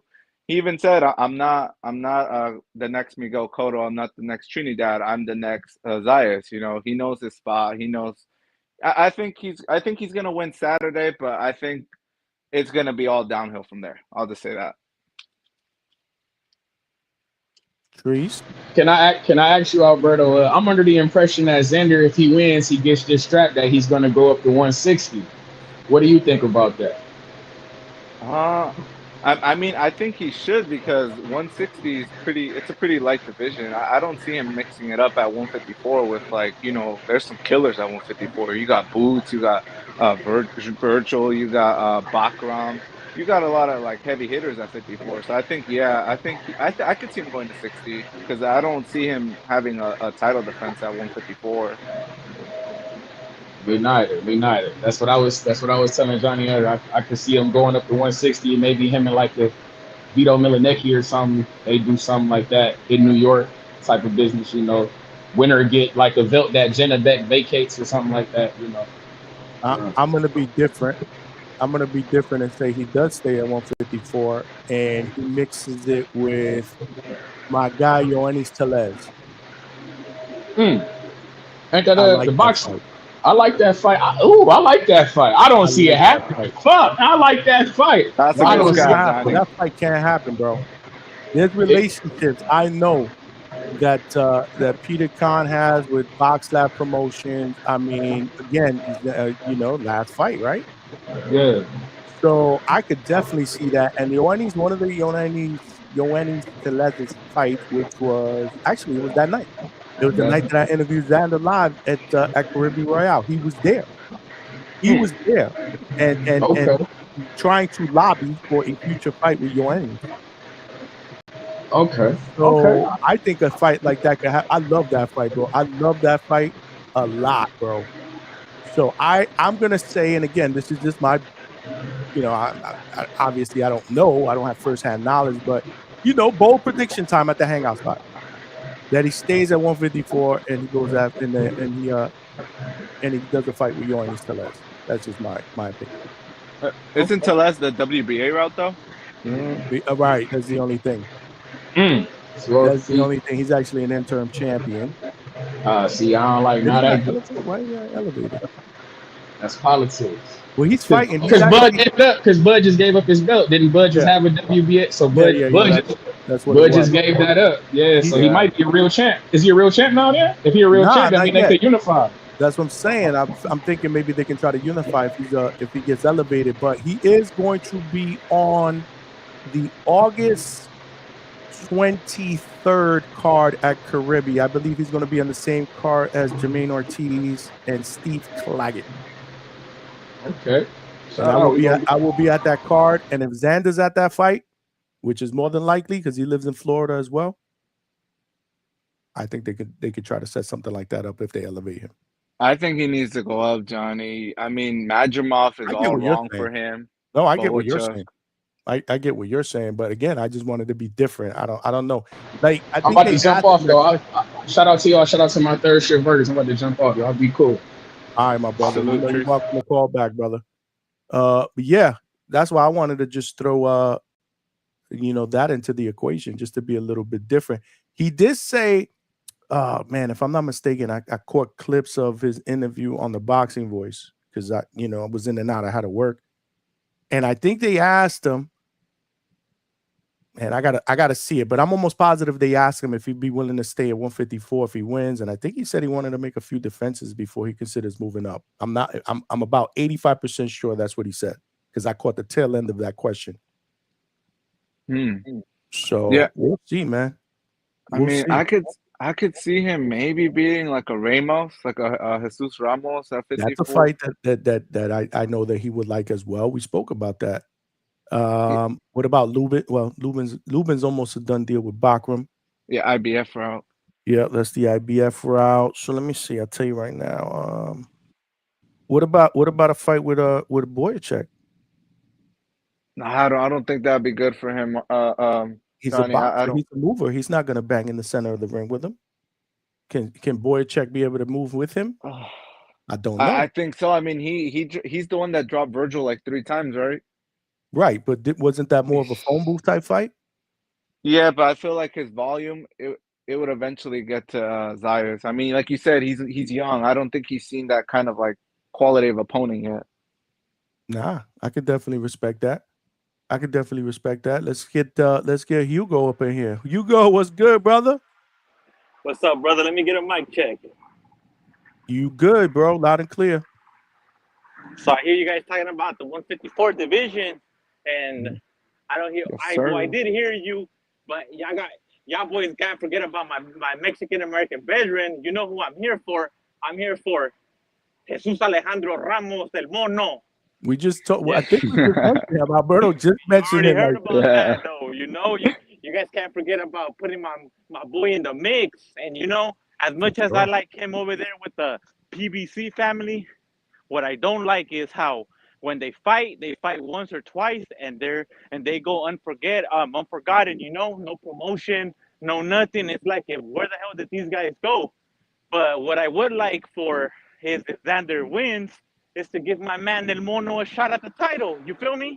Like, El Mono's been on the big stages. He's beat up it was a prospect going to contender. He took out what's homeboy's name that went to Australia too? Help me. The small town soldier. The dude that lost to Tim Zoo. Joey Joey Spencer? Spencer. Joey Spencer? Joey Spencer. You know, he took him out, and he's taking out a couple of big names. But I don't have box rec up right now, you know, and I'm doing a little run, so I'm not fully there. But I would definitely like. And what's up with my boy Trees hopping on that Mexican bandwagon, my brother? We ride with you, you ride with us. You know, he's riding with El Chino this weekend. As a matter of fact, I was in the arena down here in Oceanside when Jorge Chino, you know, got that dub against Conwell. You know, like yeah, man, Conwell was the house fighter, but Chino went out there and he performed like no one expected him to. You know, he was a boxing dude.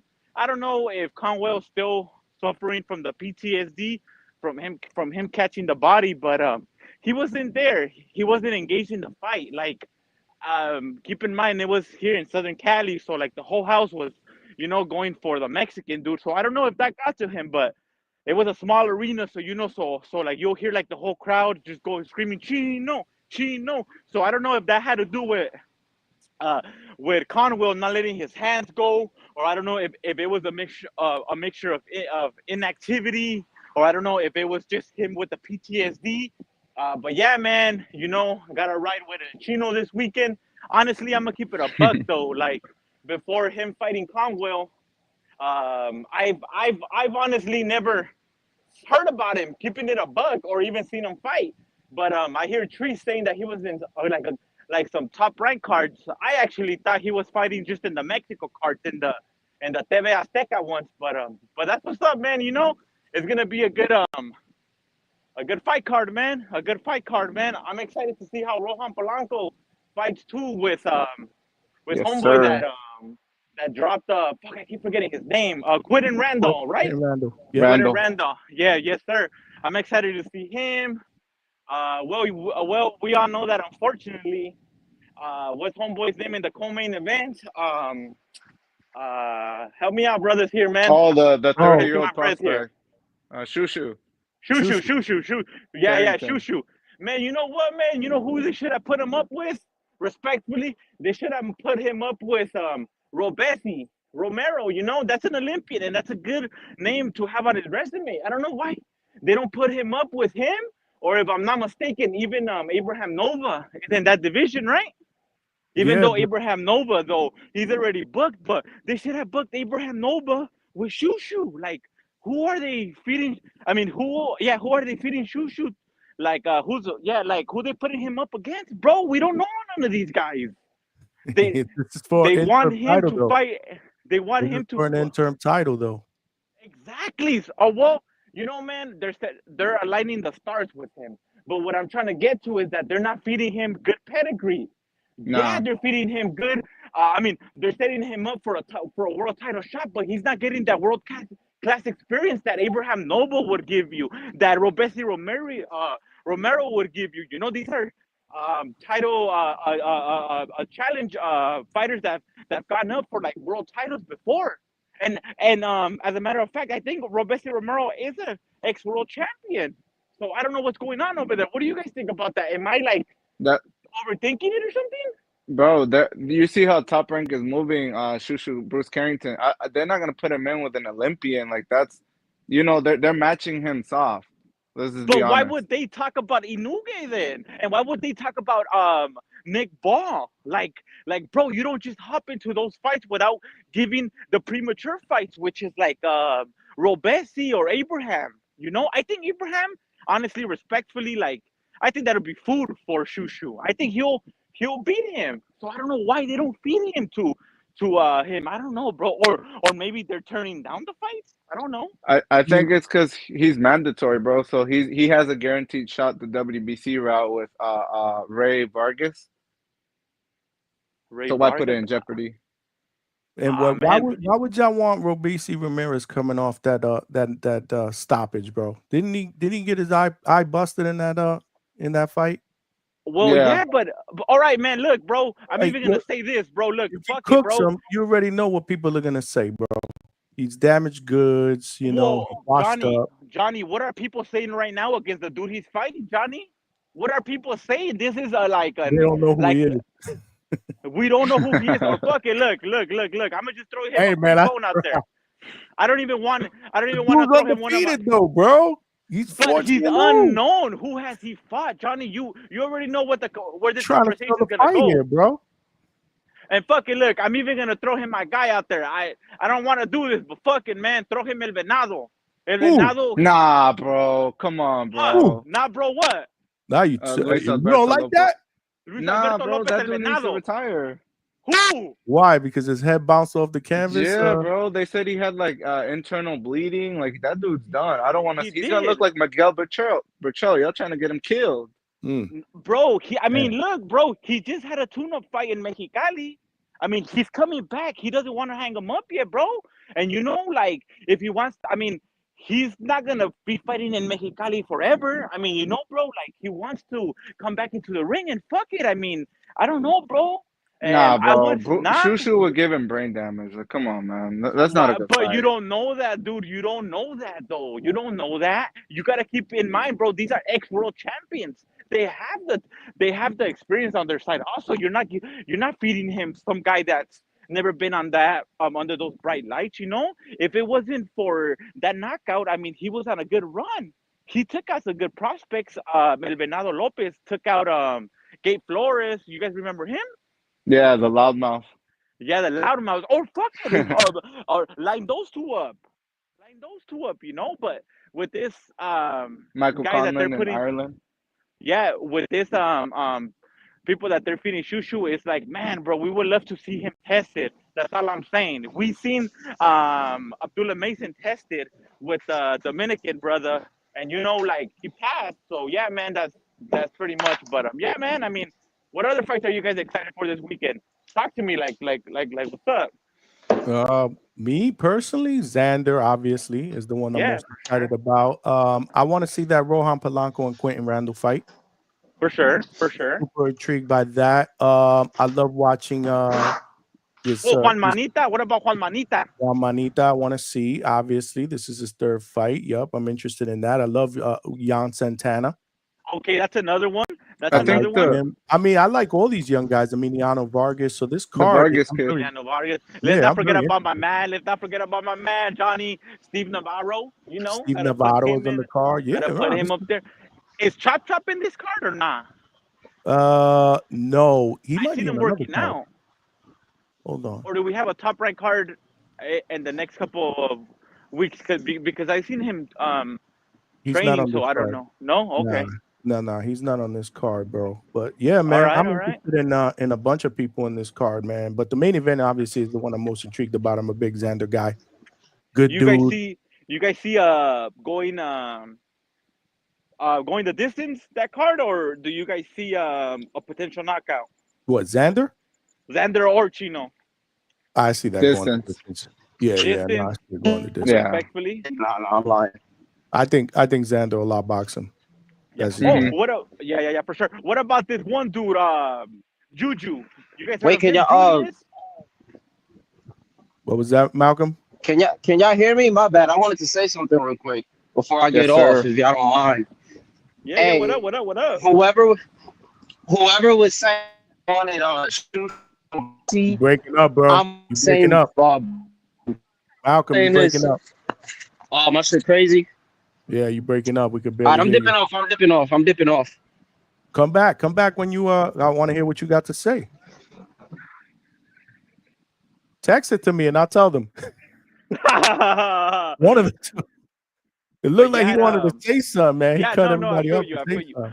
But there's this other dude, because I follow the boxing pages and they're promoting this dude, Juju. I know you probably heard about him. It's gonna be like his debut. You heard about him, Johnny? Julius? He's with OTX in Top Rank. What's his name again? Julius Bayo or something like that. He goes by the name of Juju. I gotta check him out. Not off the top of my head. All right. Anyone on the panel? No? Yeah, I haven't heard of him. He's like real heavy promoted by OTX Overtime, and then he's co-promoted by Top Rank too. So I know that he's gonna make his debut right there too. So he hasn't fought yet. He's going to make his pro debut, is what you're saying. Yes, he's gonna make his pro Oh. debut, but he's heavily promoted. He has like all these like his amateur titles or something like that. I think Malcolm said he wants Robesi and Shushu. Is that what you were gonna say, Malcolm? All right. I mean, then you agree with Hugo said the same thing, but I mean, don't you guys think that if Shushu cooks him, they're gonna say that he's damaged goods based on what happened against who beat him? Rafael Espinoza? Didn't he bust his eye socket? Didn't he bust his eye socket or some shit? Yeah, something happened like that. I think he was having like eye problems or something like that. Yeah, man, he was definitely not fully there for that fight. But let's see over here who we got on the freaking I know we could find someone else. I mean, like on the top 10. What is he going for? The WBC route? Yes. Cool. I think he's mandatory. I seen someone in the comments say he should fight Luis Neri. That'll be a good fight, to be honest. Oh, Luis Neri is definitely, but I feel like Luis Neri is definitely a little bit more above him. The Brandon Figueroa fight would have been a good fight. Oh, so you're looking at the rankings now? Yeah, Brandon Figueroa. Or you know what, bro? Now that I'm seeing this, bro, there's this other dude that's like heavy promoted right here from LA, East LA. He always main events with 360 promotions with the top Laughlin. His name is Omar Trinidad. Have you guys ever heard about him? Yeah, I heard of him. Yep. No. Bro, it's like this dude does not leave the city to fight, bro. Like literally, bro. Like I've never seen him fight anywhere else but here in LA, and it's like he's like really heavy promoted, and maybe he could have stepped it up, but I don't know if they're gonna put him in that type of fight. I think he's ranked. He's ranked in most of the sanctioning bodies, right? He's ranked. Yeah. He's ranked. He's ranked in the WBC top 4. Actually, 4. He's ranked second in the IBF. Yeah. He's ranked top 10 in the WBA. Yup. Interesting. Very, very interesting, man. Yeah, very man. You guys didn't mention Clarissa Shields fights this week. I guess temperature is kind of low on that one. We mentioned it earlier. They crapped on it. The chat crapped on it. Oh, the Clarissa Shields? Yeah. I mean, that card looks pretty stacked too, but like I think that the Xander fight, that the Xander Zayas card may overshadow that one, even though they're like in different platforms. Like I think that the Xander card is gonna overshadow that one. No? Oh, I would think so. Yeah, absolutely. It's not a bad card at all. Like I said, you got besides Clarissa, I like Samantha Worthington a lot. She's on that card, and my guy Tony Harrison, first fight with Salida Promotions, former world champion at 154. He's on the card. Tony Harrison. Tony, what's his name? Tony Harrison. Tony Harrison is on that card. I like Tony. Wait, what? Yeah, he just signed with Salida Promotions. He unretired? Mm-hmm. Yep. Man, That's the I don't Charlo, like right? that, man. Price That's Taylor. the Charlo, right? Yeah, that's the dude that fought for Charlo and Tim Zhu. Tim Zhu stopped him. Yeah. Oh, yeah. That's like one of the first fights that I seen of Tim Zhu. Like they took him out to Australia, right? Yep.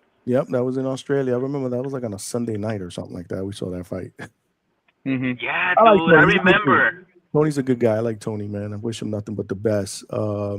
Price Taylor, undefeated heavyweight. Price Taylor. Well, All right. Yeah, trains in Brooklyn, so he's on that card. So I mean, you got some good fights, but if you really look at it, the young talent that most people are excited about that we just saw, that have some name recognition are going to be on the top rank card. For sure. I can't wait for that card. Yeah, man. That's gonna be heavy. The geographic place that they're gonna put it. It looks like it might be like sold out. Where are they having that one, Johnny? In the small room? At the Garden, yeah, that'll be at the small room. Garden? Only the females sell out the big room, apparently. What was the last fight that they had right there in the big room? Male that sold it out? Probably Male. God, that's probably Alberto's probably right. Fucking What? Cotto Really? Margarito too. man, that's a good question. Hold on. Let's Oh no, let's check that out. AJ fought Reese, the first one there. Oh, AJ Ruiz. That Yeah. it's been Was so that at long the, like was that. that at the big room? The big room, yeah. Yeah, Let that me was the check big that. room. You guys think Tio and Hitchens could potentially sell that out or not? Yeah, if you they were sound to like fight he's tomorrow. screaming, bro. Is it me or does he sound like he's screaming? Oh, my bad, brother. My bad, brother. Hold on. What was the last? No, are you on Bluetooth? Yeah, Hugo? yeah, yeah, yeah, he's yeah. on Yeah, I'm on Bluetooth. Oh, that's Bluetooth. right. How That's do I fine. sound right now? Do I sound a little better? Yeah, you No. sound good, I think. Yeah, it's fine. Yeah, so I was saying, you guys think Tio and Richardson Hitchens could sell out the big room if they were to fight next week? Or not? I'm gonna say no. No? Unless the card is stacked. Man, the card big is room, stacked. the big room is no joke, man, to sell out. What is this seat? Like 18K? Yeah, No, 18 to 20. 20,000. Yeah. Who said Andy Ruiz and Joshua? That was the last one. That was me, Johnny. Good one, Alberto. Really good one. 2019, bro, was the last time that the big room, especially the big room with a capacity around 18 to 20,000 for boxing, was Anthony Joshua versus Andy Ruiz on June 1st, 2019. Damn, so it's been a while that they sell that room out, huh? And then the females did it in, well, they I just don't did it think that right now. was a sellout. That's what they said. The fight was. I saw a lot of empty seats, Johnny. I mean, I I know saw- Jake Paul. I think they sold out the first fight between each other, though. Oh yeah, for Yeah, sure. the first fight was sold out, but they're saying for context, the July 11th, 2025 Katie Taylor versus Amanda Serrano trilogy fight was noted as a sellout, but it was a woman's bout, not a male. So they're dubbing it as a sellout, man. At least AI, or this portion of AI is. I feel like that Hulu theater is kind of like a disservice, John. Like I don't know, have you ever been there, Johnny? Like I just feel like Nah, I've heard about it. It's almost like the arena in Miami, the one that I went to see when T.O. fought Claggett. It was very, very similar because I was with a lot of people that had been to the Hulu before, that were there, that met me there, and they were like, bro, this is the same thing as the Hulu, which only seats about 8,000 people, I think, if that much. So I'm familiar. I guess I can say I'm familiar with the size, but I've never been to a boxing match at the Hulu. is that when Tio fought in that tent against Ocampo? No, this one was when T.O. fought Claggett. Steve Claggett. T.O. fought Claggett and Nico Ali Walsh, there was a bunch of other people. Emiliano Vargas actually fought on there. He knocked some dude out in the first round. Robesi, that was the fight. So that was the fight that Robesi knocked out the Mexican guy with an uppercut. Before the fight with before the rematch with You sure that wasn't the time that Robesi knocked out Nova with the uppercut? Because I remember him knocking out Nova with the uppercut. Who was it? It was somebody he knocked out with an uppercut, bro. I think it was Abraham Nova. No, look it up, Johnny. Look it up. Because the time that Robesi fought in Florida, when it was heavy Cubans, that's the time that he lost against Espinoza. But he had dropped Espinoza in the beginning, but then Espinoza came back like in the 11th or 12th round and knocked him down, and that's what won him the fight, allegedly. Right, but this fight was after that. So this was the fight that he needed to win to set up the rematch with Espinoza. Oh, I got you. Well, yeah. I don't know the name. Then I don't know the name. It was Benitez, some guy named Brandon Benitez. I was there. Oh. He knocked him out. It was a Mexican guy. He knocked him out with a All right. a good fight before that knockout. And that was in the Hulu, or which one was that one in, brother? That was the one that that I'm comparing to the Hulu, which was in Miami. Oh, okay. Nice, yeah, I was there for that. He knocked him out in the 7th. Well, actually stopped him. I shouldn't say knocked him out, but he knocked him down with a vicious uppercut, and then he stopped him after that. Yeah, for sure. Yeah, Where did Tio fight Jermaine? Was that in Vegas or was that also in Florida? I feel like that's a Florida fight. No, that was in Vegas. Okay. I think was it? Because that was also like a Thursday or Friday night. It was before the Super Bowl. Oh, that was the Super Bowl fight? It was before. It was a few days before the Super Bowl. I remember it clearly. And I want to say it was in Vegas. Was that when he came out with the ring walk of the clowns or like the circus? Yeah, Ringling Brothers. Exactly. That was it. That was it. Last thing though, brother. Last thing before I hop out. Damn man, shout out to MVP Promotions. Doing that August card. It's gonna be like a Friday card and a Saturday card over like 20 fights.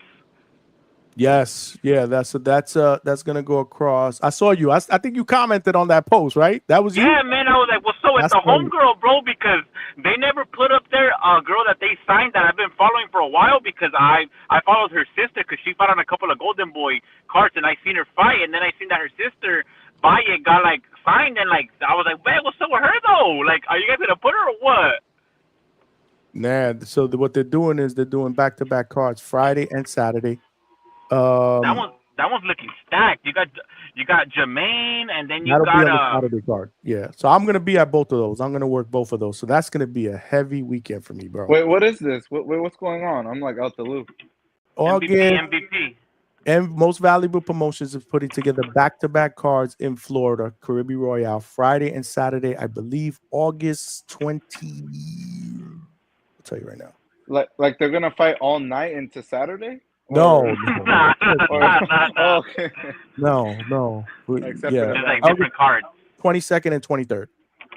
So Who's headlining the Friday one? Is that the Juan Paul? Yes, I believe John Paul Rivera will headline the Friday card with a bunch of other boy's really good nice. prospects. That boy is nice. I've seen him fight before. Obviously not in person, but in the card, he's nice. Yep. So he'll be headlining that card with a lot of really good young talent. Mostly everybody that I know that I've worked those cards before in the past. And then Saturday will be Jermaine Ortiz and Claggett, so a common opponent with Tio, and Yoenis Telez, like I just said. Who's headlining that one? Who? Who's headlining that one? Yoenis or Jermaine? No, I'm not sure. I think it's Jermaine Ortiz and Claggett, if I'm not mistaken. Oh. Yeah. But I'll find out more. Matchup. Yeah. No. It's a good matchup. I'll find out more. Before that, I'm gonna try to get Jermaine Ortiz back on the show. Hopefully before that. Hey Johnny, about the card that just passed this last Friday, with the heavyweight, you were there? Which one? For the Casino Royale. Yeah, I was there. Yeah, I was there. Hey, damn man, I just caught the co-main event and the main event. That dude, the AK-47 dude. Yep. Man, he's nice, bro. He came back with a knockout, bro, in like the 9th or 10th round, right? So check out my my YouTube channel. I have a short that I actually did with him. While he was talking about, he's sitting down, talking about that last round. Because I asked him, I was like, bro, because at that last round he let everything out in the tank, bro. He let everything out, bro. He let everything out. So I'm talking out to him. I actually, I'm cool with the Barrientos brother. We're working on. So one of the things that I was working on for you guys that I didn't want to say yet because I don't really like to talk unless I got confirmation that we're gonna do it. Is I'm trying to get the Barrientos brothers on together at some point. That'd be dope. Yeah, together. So we're working on that. I reached out. We're trying to set something up. But anyway, check that out. It's only like a minute short. I put it as a short. All right, Johnny. And it's just me asking him like, yo, what was your feeling like going into that, and then he describes it like he's dead tired. He's talking to me sitting down, without no shirt or whatever, it's immediately after the fight. So I went backstage and I hung out with them. The Barrientos brothers are good people. And their trainer, their father is dope, so shout out to them. But yeah, I was there. I got an interview with Alex Bray, who's a young up and coming 154 pounder, another guy, shark infested water. He's 10-0 with 8 knockouts. He's 19 years old, bro. 19. So I did a quick interview with him. So yeah, check out the channel, man. We putting in that work, boots to the ground. All right then, fellas. Well, thanks for the time, Johnny. Stay in touch, brother. Always, man. Salute. Hugo up in the building. Who damn, was it me, Albert, or was he did he sound loud?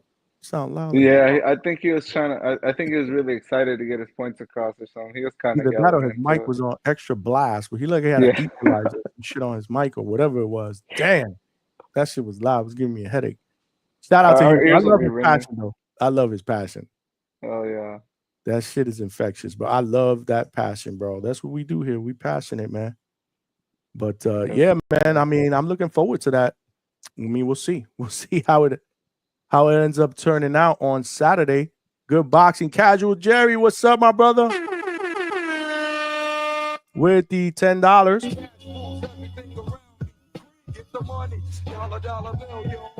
Casual Jerry says, shout out to the Hangout spot. Salute to you, my brother. He said, B Norm the Storm coming to wreak havoc on the Heenies.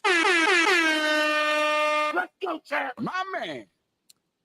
Yeah, the only shitty part about that fight, Casual Jerry, is that we got to wait 4 months for it. I wish it was 30 days from now. And this is the reason why, Alberto, like, I don't really even want to talk about it like that, bro. Like, it's draining. Like, there's really nothing to talk about, bro. Like, let's get closer. You know, we'll be there. We'll be at camp. Let's get closer, and then we'll start to kind of break shit down. Right now, it's just a bunch of gossip with all that stuff. But, do you think the fight happens? Yeah, absolutely, absolutely, it happens without a doubt. I feel like it doesn't happen, Johnny. I don't know. Call me Man, pessimistic. don't put the hibbity jibbities on it, bro.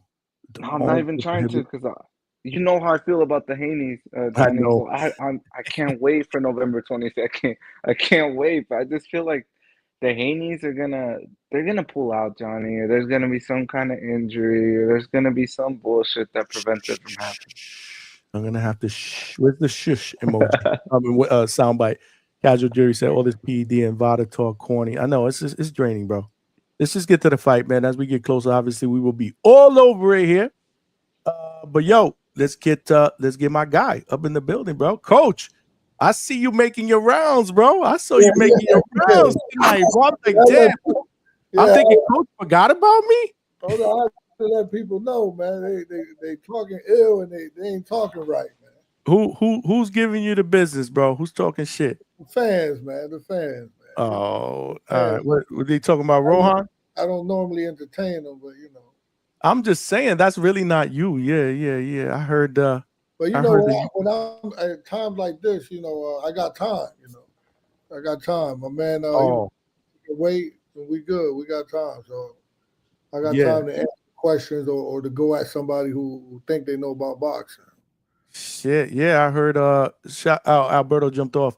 I heard you was on Broadway, Joel. Shit, there was a bunch of people up there. Yeah, my boy Ness was on there. Oh, Ness was over there? Yeah, he was on there. Nah, I was on live, man. I didn't get a chance to see any of that stuff. Yeah, it was a good one. But one thing about Joel, man, he don't do it like you, man. Cause you be on this motherfucker 6-7 hours.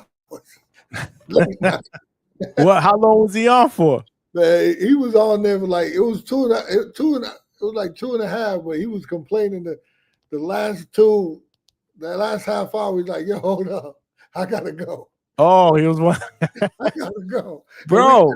The work ethic is crazy over and this is with a daytime job. Imagine that it had if again, this is why we putting in the work, coach, so that we could say adios and knock out the day job and do this full time. If I was doing this full time, I'd be beasting, bro. I'd be beasting. One thing I don't know what you know how fighters have all the sponsors on their jacket and their trunks and stuff, and I don't know if you're able to, because I watched some podcasts where they like take a break and be like, yo, this is sponsored by blah blah blah. Oh well, yeah, we got to work on that. Yeah. Actually, we got whatsyourhustle.com is one of small sponsor that we have. Make sure y'all get your merch. Now that coach reminded me, make sure you get your merchandise from whatsyourhustle.com and t-shirts, all kind of stuff that I wear here. Tank t-shirt, my boxing t-shirts that I've gotten from What's Your Hustle. Shout out to my family over there. If you order a shirt, hat, joggers, whatever, and you put discount code the Hangout Spot in capital letters, you get 15% off your order. So check that out. More importantly, man, go on to my Millions page, man, and get a Hangout Spot t-shirt or a hoodie, man, and represent the movement here. But coach, we working on that. That's why we putting in that work. That's why we simultaneously streaming on Millions as well. Hopefully we could try to do some things, and down the road, maybe I get some sponsorships. We working, man. We just started doing this, Coach. I just started doing this 16 months ago. Mm. And we're already moving, man. Yeah. You know, we're already moving at a pretty decent pace. So, you know, just got to keep putting in the work. And you build it, they will come. That's right. You build it, they will come, man. You know, you one of my motivation. Man, I do this. You know what's funny? You say, oh, man, you do these 6-7 hour shows. One of them, like a few of them I do because of you, because you push me to do like, nah, man, you got to keep working, bro. You got to keep working. Yeah. I remember that. Yeah, you got to work. Your boy's here. Okay, Stock Chaser. What was he? Was he with you guys over there too? Hey, Stock Chaser's chasing me, man. Oh man, we need to change his. We need to change his name to Coach Chasers, bro. Yo, Coach Chasers is in the building. Hold on, Stock. Hold on. There you go, brother. Your emoji was waiting for you, bro. You moonlighting in Joel's channel. Now you coming to me. I get the sloppy seconds. That's what it is. Hold on. Listen, we coming to make an announcement, bro. Oh my God, bro. Your sound is messed up. How sound? It's good now? Now you sound better. What's the whole? All right, listen. It's Rohan Polanco fight week, bro. Do not talk to me about any other fighters, bro. I'm not talking about any other fighters. Whoa. Absolutely. That's it. Don't mention anyone else to me. These other fighters, you the only one that brings up these other fighters. No, they bring them up to me in the chat. It's Rohan Polanco fight week. I agree, brother. Let's get it. I totally agree. We got to get that shit popping. We talked about that earlier. I had females on today, man. Coach, it was Women's Wednesday. I had a young female prospect who's 1-0. She spars with Alicia Bumgarner. She spars with Right Hook Roxy. She's been in camp with Michaela Mayer and Sandy Ryan. She's from Uruguay. Uruguay. Florencia Pajares, bro. They call her La Matona. She was in the building. Great interview. Very, very confident. Yeah, man. I love her energy. Like she was like, she want that smoke, bro. Like she's tight with Alicia. I'll tell you one thing, I got to check it out. But one part I'll give you a sneak. She's tight with Alicia and a bunch of other people. And I asked her, like, what is your, if you had to pick and match, next 3. She's like, I just want whoever got the titles. Alicia got that title. We got to get it popping. I'm like, okay. So we had her on. And then after that, we had Brooklyn Barwick, the big deal. She was on. So it was Women's Wednesday, man. We did 2 interviews. Then we opened it up a little bit. We started talking about that fight. So we're all excited about that Rohan Polanco and Quentin Randall fight. You gotta be careful who you bring in training camp sometimes. They gunning for you. Who's gunning for me? No, I'm saying no. Like Alicia's bringing her into training, and she in there like, okay, I could do this, I could do that. Word. She want that smoke, bro, and she all about IQ and beating people up. Man, it was a good interview. Make sure Stock Chase, if you got time, check it out, bro. You'll enjoy it. Florencia Pajares. Oh, I'm gonna rewind that for sure. Yeah, it was good. I watched a little bit of it, but the end. Oh, you saw a little bit? Okay. Yeah. It was dope. But it was Women's Wednesday, bro. But the clock struck midnight, so now we back to the males. Talking on shit. So what you got to say? You want to talk Rohan? It's Rohan Polanco week. So what's up? Tell me, Stock. What we gonna see, man? What we gonna see? Listen, man. We need to work on them clinches. You know what your boy do. He got that long jab. He like to clinch. Like to run around the ring and all that. Dip to the left. You like to dip to the right. I mean, you like to fold a lot. He like to paw out his jab. He liked to slap with his jab. He liked to stab to the body. We on him, man. You prepared for all of that, right? Yeah. We on him. Yeah, because we had on the panel. We had a couple of people talking. I actually took a few callers earlier. And again, the biggest thing is Rohan going to be able to catch up with him because they expect Quentin to do a lot of moving. Experienced, obviously, a guy that, I mean, how many people have looked good against him? This is why this is a big statement for Rohan, bro. If Rohan's able to go in there and cook this guy, Coach, that's big time, bro. Yeah, that's the plan, man. That's the plan. And we know and see that the eye test will tell you that Rohan's the real deal. He just got to go out there and perform in that. For sure. Now I'm looking forward to that. I'm excited about that. Raider Transplant Angelo said the Hangout spot Women's Wednesday was great earlier. Johnny, appreciate you showing love to the ladies, rising stars of boxing. Absolutely, bro. This is dope. Appreciate you watching and checking it out. I thought it was dope as well. We show the ladies love here, bro. We show the ladies love, man. But yeah, man, that's gonna hold on. I gotta catch up here because I got criticized for missing a super chat the other day. I don't want to do that again. People show me love. I gotta reciprocate. CJ Rich, $5. 16 months deep. Yeah, man. That's it. Nah, Johnny started this live stream in 1974. That's whack. Yo, he's Still wild. rocking the same hairline he had then. Endurance and hustle. Salute to you. Well, the hairline I've had since that long. I ain't gonna lie. Still rocking.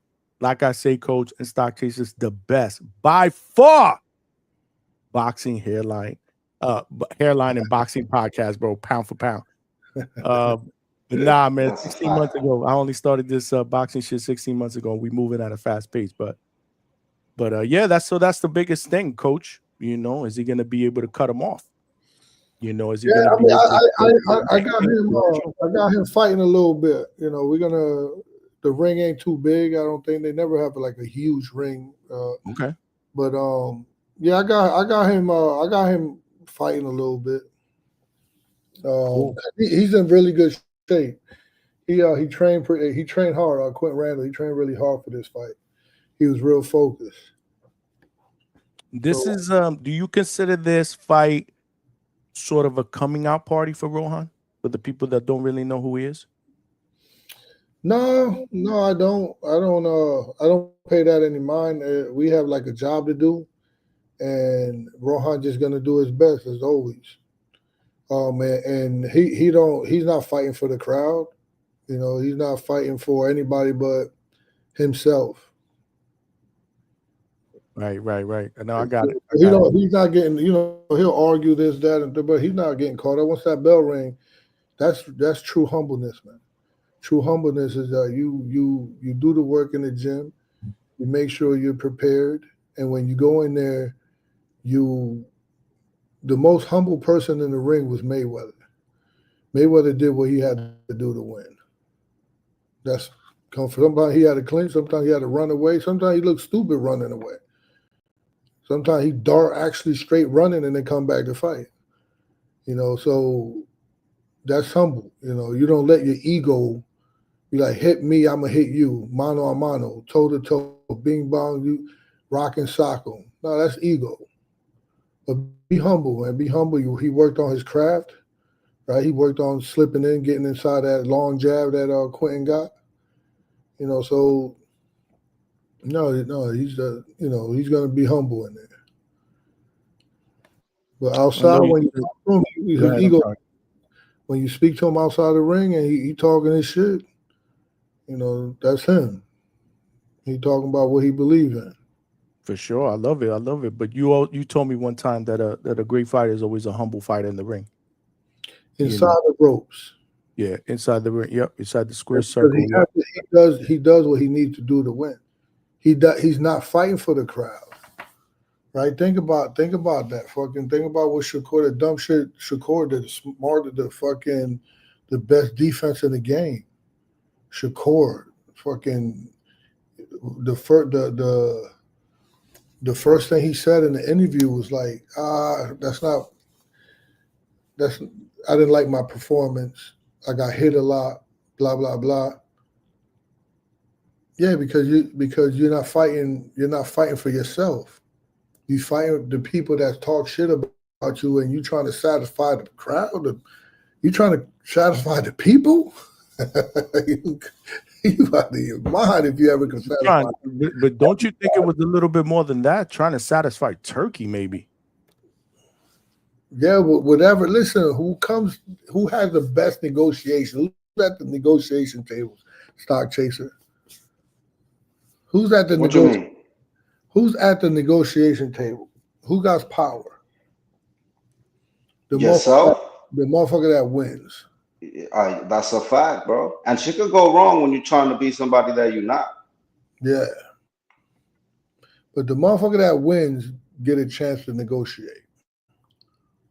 And I know, look at the position your boy Haney in. Haney, everybody shitted on him running like that. Moving, boxing, or I'm gonna just say running because that's what everybody else was saying. I thought he was boxing, but everybody's saying he's running. And then, okay, he gets the victory. But how about if he goes toe-to-toe and he would have lost? Well, we be talking, look how much this fucking Norman and Haney, my goodness. To the point where I don't even want to, I changed the subject yesterday.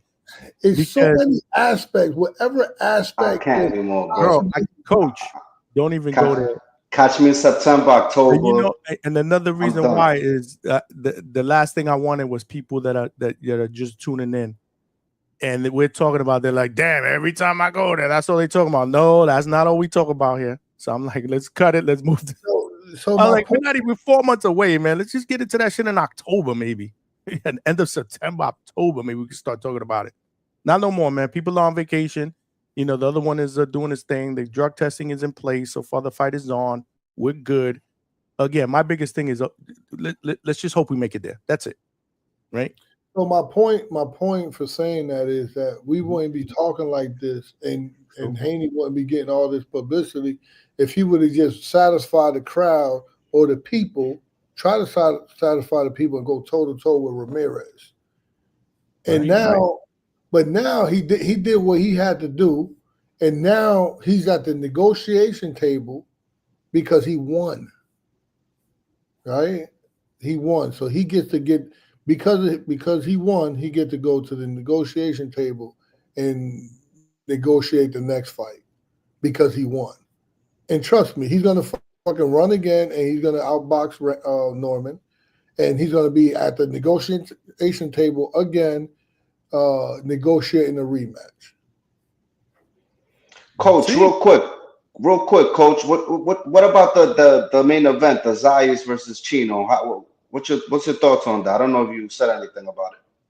Yeah, we really break that down. Yeah, hold on. Sutter Kane to DJ Bless in the building. What's going on? He said, love the show. Look, we got a new listener, man. Listen to it almost every night. Appreciate you, man. He said, I'm a night owl. So your show is beast, bro. Appreciate you rocking out, brother. Keep tuning in, man. Go ahead, Coach. What you got? So I was I saw Xander and Polanco going into the baseball thing. I saw them side by side. Xander ain't too much bigger than Polanco, almost the same size. I was working Polanco out this morning, and Xander's opponent Chino comes in. That's a big motherfucker. He's not Polanco size, right? So Chino Perez. Yeah, the opponent. Right? Yeah.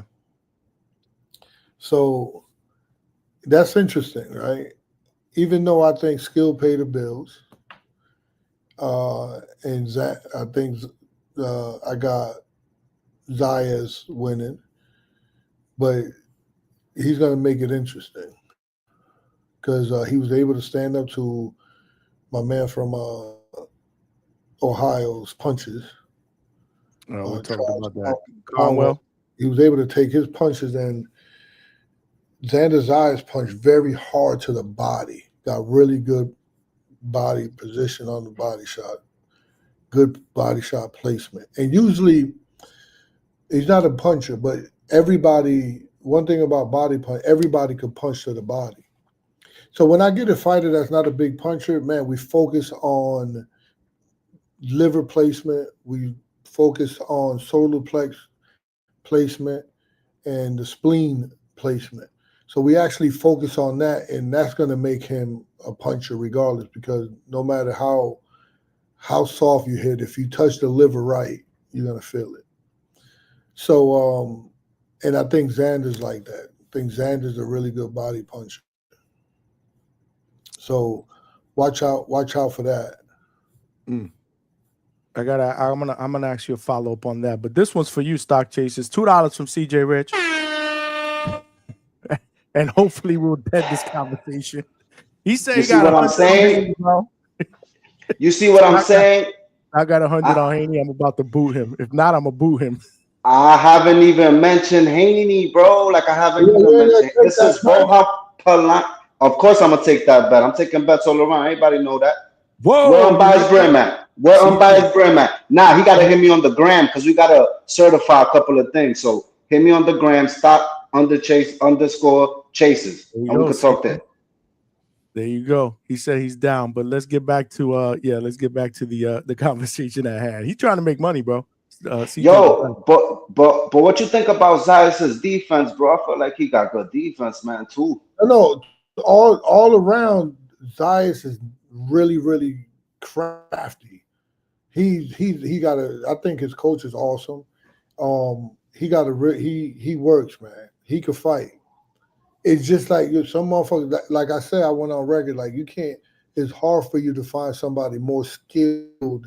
More talented than Edwin De Los Santos.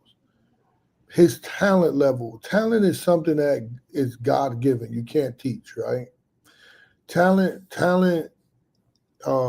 Edwin De Los Santos' talent level, how explosive he is, and how hard he hits, is no one taught him that. Right? Especially the technique that he got. He got his type trash with his technique. But the technique that he got, he could work on.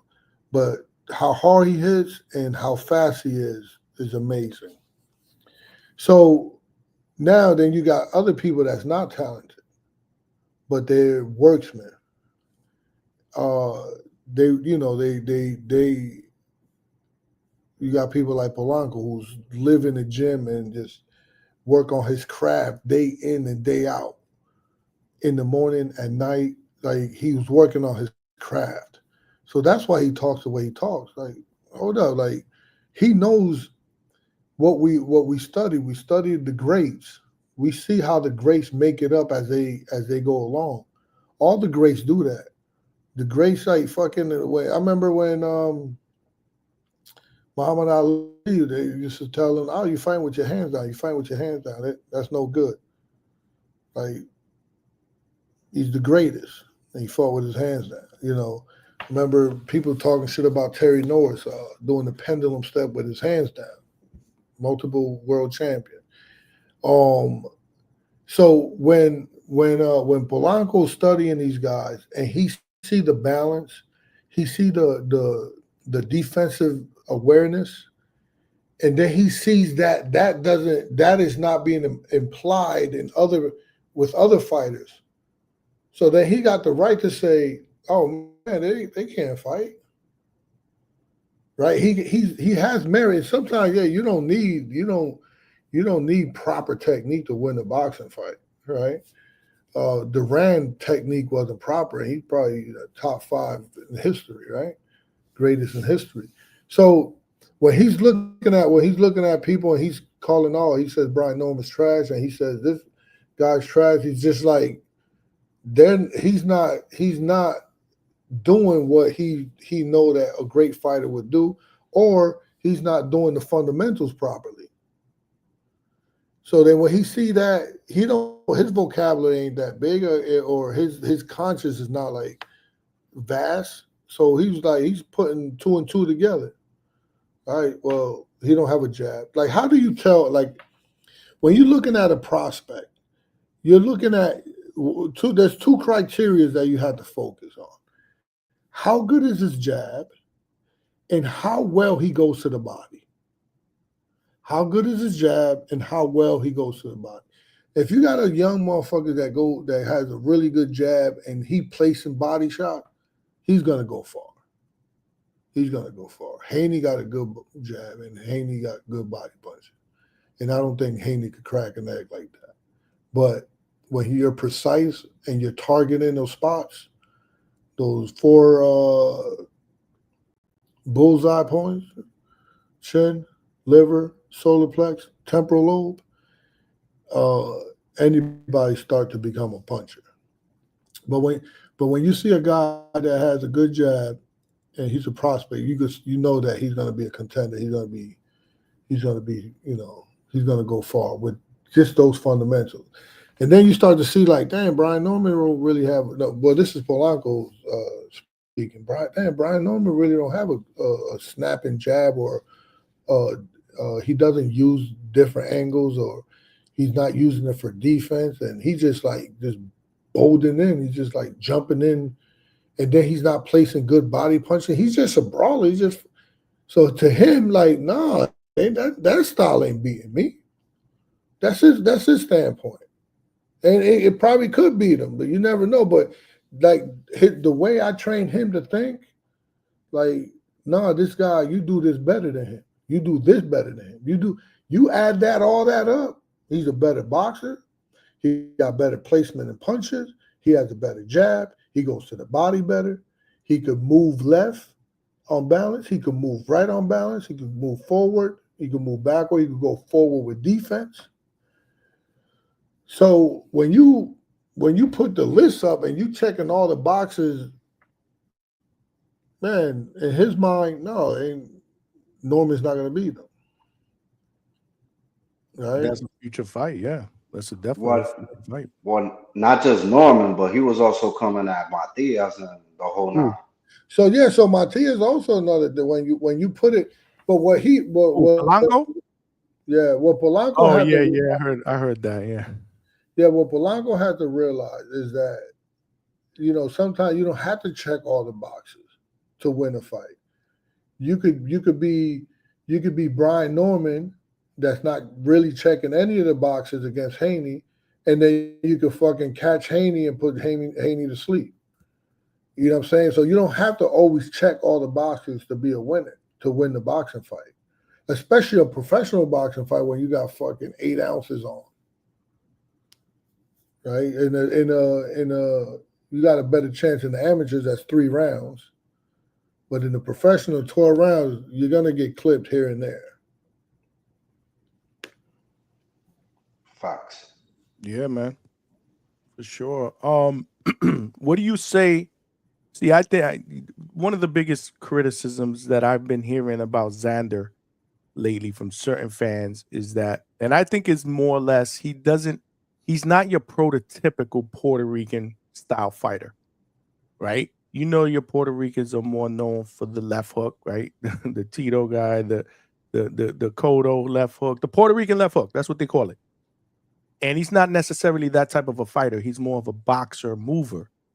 So that to me is the biggest criticism that I laugh at, because what's wrong with being a boxer mover? Just because you're Puerto Rican, you have to possess a powerful left hook? Like, is that even fair, Coach? No, I think that his skill set is really his skill set is better than Cotto's. His skill set, I mean, Cotto is just a puncher. Actually he was left-handed, right? And he fought right-handed. Mm-hmm. I heard that. Yeah. Cotto was a monster. That's why his hook was so heavy.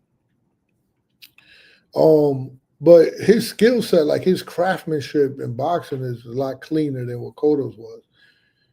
I think he's a really, really good talent. No, and he shouldn't listen to anybody. He should just keep doing his work. Cause man, you can't listen to the fans, man, because they never satisfied. Fans are like people, baby moms, like never satisfied. They just right. Stock Chaser, you got baby mom, Stock Chaser out there. Definitely. My daughter's 16 years old. Yeah, probably the moms probably want to be with you because you's the stud, you know what I mean? And so she's never satisfied with you, and you could do this wrong, that right. She just want to be with you, Stock Chaser. How old are you, Stock? You got a 16-year-old daughter? I think you look young. I just turned 35, so yeah. I was 18 when I had her.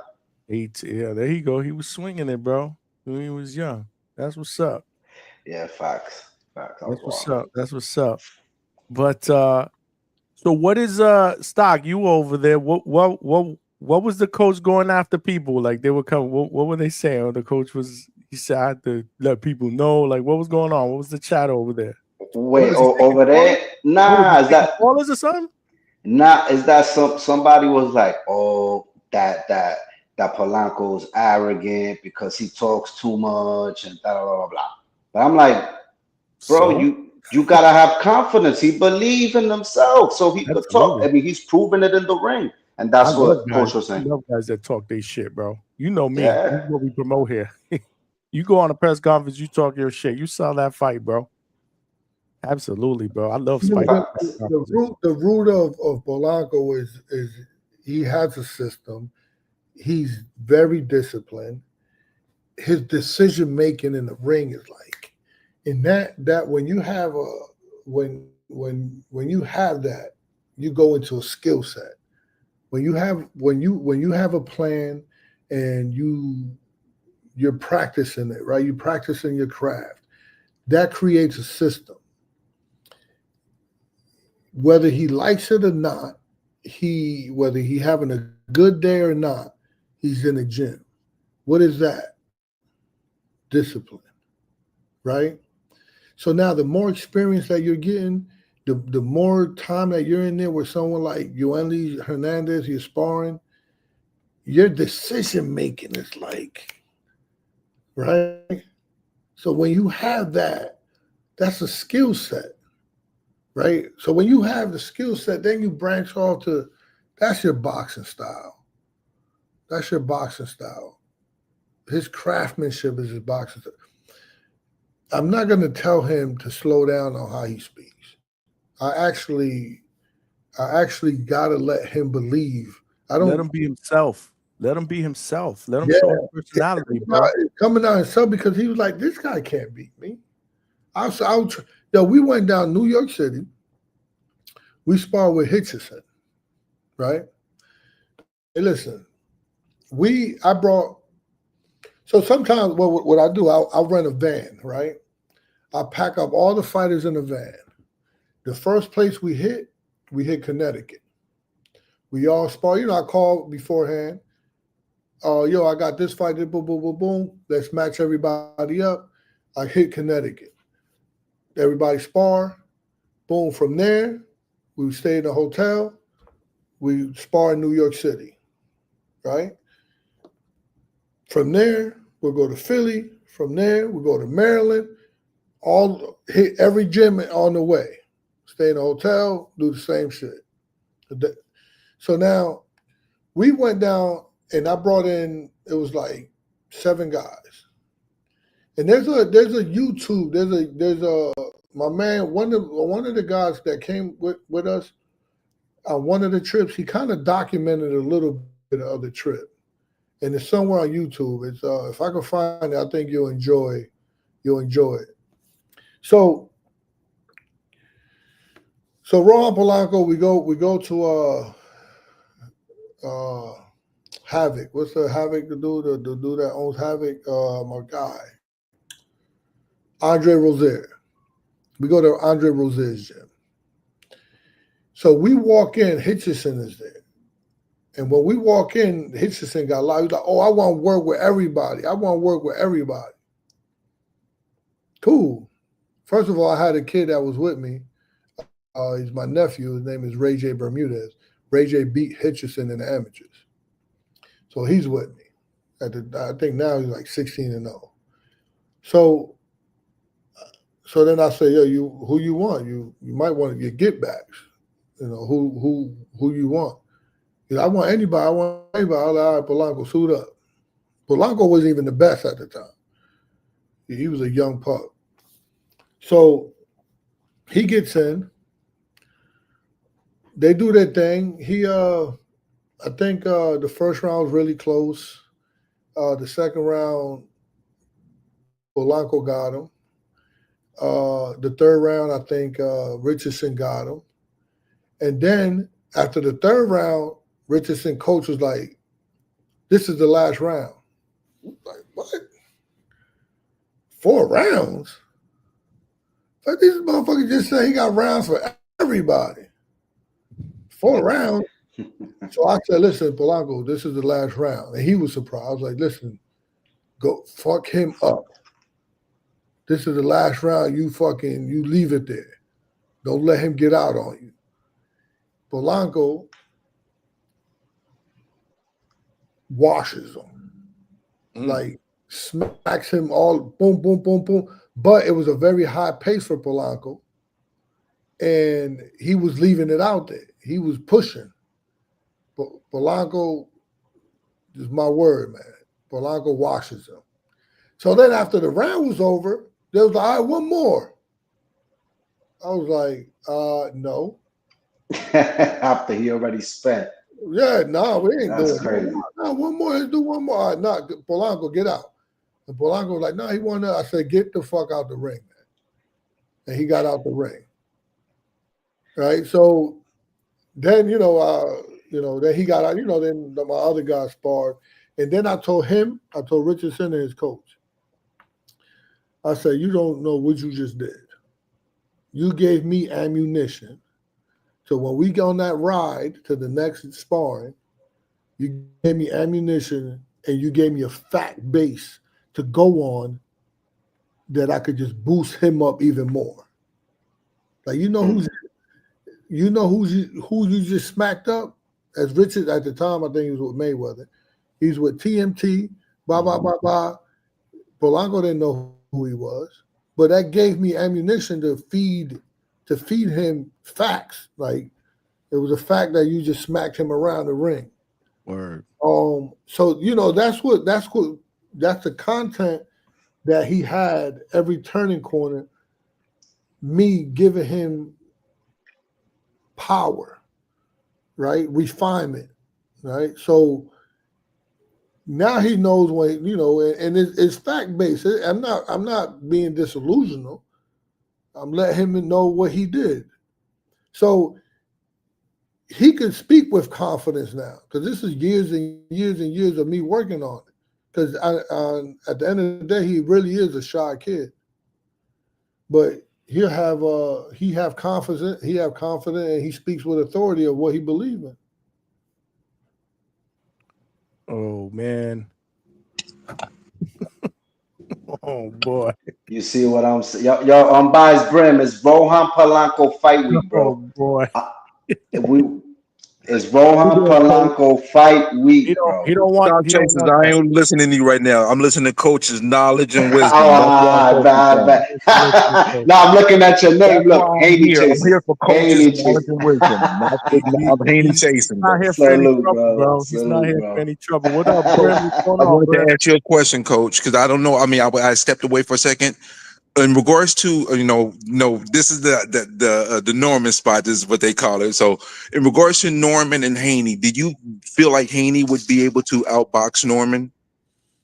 He has the tool. He has all the tools to outbox him. He has the tools, the angles. Norman's feet. His feet is a little stuck in mud, and he needs to like bounce on you. I'm fresh off studying Norman versus Quentin Randall because we're fighting Quentin Randall Saturday. So I'm fresh. That got me, I'm fresh on him. And that fight was and I think he's better now than he was on that, that. I'm glad you pointed that out, Coach. And but he's 24 years old, and this is why I want to fight him now. I think Rohan would smack him around right now. I don't want to wait 2 years from now. He's going to be a monster. I was talking to Norman Sr. after that fight. After that fight had happened, and one of the first things we were telling Senior, Norman Senior was like, "Man, which fight?" He said you talking about after the Quentin Randall fight. Quentin Randall. Okay. After the fight, we was like, man, he's smothering his work. Because I mean, he won most of the rounds, but it was muddy. Like his work was being smothered. He wasn't creating that proper distance. He wasn't using the jab to gauge to create the distance for him so he can get space to land punches. And that was one of the first things he said. Yeah, I seen that. And they went right back into the lab. And ever since that fight, I've seen growth and improvement. Hold on 1 second. I'm sorry. I'm sorry because I'm at work right now and I got a couple of minutes of free time. Now, I wanted to ask you this, Coach. I'm the operations manager, so I got pulled. I'm the op manager. They always coming out here whispering and looking. No, he's like, hold on. Why are you whispering if you're the ops? Because I got employees and I got to set the example. Love it, my brother. I check this out now, Coach. Would you admit that Devin Haney's inside game is his weakest point of his skill set? No, Devin Haney got the ill smother, grab, hold. See, Coach, I knew you was gonna bring that up, Coach. Now, you think he's gonna be able to? Do you think he's gonna be able to grab and smother Norman that easily? Considering Norman's gonna probably be as stronger or not stronger than him, he's been able to do it against smaller guys. Will he be able to do that in the inside and clinch and get away with it every time without getting contact? Yeah, one thing about Haney, right? This motherfucker is a weight bully, right? Even though I promise you one thing. When they're in that ring, I promise you that Haney will be way more and be bigger than Norman. Well, I don't know about big, but way more. So punching power is different from strength because Haney stays in the gym. And I know his strength and conditioning coach. He's a monster, right? So his legs, he going to get under Haney and he's going to grab Haney up. I mean, he's going to grab Norman up and shut that whole shit down. Now, you know that this is what I already like almost guessing their weights to the fight because they'll both come in at 147. I believe Norman will be 159 and 159 to 160 max, and Haney will be about 164 going into the fight. That's the weights. I'm almost predicting their weights going into the fight. Because I mean, you got some history with them, and you can see some tendencies if you're paying attention and you know what you're kind of looking for. But I just got a feeling that Haney's going to try to do that clinch. And I think Norman's strong enough to break the clinch. He won't be able to pull it off every time. But don't mistake that Norman will be stronger than Haney. Don't mistake that. No, I'm not talking about punching power. No, I'm talking about core strength. Country strong, man. Coach, country strong, man. That's that ham hock strong. Come on, the coach. You're right. Hey, you're right too. That's the ham hock corn greens and collard greens strong, bro. That's a different type of strong. You know them country boys strong. They be picking up big old bricks and stuff. You know. Because technique gonna beat the strength part. He just know Haney's a master at grabbing. He's a master. Haney's Mayweather when it comes to when he moves and you trap him on the ropes. He got what the Mayweather do? Good. He folds. He waits for you to punch. When you punch, he goes underneath you. Once he go underneath you, before the ref breaks it up, he's turning you and got you on the ropes, and now he got the bigger part of the ring behind him. If Norman could understand that that's going to be fucking wash, rinse, and repeat, he could do something with it. He could not smother himself because Haney waits for you to punch, slip right in, underhook you, overhook you, turn you, let the ref do his job, and he's back to boxing again. Wash, rinse, repeat all day long. Now, see, I hear you now. I remember some of the times he did that in the fight. I just got this feeling though that Haney's going to start off good. I think he'll be doing this 1-2 thing. But there's two components I feel like is going to be very treacherous for Devin and dangerous. That body work he did against Loma was phenomenal. But when you go to the body, what you expose, and Lord forbid for Devin Haney that Brian Norman's reflexes is on point when he's in those moments trying to go to the body, because if his reflexes on point. Brim, hold on, Coach. Don't give out too much sauce, man. Man, listen. You mean give out too much sauce? Man, listen. Brian Norman Sr. They got all the sauce. They already know the sauce. It's just about them applying the sauce on the food. Of course, I know they're doing their homework. It is what it is. Yeah. So there's. I don't really care about the fight because my guy's out he's out. Trust me, my guy's out the race. That title is going to be held up, and they're going to do their thing for a long time because they got rematch clauses and all this shit. So I want my guy to become a world champion. Now we got to go a whole different route. We got to go to either the Rolly route or fucking what's name's that Mario Barrios ain't fighting nobody. He just want to check. So and who? Now, Coach, don't get me started on that one. That Pacquiao Mario Barrios fight. I don't think Pacquiao was in on the play here personally. I think he went out and he gave his best effort. But what I think happened, and those who me PPC, I'm just saying, I think they went up to Mario Barrios and say, "Yo, listen, don't hurt Manny. Take it 12. We'll let you keep the belts and give you a draw." Because Mario Barrios is a lot of things, right? We think he's not the greatest of fighters, but one thing he always has done. busted nose, busted face, he always threw. He always continued to work. He didn't work this fight. He was pulling way too many punches for me to not think this was a glorified sparring session. To have two viable fighters that they can make two viable fights out of them.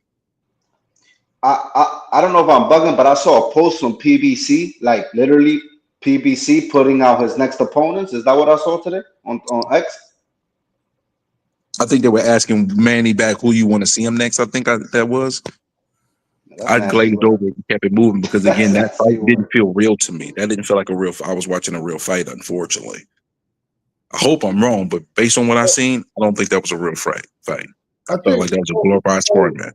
So I don't. Is that your name, Haney Chaser? No, I'm doing that to mess with the stock chasers. My name is Unbiased Brim. That's why I go by in the boxing spaces, and they always call me Biased Brim. But it's all good. All right. So Mr. Brim, what is a skill? What are skills? Right. I'll give you a example. Decision framework under chaos is a skill, right? Okay. Right. So when you learn Haney, when you learn how to control the clock, you're not fighting when you become experienced, and you're not fighting your opponent. You're fighting the clock. What was Mayweather's last fight, Andre Berto? He had a beautiful description of Mayweather when it was on, I don't know if it was Fight News. I remember that Berto interview. It's like he felt like I remember that interview you talking about. I can't remember the words verbatim, but I know whatever you talking about, Coach. He saw Mayweather looking at the clock, Mayweather clinching, Mayweather moving, Mayweather hit him, clinch him, look at the clock. That's a skill, right? Controlling the clock, creating space, and when you engage is on your terms, right? Knowing when, knowing why, knowing whether to engage or not is a skill, right? Maintaining composure when the environment changes. My man, I just spoke everything that Haney does. Haney could get knocked out by one shot. But when you analyze in a fight, you have to analyze who's better than who. My guy, Haney's better than Norman. You know what, Coach? I would have said that 2 years ago, Coach. But today's a new day, man. The old clips is not the same clips as today's clips. The new clips gonna get people knocked out if they're looking at the old clips too much. That's why I've been telling Haney fans, because some Haney fans have been overboard. And I'm like, no, I know Norman got a couple more tools in the toolbox because I've seen sparring that no one's seen before. And I'm probably gonna go down and support and check out the camp for a weekend as they get prepared for the fight. You're in Brian Norman's camp. I mean, I just rock with him heavy. My man Mark Nash is in the camp. My man Mark Nash is in the camp. I support and hold him down because Johnny, we can't get away from this, Johnny. We got to talk about Brian Norman. We can't get away. It's impossible. The only thing I was going to tell you was this, Coach. You said something about being adaptable, the patience and all that. But one thing I wanted to ask you, don't you think if Norman disregards what Haney's trying to do and dictates the terms and is able to physically dictate those terms and create the Devin not having the ability to be settled and comfortable, is that something that can be clearly done by Norman? Then he'll knock Devin out. Then he'll knock Haney out. Guess what, my brother? I'm going to tell you this, Coach. I've been telling Haney fans this. Go to Amazon. Buy as many pillows as you can for the Haney the sleepover on November 22nd, because it's gonna be one. And I thank Stock Chasers in advance for the steak dinner that he's gonna buy me. Pretty much, he's got me a steak dinner. I already got it ready. I'm gonna be ordering it the day of. You know what, man? Honestly, I would have been more worried had the fight been not in Saudi, but I feel like that's even. I don't know. I feel like that's even more of an environment. in which Devin could do what he wants and not worry about what the fans think in Saudi, right? But there's also a benefit for Norman as well, because you got to think about it. If it was here in the States, the pressure would even be more. And, you know, people question Norman being able to be on this high altitude and then having that type of pressure. I think in Saudi, some of that pressure is alleviated to some degree. So I think it works both ways in regards to that. Yeah, I told you. Listen, I'd say everybody get their pillows for the snooze fest that Devin's about to put on for 12 rounds. Hey, yo, listen, Devin Haney is 32. He 32 fights in. Is he 32 fights in? Or 33? 32, one no contest. I think this is his 33rd fight coming up. And this is Norman's, what, 30th fight or 29th fight? 20. Norman is 28-0, and Devin is 32-0. Correct. How old is Correct. Devin's 26, right? Man, he's a baby too. Jeez. They're both young, but this is how it's supposed to be. Remember, I mean, I don't know how old you are, Coach, but in my era, my champs fought at 25 years old against each other. You know what I mean? Yeah. How old are you? 46. Yeah, I'm older than you, brother. Okay, well, we both seasoned. You just got a little extra season. I see some extra adobo right now in your beard. Oh, so I'm the baby on the pan. I bet. That's still what's up. Yeah, so you should listen and not speak. So you speaking of when you speaking of Tommy Hearns when he fought Sugar Ray Leonard.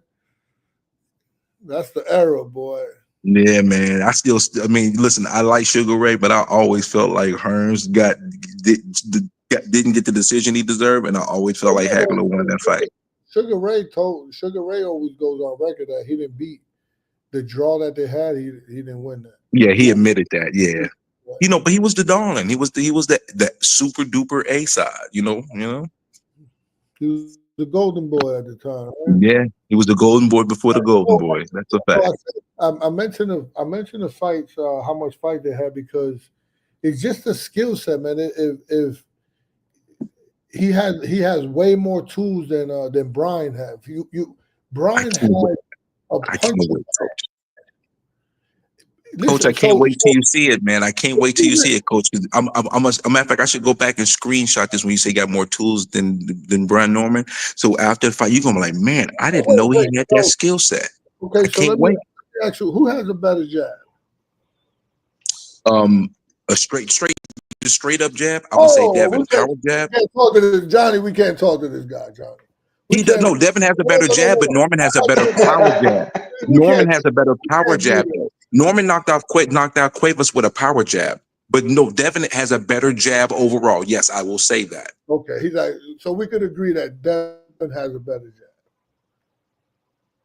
Yes. Boy, but I said power jab, though. I think Devin doesn't have a power jab. That's all I was saying, is that Norman has a really good power jab. Who has better feints? Devin. Okay. Norman's improving in that category, but I would still say Devin. Who has better distance control? I would have said Devin Haney off the rap, but that last fight against not the last fight. The fight, man, against the fight against Ryan, bro, he didn't have distance control like he needed to. I still say attributed that he fought emotionally against Ryan. So I'm gonna go ahead and say Dev. I'm gonna go ahead and give you that because you're gonna line them all up. So I'm gonna go ahead and say Dev just for you, Mark. What was the question? I didn't hear what you just said, Coach. Who has better distance Mr. Drew, what was, Johnny, don't help. Oh. What was the question? The question was, you said who? Hold on, my brain went blank now because I just said yes. I just wanted to agree so I can move on. Oh, I'm acting like stock chasers right now. Let me stop. You know why I asked you that question? What was my question? Because when someone is biased, right? I'm biased when it comes to Hank. I mean, when it comes to Norman, I ain't gonna lie. Well, he's admitting. I try to be fair, but yes, I am biased when it comes to Norman. I've only had 3 fighters in my whole life that I'm personally invested in. Roy Jones, because I met Roy Jones. I went to Pensacola Junior College. I seen him fighting Biloxi. Been to his house. He showed a lot of love. Jermaine Taylor, because he's from my hometown, Little Rock, Arkansas, and Brian Norman Jr., because I saw something in him, a while back before I even talked to Senior, back before he even signed with Top Rank. I saw something in him, but he didn't put it together. He reminded me of an old school fighter, and he started putting it together. And I was like, you know what? The way he conducts himself, I like this guy. And then I got a chance to talk to his dad, and his dad, I relate to his dad so much, and that, the rest is history. Where did you see him before he got signed to Top Rank? Salinas. He fought on Salida, yeah. Yep. I've been watching Norman before he was signed with Top Rank. He fought on didn't he fight on BLK Prime? Well, he fought a lot in Mexico when he was, BLK Yeah, Prime. that was early. Him and Devin have similar roots in regards to coming up, going to Mexico and such and so forth. He fought on BLK Prime too. I don't remember him fighting. What I think is awesome is that this is what, like, when Lomachenko came and he's a 2-time gold medalist and he fucking had a world title shot in his second fight, he kind of like messed everything up a little bit when people like pushing the envelope when they're not developed right.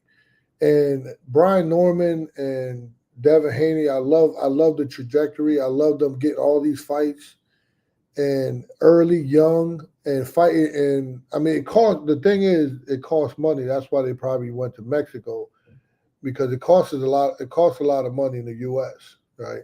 So they just need the ring time. They need the ring experience. They just got to get the feel of little gloves and fighting with no shirts and with no headgear. And I think that trajectory with Brian Norman, I think it's awesome. I think it's awesome. His father brought him down there and did his thing. And I think the manager, what was the manager's name? You talking about AC? No. Before that, the guy that passed away. Rest in peace to because he had Boots too.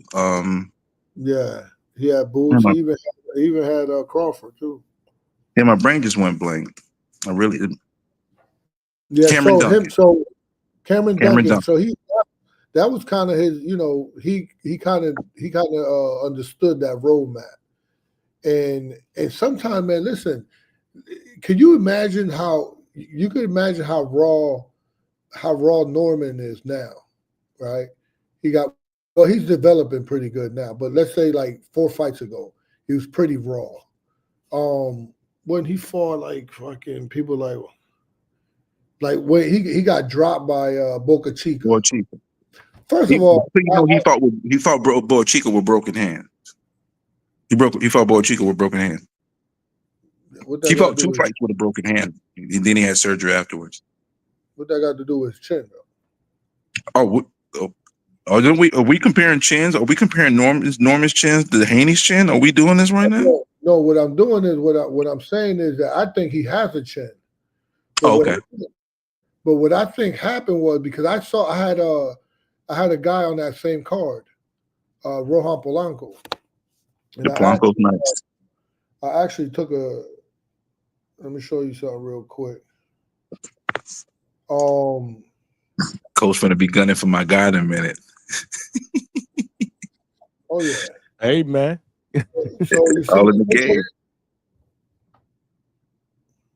Yeah, I can see it. I seen that picture somewhere. Did you send that to me? No, I sent it to Ness. You saw it on TBV. Yeah, he probably put it up on. No, it's THV right now. So who's bigger? You think? Polanco looks a little bigger. His father was delusional, saying that he wasn't bigger. But anyway, that's not neither here nor there. So I had Polanco fighting it. So right when I took that picture, I actually like similar to you. You saw something, and I actually the day that Norman got signed to Top Rank is the same day they signed 2 people. They signed Rohan Polanco and they signed him. Oh wow, they got signed the same time. Oh, the same exact time. So then because of that, I looked them up, and And I kind of like I took a liking to him a bit. I was like, man, this kid, he's very raw, but he got potential. So now it takes a good eye to understand what talent looks like, because as raw as he was. Oh, so let me just clear this up. When that picture was taken, I felt bad for Norman because Norman didn't make weight. Right, he had a problem making weight, and then I've been in this position before. You feel like shit when you got to go to the side and you got to negotiate with the other team. What do they want? Because my guy can't make the weight no more. And then the other team kind of like puff their chests out and they're like, I want this, this, and this. And you're like, come on, man, you're being unreasonable. And they got the upper hand because you didn't make weight. You got to humble yourself. But at the same time, relax, my guy. Like, relax. You want fucking $20,000 for like 2 pounds? Like, you tripping. That's almost my whole especially at that level when you're on the come up level. So I felt bad for him. I'm like, man, these dudes are suckers, man. So I seen the look, right? And then I'm hydrating Polanco, and then I see that he had like a iced tea. What's that? The regular iced tea. Like they got different raspberry and Arizona. It wasn't Arizona. It was the other one. Lipton. Whatever it was, the iced tea. So I'm like, damn, how the fuck they giving him iced tea? Like he just got off the scale. He can't make weight. So I had like a drink, and I went to him. I'm like, I can't. I'm not even gonna. I can't go up to somebody that I don't know and be like, yo, this got sodium, potassium, it got magnesium, and this is what your body needs right now. I wanted to say that to him. I had the bottle for him. And then I was like, but the way the bottle looked, it was like taped up, right? So Also look like an old private stock 40. Crazy. So he gonna look at me like, well, I ain't about to drink that. Trying like, to give him that snack shit, bro. Yeah. Trying to give him that snack shit, coach. Yeah, the one I mixed. Right. So I ain't want him to feel bad or have to like deny it. So I'm like, so when I got to him, I kind of held back and I was like, I'm not gonna ask him. Hey, can I get a picture with you? That's what you know what I'm saying. That's how the picture turned out, because Polanco didn't even want to take the picture. But at that point I needed an excuse to like fall back from telling him like, yo, you need this, not that fucking iced tea you got. So then he couldn't make weight. Then he didn't hydrate well, and then he gets hit by Boca Chica and goes down.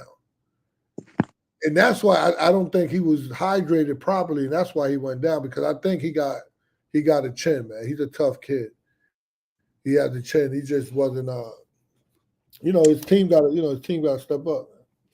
Coach, you said something to me that struck a chord to me, and it only solidified what I believe, because you said if he does this, then it's over for Haney. And I know he's going to do that.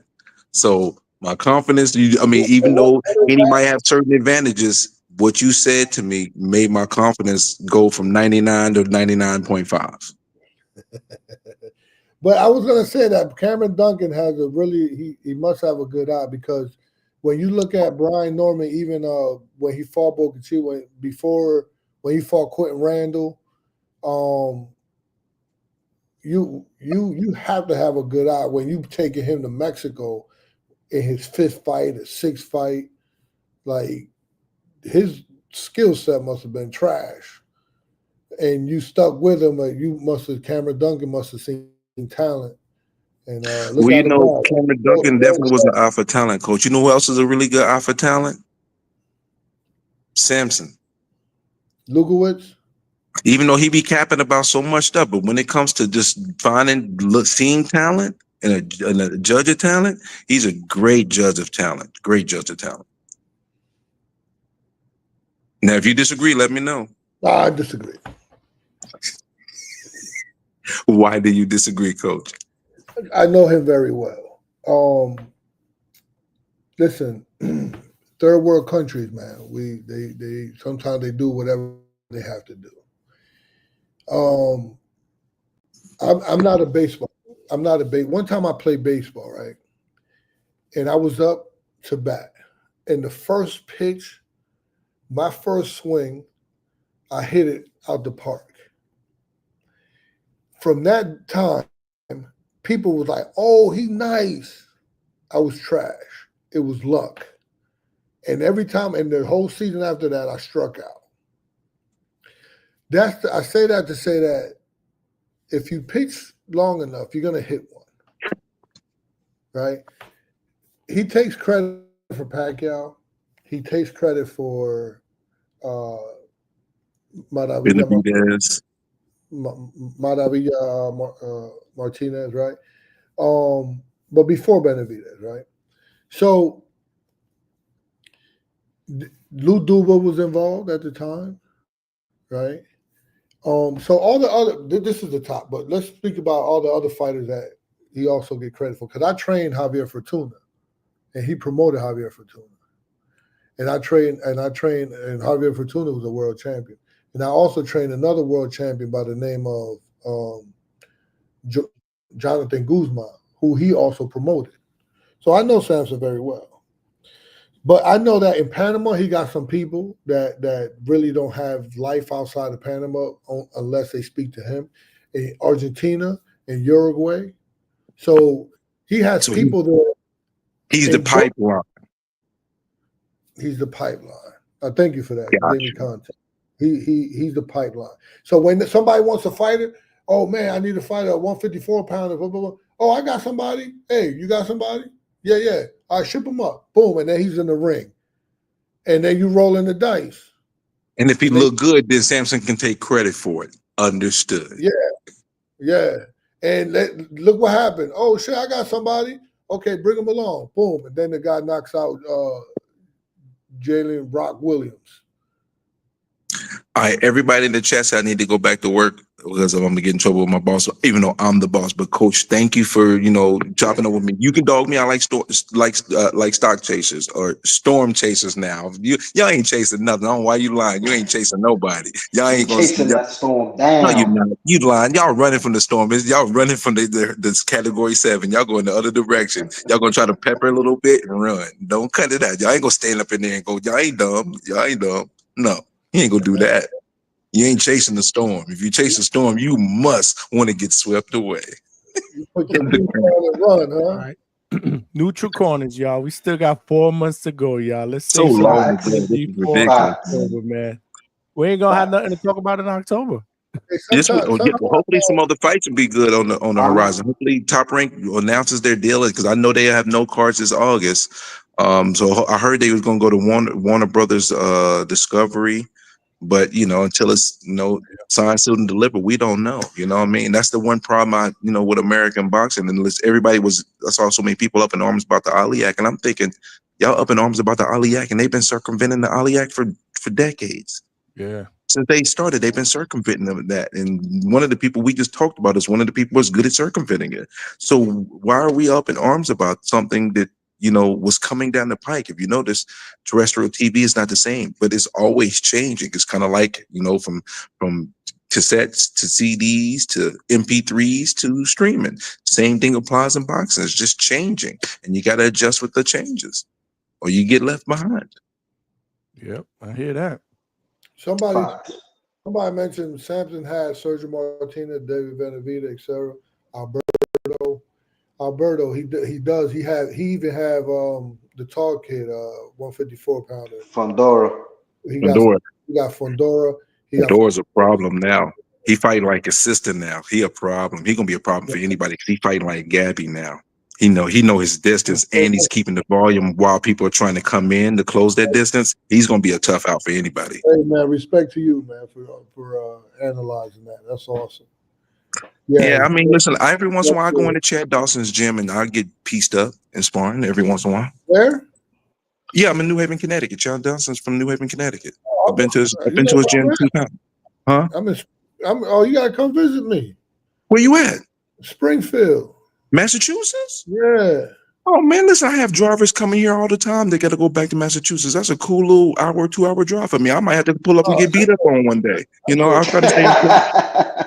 I'll That's pull a up and get beat up on because that's what's gonna happen. 55-minute drive. Now you can just come chill, man. You can just watch the Okay. sport.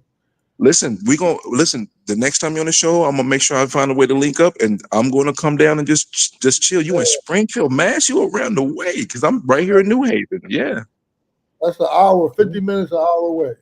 Nah, that's a little more than an hour. It take me an hour to get to Hartford, but Springfield only like 30 minutes from Hartford, right? I go to Haven. You know Louis Rose's gym?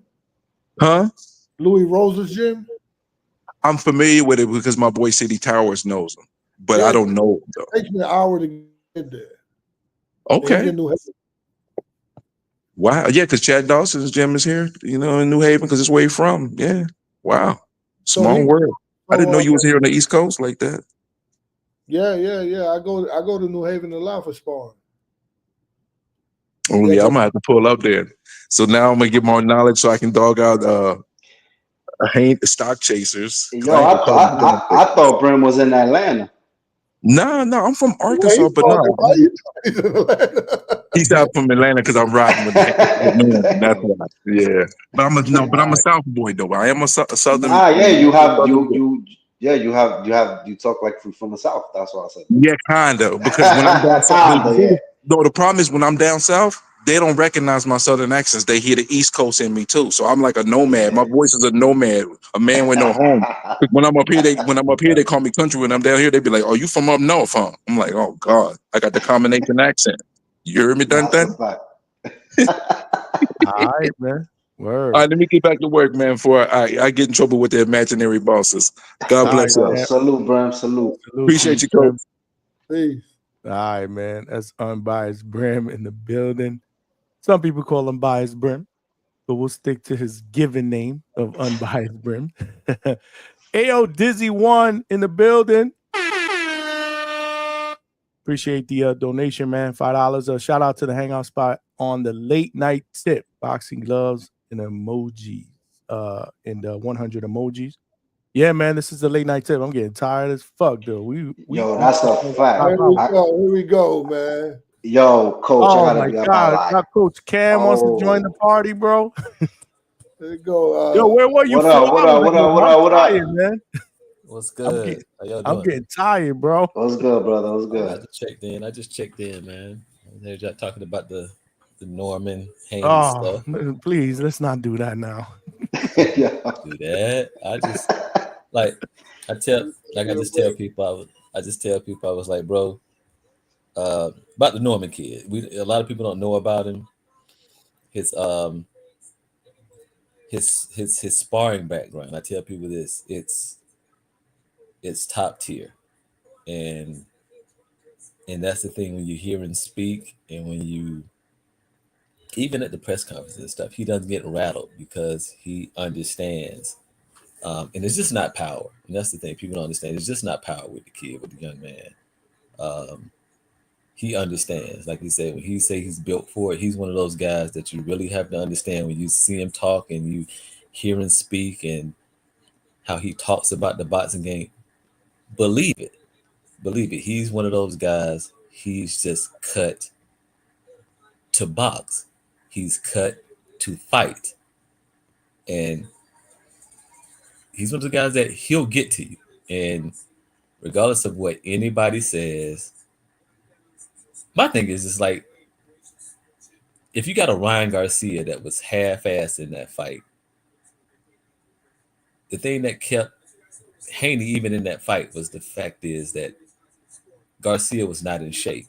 He turned his back, but every time he took shots and turned his back to get his breath to calm down. But whenever he turned on, he had him. And that's what people are not realizing. He had him at every point that he wanted to fight. When he didn't want to fight, you saw him turning his back and things, and people were just like, no, he wasn't in shape. Now you're talking about somebody that's in shape, that has, I think, besides the quickness of Ryan's left hook, I think Norman is just a more powerful fighter. He has speed, he has good foot. But the thing is, if somebody can get to you that nobody talks about Ryan footwork, nobody's talking. The kid, I mean, he was out of shape. We know he was out of shape. We saw what he was doing in that fight, and he automatically touched this guy when he turned it on. Now you put somebody in his face that from round 1 to 12 can turn it on and power in both hands, and we want to discredit him and talking about footwork. Talk about Ryan's footwork. Nobody in that fight. We're talking about in that fight with Devin Haney. No footwork. But coach, that's a bad example, man. That's the if he's already got a special left foot, and then you add a little Austrian and PDs on that, I just can't take it. Like I can't really look at it like that. I can say that, but I'm telling you this: that the fact is that let me put this out here. Okay, my thing is when it comes to this PD, even you had known bodybuilders that are taking things. When they gave the amount of ostarine in his system, that they said there is no way that affects his speed, his power.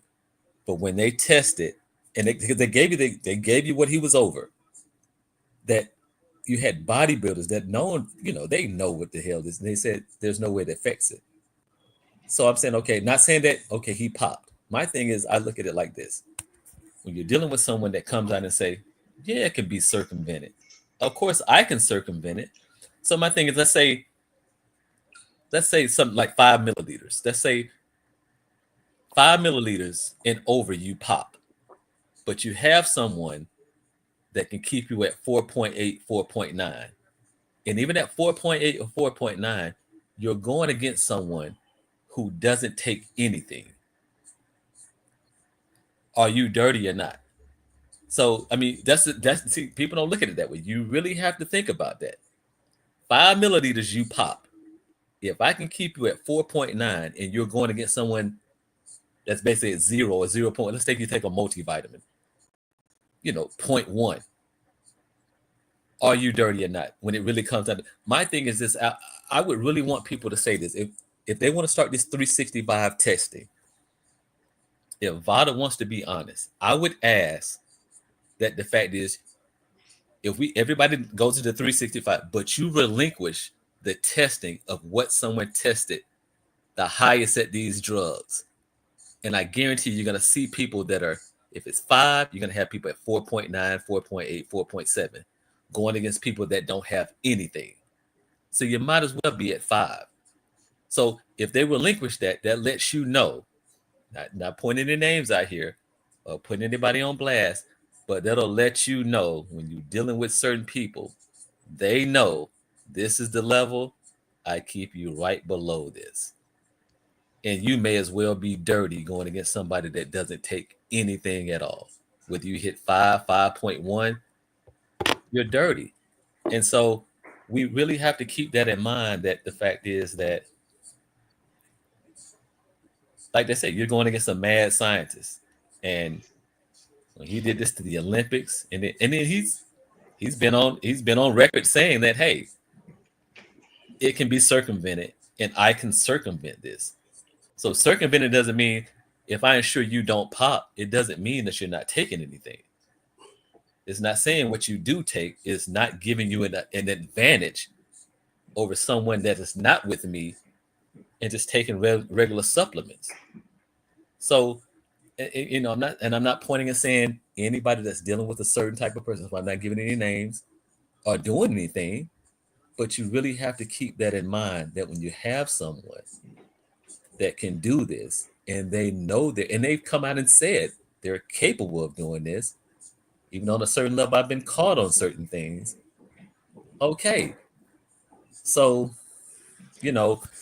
I can't really say, like, my thing is that if you're testing, they should just say, hey, like my son, he takes, I think I just started him on like GNC Mega Men. That's it.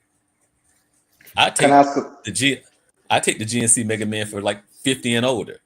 I take those, but he takes GNC. That's it. We don't. Can I ask a quick question? So this is just an example. I'm not talking about anybody.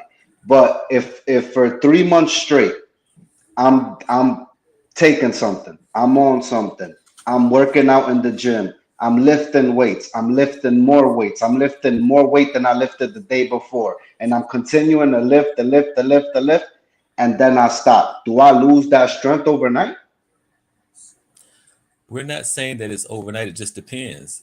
I can say if you take, if you lift, you can go in here and you can max out. And just because you get your max, take 2 weeks off and try to go in there and bench your max again. I mean, but I don't think that strength is not gonna just disappear, because I know, because my cousin, that's what he does for he just lifts weights. That's what he does. He's like, okay, and he's on that. But at the end of the day, like, I mean, dude, I don't think if he were to stop, he's gonna like lose his strength. There's a difference when there's a difference when you're on something that you can just walk in here and deadlift 750, and then take a week off and walk back in here and think you're gonna deadlift 750 right off the rip. It's not gonna happen. You might not lift 750, but are you gonna lift more than you would normally? But hold on, but that's the difference. You might not lift 750. So we're just saying, if you can lift 750 a week ago when you're on something, the week later you should be able to lift it when you're not on something. You can't do it because you're not on what you were doing. So that's the difference of 750 and dropping down to 550. That's 200 pounds. That's 200 pounds of pressure of certain things that you can do. So that lets me know that the fact that you just can't walk in here, he can walk in off the street when he's on something and can lift 750 off the street, and then take a week off and don't take anything what you were taking and walk in the gym and take and lift 750. You can't do it. So and how much would you lift without it though? How much would you lift without it though? So back to what you were saying. So that minute of what was proven that was in Ryan Garcia's system, where it was basically pretty much saying that it doesn't affect anything, but the fact is, all you want to hear is that it's just in your system. See, that's what I'm saying. It's just in your system. Even though they're telling you that little shit that's in your system, it doesn't affect anything to give you more power, more speed, and things. I have to disagree because that I don't think that's true. I don't think it's true. I think you still have the effects of what you were doing. If you were lifting more weight, I don't think it doesn't mean that you're still lifting the same weight or doing the same things, but you might be a tick above what you normally are, even if you're not on it anymore. You know what I'm saying? Even if it's a tick makes a difference. But that I don't know. I'm not a scientist. That's this is my thing. Yeah, I don't know. This is my thing too. If he had just kept his hand up and Ryan hit that glove, do you think he would have knocked him down that many times? So the thing is, hold on. I'm just saying, I don't care what he took, and this is my point. When I hear people talk about people like Deontay Wilder, no footwork, no jab, no skill, nothing. But then we talk about all these other fighters that we go to the toolbox.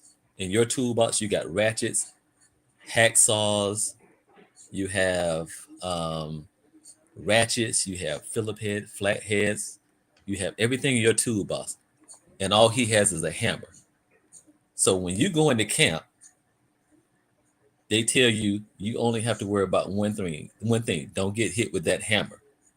He has to go into camp, worry about your footwork, your speed, your ring IQ, all these other things in your toolbox. And then you get in the ring and you get hit with that hammer. So my thing is, all they talked about the build up of this fight, all you have is a left hook. Now, Osterine did not make Devin Haney get hit clean with that left hook. And we know in camp that they were working fully on that left hook, not to get hit with it. And he got hit with it over and over again with his hand down. Even with his last fight that Shane Mosley said, when he got in that ring in New York, that is not what we worked on. That is not what I saw in there. And we're talking about Shane Mosley. They took him up to Big Bear for a reason, to work with him.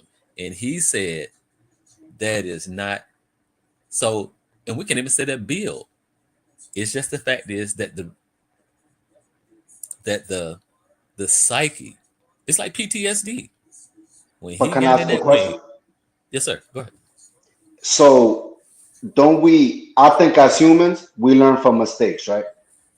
I think the worst thing that could happen for Devin's next opponent is that he went through that with Ryan, because he's gonna make sure that that doesn't happen again. In But my opinion. we just saw him after he fought Ryan, and what happened against a What do guy you with slow mean? feet? He just fought in New York against a guy with slow feet, slow hands, I I, no I real barely power. saw I barely saw him get touched, honestly, with anything that even mattered. But you know why he didn't get touched? Because he looked the worst that he's ever looked in a fight that we ever seen him But fight. coach, if it gets them the W, he should do it again. Come on, man. Come It on. doesn't matter how it looks. I It's get a it. dub. You know what I'm saying? That's what I'm trying to Okay, say. okay. I mean, yeah, you got a W, but the thing is, when you see someone that fights a fight that you've never seen, I told Johnny, everything leading up to the Shakur fight, I said Shakur is going to have to fight a fight that we've never seen him fight before in order to save his career as far as monetary. And after he fought that fight that we've never seen him fight before, what did he say? I'm not fighting like that again. I just showed you that I could do it, but it's not my game, and I'm not going to do it again. I don't plan on doing it again because I got hit too much. And so, but he had to do that to save as far as being a marquee fighter. He had to, and I called that out months before. He had to fight that fight, and he did it even though he didn't want to, but he did it for his career.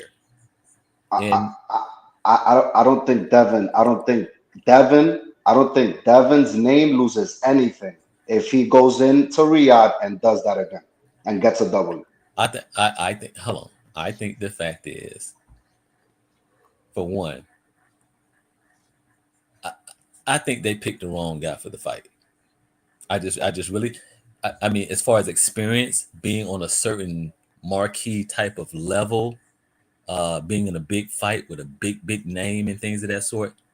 But I think they picked the wrong guy to say, hey, I out of that list that they had, his name was on that list. So It was, but we know why. Haney said it. Boots wanted to fight at 152. He would have taken it at 147. So we landed on Norman. Tank. Shakur didn't take the fight. We all know what happened with everyone on that list. We ended up on Norman. My thing is to go from Boots to Norman was a big mistake. You would have came out better taking Shakur. You would have came out better to take because of the fight that you, even if you come in and fight that kind of fight, it's still safer for you. I'm gonna honestly say I think it's too soon for Norman Jr. From what I'm not a coach. I'm not on your guys' level, but from what I see, I think it's too soon for him. Honestly, he's too cool, calm, and collected. That the fact is that even when he goes in other people's backyards from overseas, no matter where it is, he still performs. He's shown, just like Devin Haney, he's shown that he can take a lick and get up, just like Ryan Garcia. He can take a lick and get up. So people try to act like he's been knocked down. Okay, but he can take a lick and he can get back up, and still continue to fight and finish the fight. So, Coach, let me ask you a question. I think this is where I think Devin is. Like, I'm not on any bias. Yeah, I'm a Haney fan, but yes, he told me what was going to happen in person about the fight. I'm not going to say that. But at the end of the day, what I'm saying is that Haney's at a point where people want to watch him lose. So fight after fight, people are going to tune in to see him lose. I don't think he loses anything by fighting whatever style he wants to fight against Norman Jr. in Saudi. He doesn't, at this point, people aren't saying anything good about him anyway. Okay. Well, What difference does it make? Okay, and I'm trying to tell you, he's going to end up in the Shakur spot where you go in here and you run. Because the thing is, look what, even though he was paying the money, look what Turkey did to Shakur. he had to have like, hey, the cat and mouse, the Tom and Jerry, he mentioned it. Okay. So the thing is, you could end up in that same predicament as Shakur Stevenson. That the fact you can go ahead, you might get the W, but okay, but you're really cutting yourself out of that money, out of that mainstream again, because we seen you do it we seen you do it in New York, and you think you're going to come here and do it again. After that, I guarantee you, you're cutting what you can make in half. So coach, how did he get another fight after the New York performance? Not only that, Turkey was literally trying to make fights for Devin, and they didn't work out. He said it himself. Because you know why? His back is against, because of coming off that fight, you had to pick somebody like Brian Norman. You had to take, so see, you're not looking at it that way. You had to take something dangerous. Coming off that fight of what you just did, that yes, you couldn't take a BS fight. You couldn't. So you had to get in there with, so, and you took what you think is the lesser of all evils to make this fight. But you see the shit that they pulling. That the fact is they understand, because you're not gonna rattle this kid. I've been knowing him for years. My son fought him in the amateurs, and I've been around his family, knowing his family. You're not going to rattle him when he speaks, and that's just who he loves the game. He's not saying he's the best at whatever, but he's just like, okay, he wants to fight on other people's turf. He wants to be that new road warrior. He wants to be that new Glenn Johnson. When he says, I want to be a world champion, not an American champion, I don't mind going in somebody's backyard and looking at the fans' faces, either when I win or I knock his ass out. And I like that. And I'm taking that back home with me. That's the mentality of this kid. He's calm, he's cool, he's collected. I understand. Like, listen, I'm digging Norman Jr. Like, I'm digging him, and I think he's growing every fight. I believe it. I've watched a shit ton of fights and time that I put into Norman Jr. Right, but what I'm trying to say is, I don't think Devin is at a point in his career to do what Shakur did. I think Devin is at a point where he's gonna go to Riyadh, get the W, get the belt, and go from there. That's all he's worried about. That's what. Okay, and see, that's the thing. But he understands. You keep saying just get.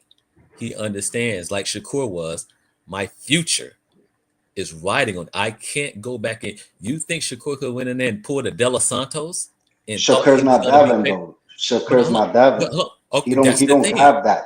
But I'm saying, but hold on, you're not that. The thing is, I guarantee you, you're right. He's not that, but he cannot go back in there off of that fight that he put. You go from a lawsuit, you suing a guy. I mean, you had the right to do what you wanted to do. I'm not. You had the right to do it, whatever you want to do. But okay, it's been plenty of people that popped on something nobody sued.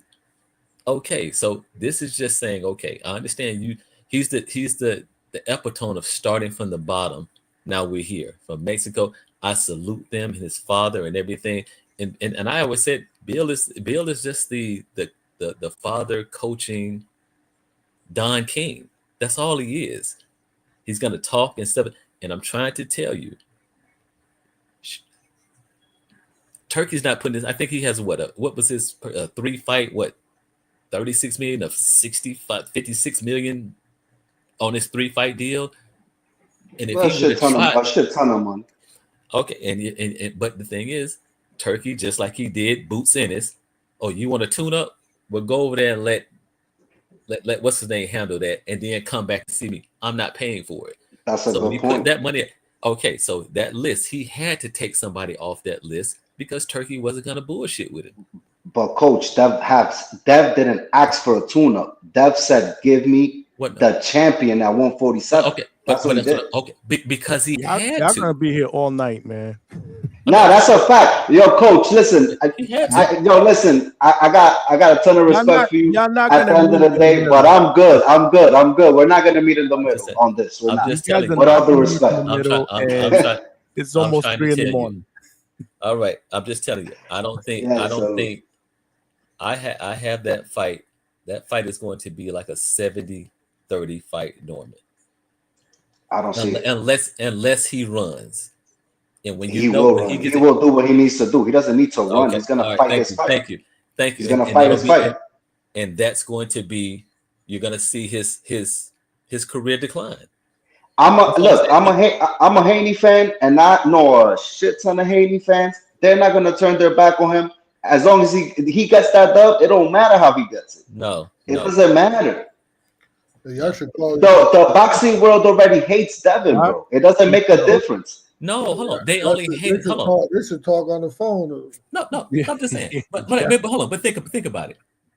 People were riding so high on Devin after the Loma win. Then he came back with the Regis program when everybody was riding high. When he pulled what he pulled, it made people look at him differently. Even from him shoving Loma, even with him certain doing things, people understood you come in the bigger fighter. Everybody knew everything. So it's okay. I'm just saying everybody's gonna have, but I guarantee you, if he comes, just like if Shakur had fought this last fight and ran, we already know what's gonna happen to his career. We knew it. But Shakur don't have the same pull as Dev, bro. This is uncomparable. Oh, we're going back. It's not comparable. Okay. But we got it. We good. Okay. we go. It's okay. How about it's different? It's different. Agree to disagree. It's okay. Disagree. One thing I will throw out at everybody is we ain't gonna have nothing to talk about in October. I mean, we got Canelo and Bud, bro. That's about to heat up. Mid-August. That's August. Oh yeah. And then after the fight, we're gonna talk about that for weeks on end. Oh man, I can't wait. Johnny, what I tell you? I just want to see the fight. What I tell you, Johnny? What I tell you about that Devin Haney fight? Go ahead, tell me what you said. Don't be surprised if it don't happen. Oh yeah. Coach is he said that, and I'm like, yo, stop it.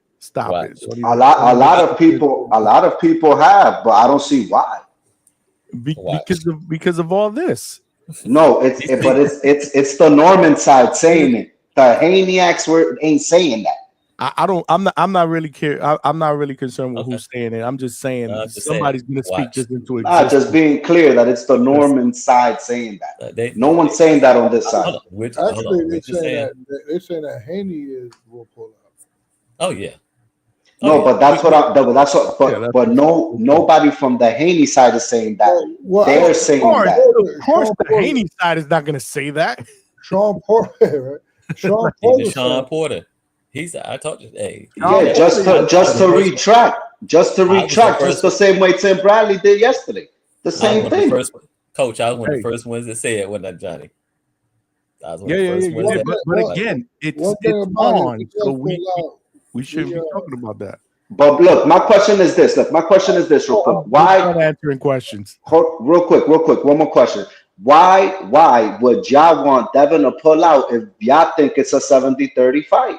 Like, why y'all even bringing it up? Y'all would want the fight to happen. I don't know if anybody here said we want him to pull out. He's saying that he thinks. I mean, it keeps bringing it to fruition. Everyone keeps saying and repeating it. Why? Okay, the same reason that Turkey gives you for VADA testing, and then you want to pull rank and say, I'm gonna put out, we're gonna cancel it if you don't do this because we want you to do it 2 weeks early. Okay, cool.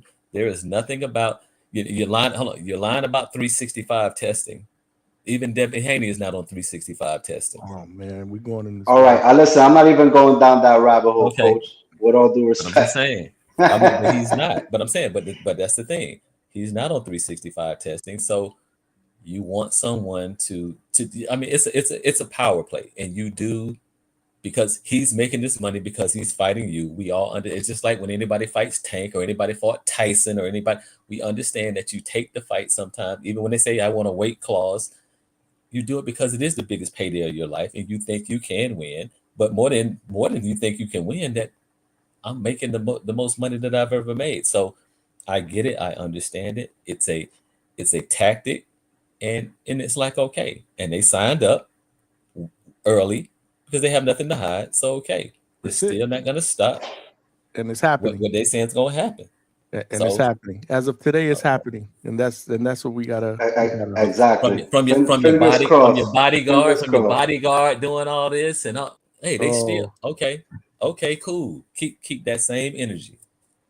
All right. You I can't feel vouch good. for I feel great about the fight. Hence, Norman gets lucky with and drops something in there, but that's about it. He has to I get don't lucky. see I don't see anything besides he has to get knocked out. That's all I'm saying. It's the Okay. only way he won. There you go. Predictions in early 4-month predictions in. We got Norman people. We got Haney people. No, we got Rohan people. We got Coach Bermudez, Rohan. Rohan Polanco Rohan. fight week, The bro. last time we spoke about Rohan was like an hour and a half ago, right, Coach?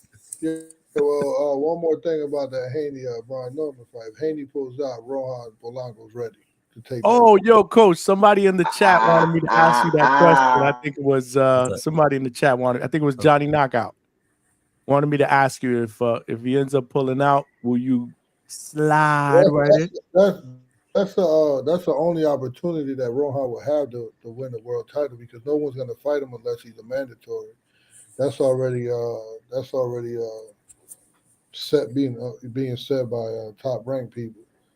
The top ranked people put out a couple fillers and Brian Norman didn't want it, which I respectfully agree that he shouldn't take it because I would have took fucking Japanese money versus Rohan Polanco money. He ain't gonna make that much money fighting Rohan, and he'll lose his title. So, but go out and get that easy money. Because I saw that kid fight before live. The Japanese kid, he's a catcher's mitt.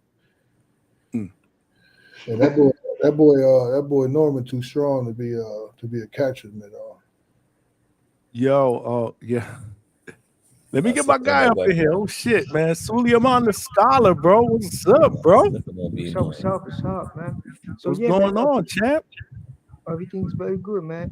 So yeah, we need a heavyweight, man. American heavyweight. I think that this fight of Federico Pacheco, we should think about him for a while, man. See if they can develop him. He needs a top. I think he's with top rank because his brother's with top rank, right? Or, no, or he's with Matchroom, right? Because his brother's with Matchroom, right? He's Diego with Pacheco's Matchroom, I with his brother. believe. Yeah. That's Diego Pacheco's brother, right? That was you in the chat talking about him? Yeah, I was talking to a guy to say something in the chat. Who's Kiko in the chat? That's you? Yeah, that's a friend of mine.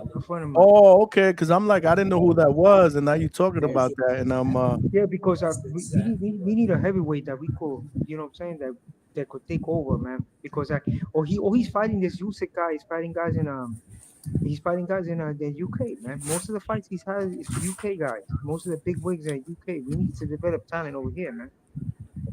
Yeah. No, I think there's some talent there, but he's raw, man. He needs to be developed, man. Yeah, he needs a strength and conditioning coach. He needs a world class trainer. He needs a lot of stuff, man. I don't know what's taking him so long. And even his brother's getting criticism because in that fight with Trevor McCumbee, he didn't take no chances, man. He was just boxing, coming off the jab, working off the jab, because that guy's still game. Trevor McCumbee's dangerous. He dropped Caleb. So and he hurt Caleb too. Suleiman, I don't have a problem with Pacheco's performance, bro. I feel like he did a hell of a job boxing. He boxed his ass off. He almost swept every round. And McCumbee is a dangerous fighter. Even though he's losing rounds, a fighter could be losing rounds, but still be a threat. He could still be game. Be dangerous. That McCumbee guy is something, but what he did in the last fight, he impressed me a lot. So like he thought that Pacheco was food for him. So he took this fight thinking like I knock out Pacheco and I move up. And then like same thing with Hamza. Hamza looked bad against Adames. He moves up and he fights Berlanga. So his stock rose because Berlanga, the problem with Berlanga and all these other fighters, they're coming from the American circuit. They don't have world class trainers, man. I don't know. Like Berlanga needs a guy like Salas. Like he got to sign up with Salas. Get that trainer Salas. Get rid of the trainer he has now.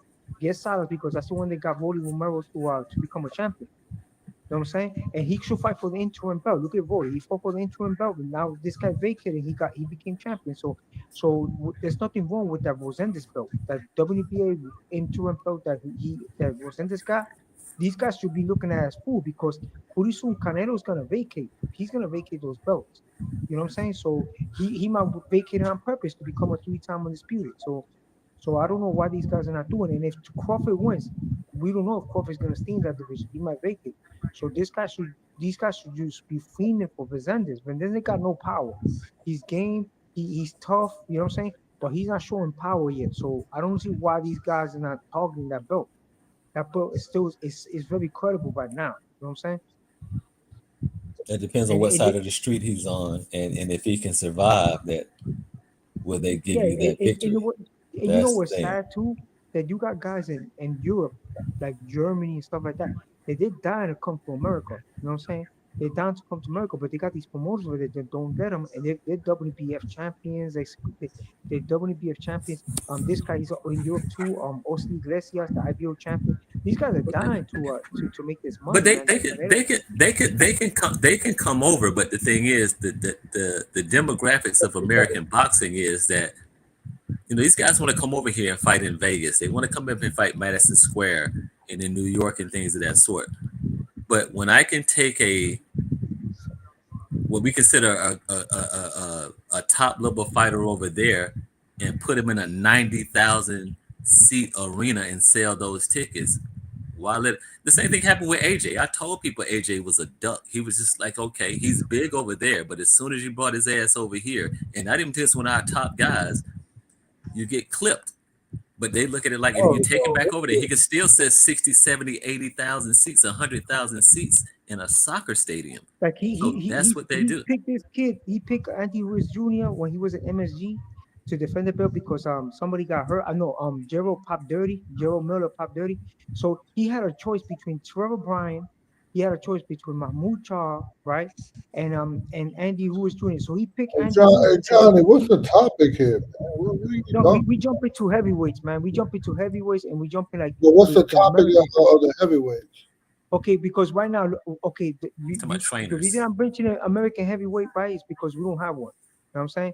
We have an aging fighter that got knocked out by Zhang. He's trying to make a comeback. But you got guys on the come up that are hungry. Like this kid right there. This kid could be developed, man. This kid needs what kid is that? Pacheco, Federico Pacheco. They call him Pacheco from California. He's 6'5". He's 9-0 with 6 knockouts. We need a guy like that. If they could have a bandwagon in UK for AJ, and AJ was, people say he's slow, and they develop into a knockout artist, right? So why are people not doing the same here? Why are these rich people that own stadium? Why are they not doing that? Why are they not running to Pacheco and now signing them up? Because America's not built like that. We're just not. Yeah, but people were talking like about Usyk being an all-time great. Excuse me, they were talking about Usyk being an all-time great, right? Everybody's saying Usyk is an all-time great, and he got all these people behind him. So why can't we get behind our athletes? You know what I'm saying? Because you don't have but for one, because of the racial divide in America, that you don't have a true country that stands behind anyone. It's just like Wilder. As far as he defended that title longer than Muhammad Ali, longer than Mike Tyson. But the thing is, if you don't have a country, the thing is, these other people have countries behind them. That's why they get supported, because they know that the fact is that, hey, you have a whole. Everybody thought Mayweather's not a big draw. The big draw for Mayweather is based on who's across the ring from him, and that's why he picks certain people. Because if that's the case, look what happened when he fought Berto. Why wasn't that a big? If you are Mike Tyson, he had that it factor that no matter who he fought, he could have fought me in a Walmart parking lot and would have sold millions of pay-per-view to see me get knocked out. So that's the divide. You have a country. Pacquiao has a country. That's why they moved him and put him at number 5, coming back after 4 years off.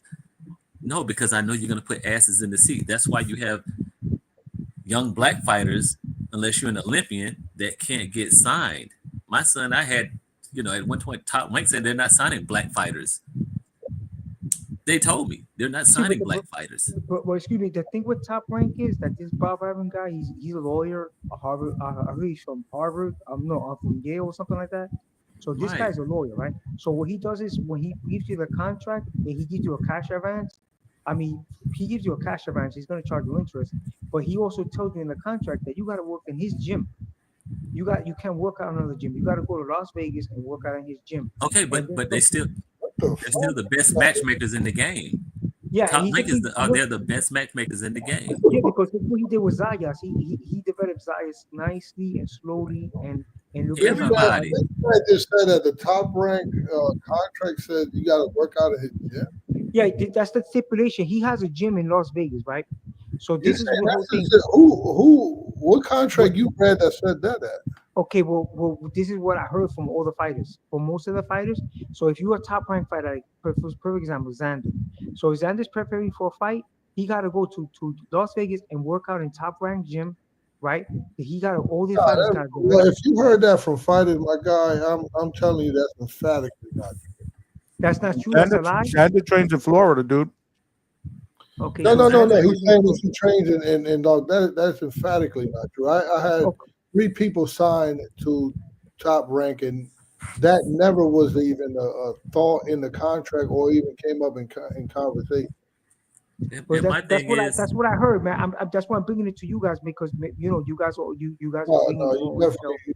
Okay. but my So thing is, even if another thing, excuse me, another thing is for the heavyweight people, right? Well, I spoke to another guy in another show, right? And I told him like he's a heavyweight and he spars, he's into the boxing, right? So he said that he lives in Vegas. He has a home in Vegas and he also has one in Florida. So he said he was looking for sparring, high quality sparring in Vegas for heavyweights. There's hardly none. There's hardly none. He can't even get a sparring partner. This is an amateur. He can't even find guys to spar with him that are high quality. So what I'm saying is like the heavyweight development is very bad in United States because if the mecca of boxing, if you can't find a quality sparring partners in Las Vegas, you know what I'm saying, to develop talent, and that's why. It's not about where you are because you got to think. Bacoli was a great sparring partner for some people. Then look where he went, where he was sparring people all the time, you know. So And the these guys situation get with some work. Americans, they put up a lot of weight because first of all, they prima donnas, they don't want to follow discipline. So like for example, like they don't want to do road work. Like you was mentioning road work before, they don't want to do road work. They don't like to do the double hand bag. I don't know why they neglecting the double hand bag. That's where you get the combinations from. That's why you don't miss punches. Like some dudes got like this laser accuracy What is because they spend hours in the double hand bag. Like what even name a country that had a heavyweight that just dominated America? Because Wilder had it for a while. Even though Jared Anderson just lost, but he was one of those on the up and rise. He was a young guy. So I mean, you had so the thing is, you just can't feed us that and just say all these other countries, because the thing is, all these other countries want to come here. You want to come here to make it. You want to come here I to make it. agree. You're I not. agree. Yeah. So I that's the agree. thing. You want to go. And, You want and to they go made to a mistake Vegas. with the AJ's team made a mistake with Andy Ruiz Jr. because they thought because he was chubby that the kid couldn't know how No, to they fight. didn't. I know for a fact that even he was getting knocked out in sparring. AJ had been getting knocked out in sparring Yeah, before he came over Joey to Zaweko America. knocked him out, a sparring partner. Yeah, so He I mean, took Joey. but he's been knocked out and knocked down plenty of times in sparring. He just But the thing that's he doesn't bugged have. out, like Joey Zaweko is a small heavyweight, and he has problem. Why are these American heavyweights having problem with weight? I just don't get it. Like Joey Zaweko, he was at one time he was a prospect. His problem is his weight. Um, Javid Anderson is pretty good, but the problem with Javid Anderson, I noticed that when he fights, he has problem with head movement. Like he doesn't show a lot of head movement because like he even Charles Martin was carrying. You would want to support Freddie Pacheco over Ali Feliz. Now I like this guy because of the size, because the heavyweights now are big, so the kid has 6'5" speed. If the man lost his fat percentage, the man probably be a solid cruiserweight. Who? Pacheco, no disrespect to him, but if he was to get in shape, he'd probably be a cruiserweight. Yeah, okay, but he's 6'5", man. So they could bulk up the bodies. He's probably bigger than that, but he's a big because kid. What I'm saying is for him, he got a lot of fat off him, and he should be probably working on that. And it looks, I don't understand that. it looks like he's not working on it because he just came in at like 59. We need, excuse me, we need, for example, like a guy like that, right? He has to make money. Like I could see why boxers today, like a Floyd Schofield and all these other guys, they're running for the heavyweight championship. Why? Because he's a perfect example. Even though he's a smaller weight class, Boyce Porterfield's father, right, has this kid training hard, bro, and he's doing strength and conditioning, right? So he's bulking up a lot. So the training camps take a lot of his time, and he needs time to heal. So that's why they want to make the training camps longer, and they want to give him time to heal. So that the only way he could do that is by having a championship. You understand? That's why he pushed for that fight with Shakur, but I think he overtrained for that one too, and that's why he got dropped by that kid that he fought before he wanted the fight with how you call with I mean, I with just Shakur. think the thing is the dudes that fight a certain type of way, dudes that come to fight and knock out usually get knocked in a way. You hadn't got it, and you hadn't seen the Inouye get up and his legs are wobbly. He ran into something. He opened up, ran into something. It's a flash knockdown to him. He looks at his corner. You never see him get up, actually in those fights he's been knocked down, unless it's real late, he could damn near come back and tie the round up and just be like, okay, it's instead of a 10-8, it's a 10-9 round. So yeah, we saw that with him. Virgil. Virgil did that too. Like Bohocek, he dropped him, and he people the judges were like they gave him a 10-9 round, and he got dropped twice because aggressive fighters usually get hit and get knocked down. It doesn't mean they don't have a chin. It don't mean they're chinny. Nobody thinks Inouye is chinny. I don't give a damn how many times he's been knocked down. What, 3 or 4 times in fights? That's also something that you can't do all the time, because I think that's why this guy Tim Tszyu was doing it all the time, and it shot him in the foot, because he tried to do it twice. He tried to do it with the Bakram fight. He tried to load up and take shots, and you drill the guy back, and Bakram kept catching with the left, because he could have boxed that fight. I think if he would have worked the jab, he would have won a couple of rounds, right? But he decided to go on his shield. And then in the second fight with Fonfora, he went over there. He thought Fonfora was easy work because he lumped up in the first fight. Doesn't know that Fonfora is training. He's paying for probably a or a world-class training camp now. So he's learning, right, from his fights and his loss where he got knocked out. So now he's pumping the jab. He's also probably got a high quality strength conditioning coach. He probably picked up his punching power and all that. So he fought him. So he fought this guy. What's his name? He fought Tim. And Tim, he was frustrated. So he decides to go out of the shield, or decides to just come in there like a bulldozer and gets and finally quits on his foot because he couldn't deal with the power. So this is becoming habitual. Even Berlanga, to me, in my opinion, I think Berlanga, even though he had a bad quality trainer, he needs to, like, all that money he has to hire a Salas. Somebody's going to show him how to put the mitts. Somebody's going to show him head movement, because at the beginning of that fight, those two guys were equal. Brother, Make your last point, man, because I'm about to wrap this up, y'all. Okay, let's wrap it up. Let me tell you this, though. You can't teach heart, and you can't teach chin as a coach. I don't care about them who you are. You can't teach heart, and you can't teach chin.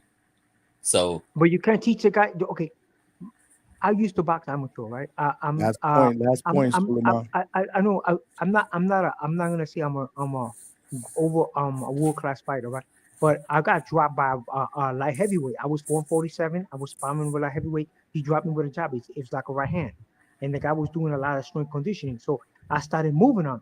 So a guy could be chinny in this aspect, like that you fighting a big-time puncher, and he could drop you. Anybody could be dropped. You know what I'm saying? So what you do, you change your approach, you do movement. So the guy was complaining, oh, this guy don't want to stand close and train with me no more. I'm not training with you. I'm not gonna take punches like that. So what I'm saying is, if I'm a heavyweight, I'm a fighter, and I'm being trained. Okay, so what, I'm chinny. So why am I not going to my plan B and using my legs and boxing and moving? But it still doesn't mean you're not chinny. The thing is, with power, we can negate power because you have to land it. It doesn't mean you're not chinny because somebody can't hit you. The fact is, when they hit you, give a damn what you do. When somebody does connect, the true colors are going to show who you are. Just because he wasn't able to knock you down after he knocked you down, but if he had hit you again, I'm pretty sure he would have knocked you down. Yeah, but I didn't give him the chance. No, exactly. Hey, Johnny boy, man. Yeah, I'm man. you, man. Right. Okay, fellas, man. Great boxing talk, man. I joined next time earlier, bro. I joined earlier, man. Great boxing talk. You gotta do this earlier, bro. Thanks for coming on, bro. Right. Yo, Johnny, I'm Good gonna go night. Thank knock you, out, brother. bro. I gotta be up at 6 a.m., brother. Appreciate y'all, man. I appreciate Good y'all, night, brother. bro. Y'all have a Love you, good Yes, Johnny. night, sir. bro. All All right, right, Yo, coach. great good night. boxing talk, fellas. Great boxing All talk. right, you got it, man. You got it. Appreciate y'all. Yeah, man. We ran a little late there. But you know how we do it up, bro. We got the night slot, man. This is how we do it up. We start at 9 o'clock, another 6-hour show. This is how we rock out.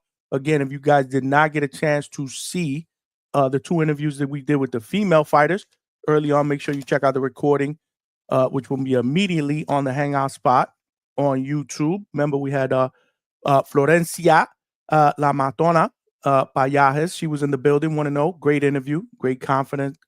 Confidence. I love her energy. Again, she sparred with some big names, and she was like, she wants that smoke. Then we had Brooklyn Barwick. She was in the building.